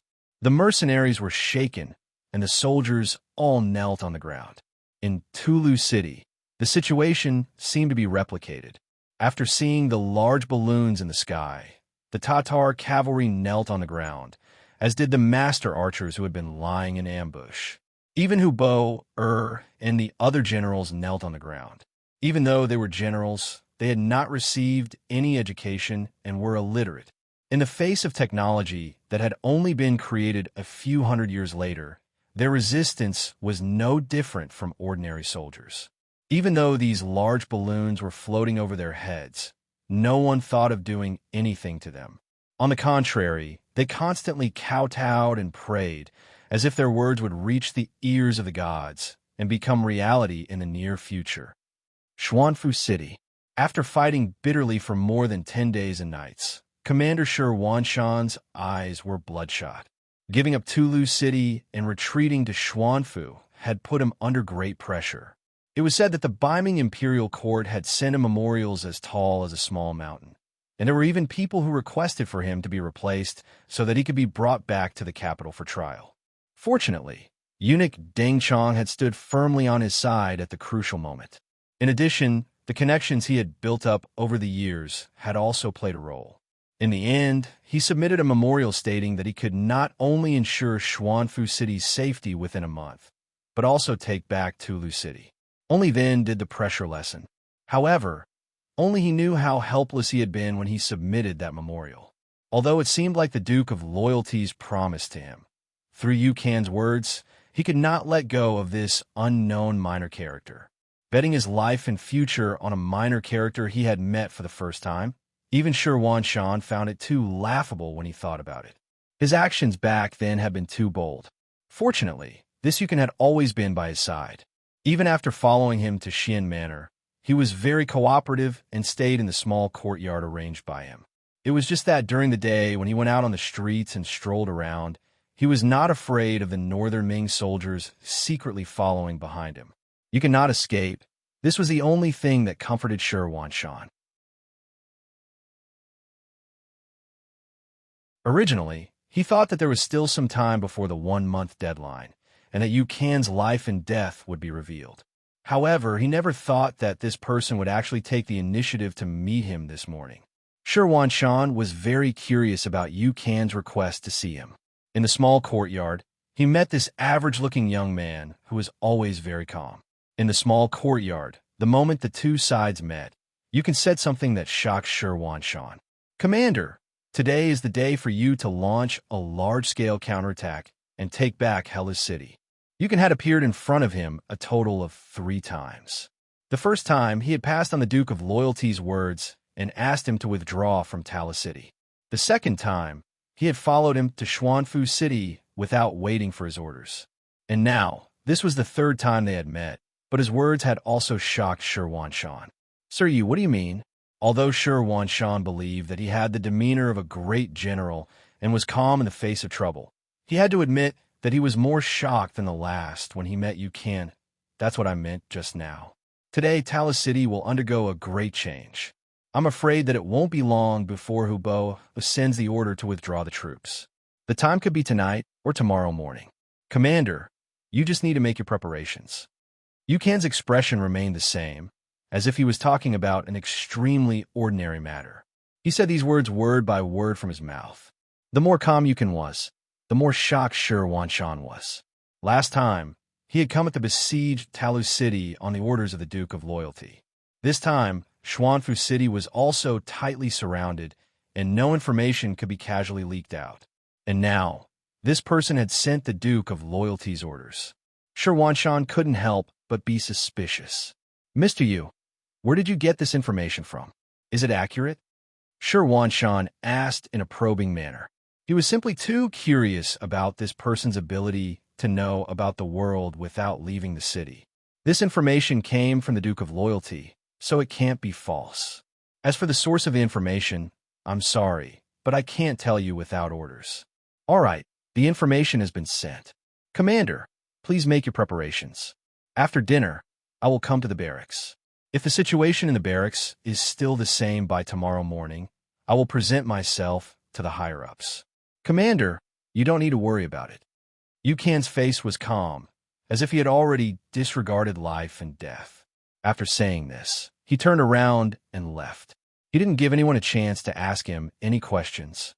He only left Shi Wanshan with a thoughtful and mysterious back view. If one said that Yukan was spouting nonsense, then he had taken out his own head as a guarantee. But if one said that he was always accurate, then where did the information come from? Shi Wanshan couldn't figure it out. After a long time, he shook his head and said to the bodyguards outside the courtyard, "Quick, go call Eunuch Deng, General Gu, and General Ning to the residence." Above Tulu City's skies, the 10 hot air balloons already appeared one after another. They intentionally lowered their altitude, only 100 meters above, beyond the range of a bow's firing range. Then, they began to toss down sealed wooden barrels that they had prepared beforehand. At a distance of more than 100 meters, some people with good eyesight could faintly see the scene above the balloons. They could see some people moving around, and they could even see the bright 5-star army flag fluttering in the wind. What's going on? Why do I seem to see the flag of the mercenaries? Yes, I seem to see it too. What? How is this possible? Heavens, don't tell me that even Longevity Heaven is loyal to the mercenaries. If that's the case, then we are going against the mercenaries. Aren't we disobeying? No one said the following words, but everyone knew what they wanted to say. Even the everlasting heaven wanted to hire mercenaries. If that was the case, wouldn't their actions be against the will of the heavens? The Tatar cavalrymen, who had no scientific knowledge, were feudal in their hearts, and believed in the gods, had already turned pale. The morale of the 20,000 soldiers was greatly shaken. Unknowingly, General Hubo had stood up. Obviously, he was suspicious of the balloons in the sky. He had heard about the gods from the old man, and in all kinds of legends, there were even stories of the gods manifesting themselves. However, there was no way to verify it. When he asked the people involved, the answers were ambiguous. It was impossible to not believe it, but also impossible to believe it completely. However, in all kinds of legends, he had never heard of a god transforming into a balloon. Now that he heard the soldiers say that there were people moving around on the balloons, and there were even flags of the mercenaries, he became even more suspicious. His first reaction was that this was a trick of the mercenaries. But how did they do it? How did they send such a big balloon up into the sky? This was not something that could be done by humans, right? The discussions of the soldiers did not try to avoid him, the great general. Many of the words were clearly heard by Hubo, and it was because of this that his expression became increasingly ugly. Their morale was shaken. If the mercenaries were to launch an attack now, how much combat power would they have left? Just as Hubo felt that the situation was not good, he felt a chill in his heart. There was finally some movement from the balloons, and they began to throw things down. Wooden barrels fell from the sky, heading towards Tulu City. Thump, thump, thump, thump. Every time it fell, there would be a huge explosion. Then the barrel would explode, and a pool of crude oil would flow in the city. The air was filled with a pungent smell. Falling from a high altitude, the large balloon kept moving slowly. Every time it fell, the landing point of the wooden barrels would be different, causing the liquid in the barrels to spread everywhere. Some of them even landed on top of the soldiers' heads. If they hadn't reacted quickly enough, they would have been crushed to death by the impact. Although no one was hit, the liquid in the bucket inevitably splashed on their bodies. When the soldiers came into close contact with the liquid, some experienced and knowledgeable veterans immediately said, why does this smell like crude oil? This is crude oil. It has appeared in the grasslands before. This thing cannot be touched by fire, or else it will be impossible to put out. Another older soldier said with certainty, What? Crude oil? Hubo's face suddenly turned frighteningly pale. He immediately thought of the words fire attack. Then he jumped up and shouted, Everyone, stay away from the fire seed. You must not see fire in the city. You must not see fire. Hubo's reaction was quick, but unfortunately, in the face of the crude oil falling from the sky, his shout was not enough to stop the tragedy that followed. Especially when a wooden barrel fell beside the kitchen of the army, a huge fire suddenly rose. In just a short moment, the nearby area was dyed red.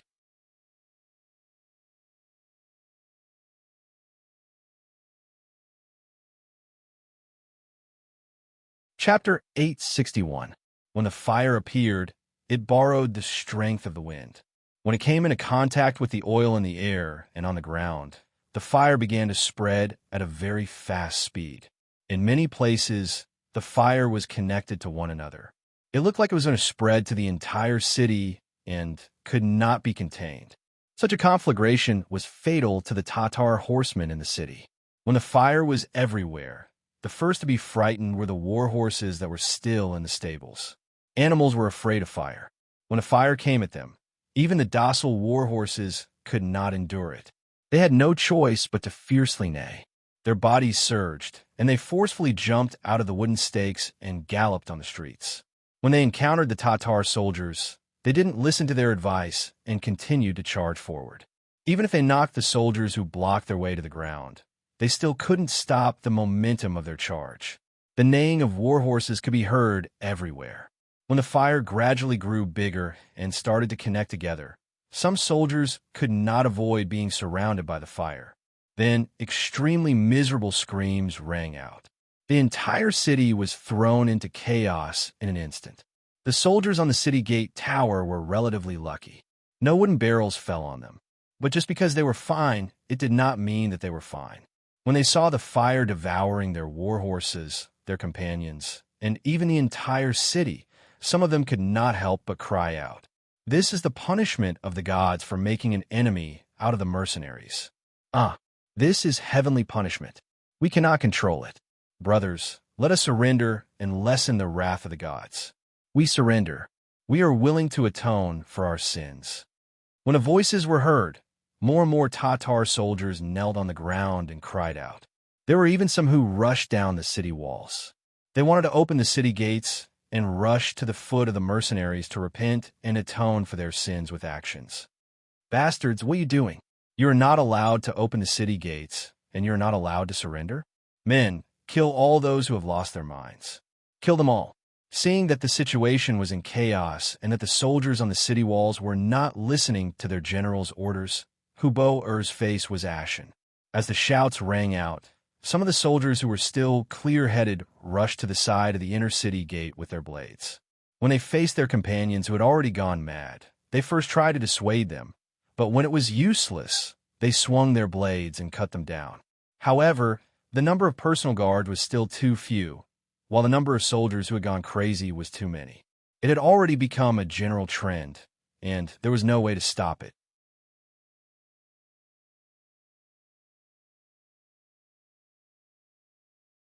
Seeing that the situation was getting out of hand, Mu Run, Hu Lin, Gao Er, and the other generals brought their soldiers and rushed in front of Hubo-Er.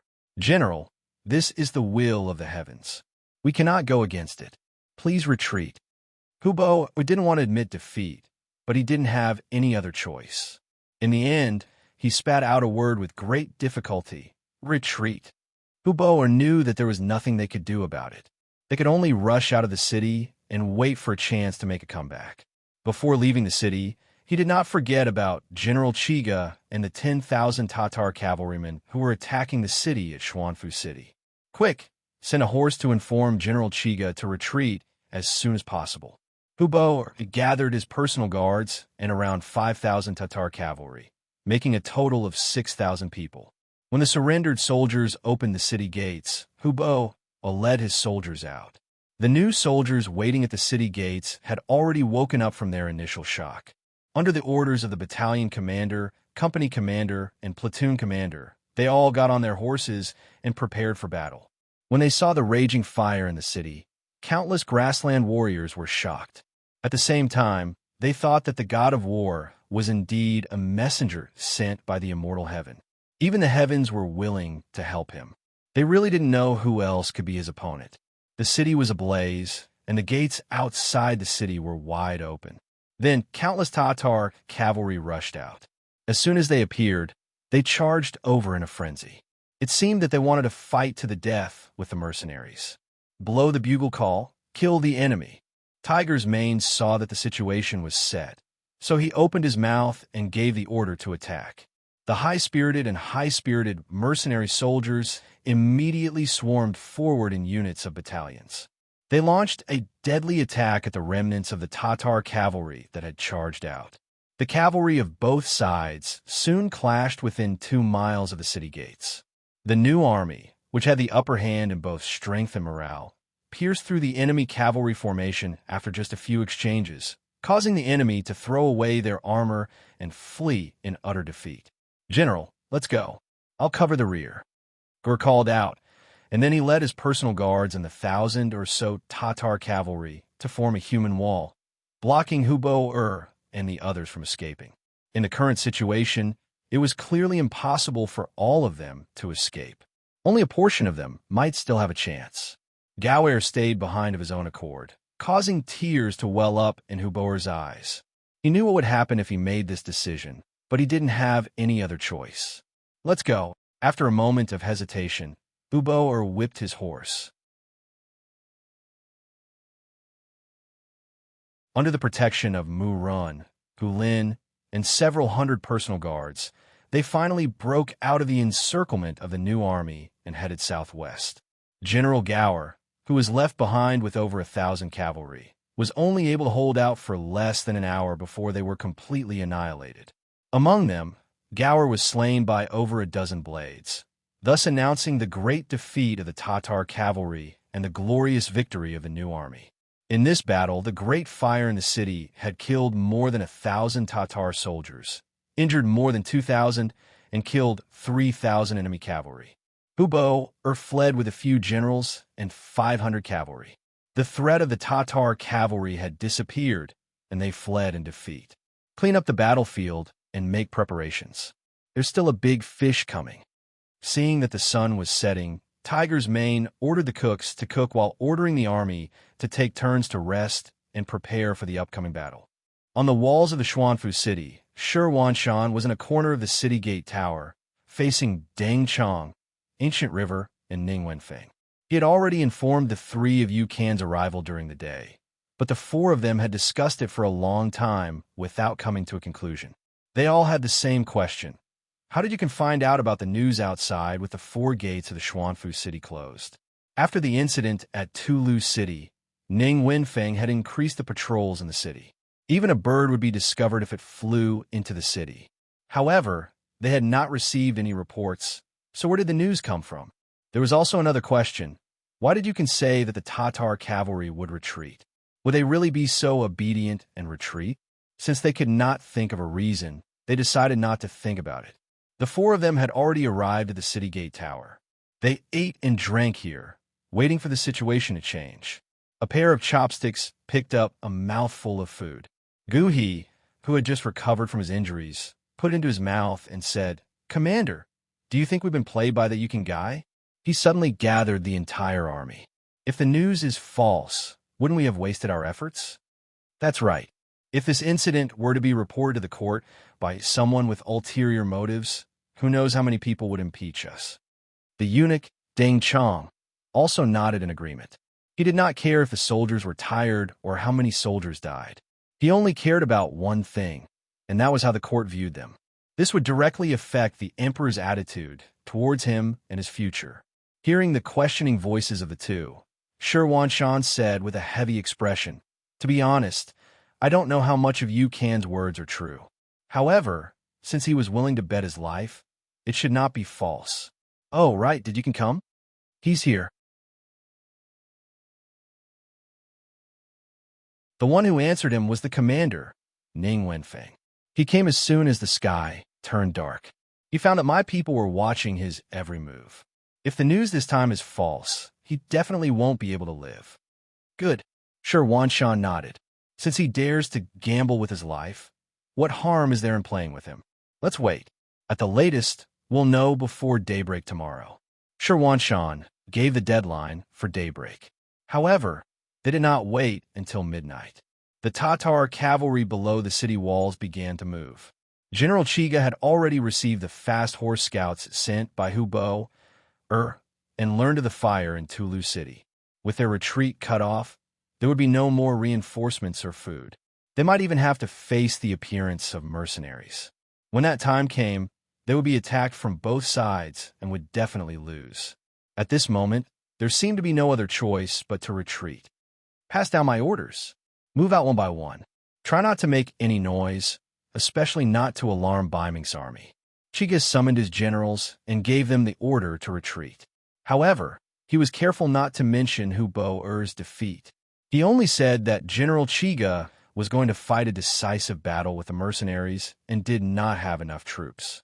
The Tatar cavalry, who were not adept at sieges, had long grown tired of Xuanfu City.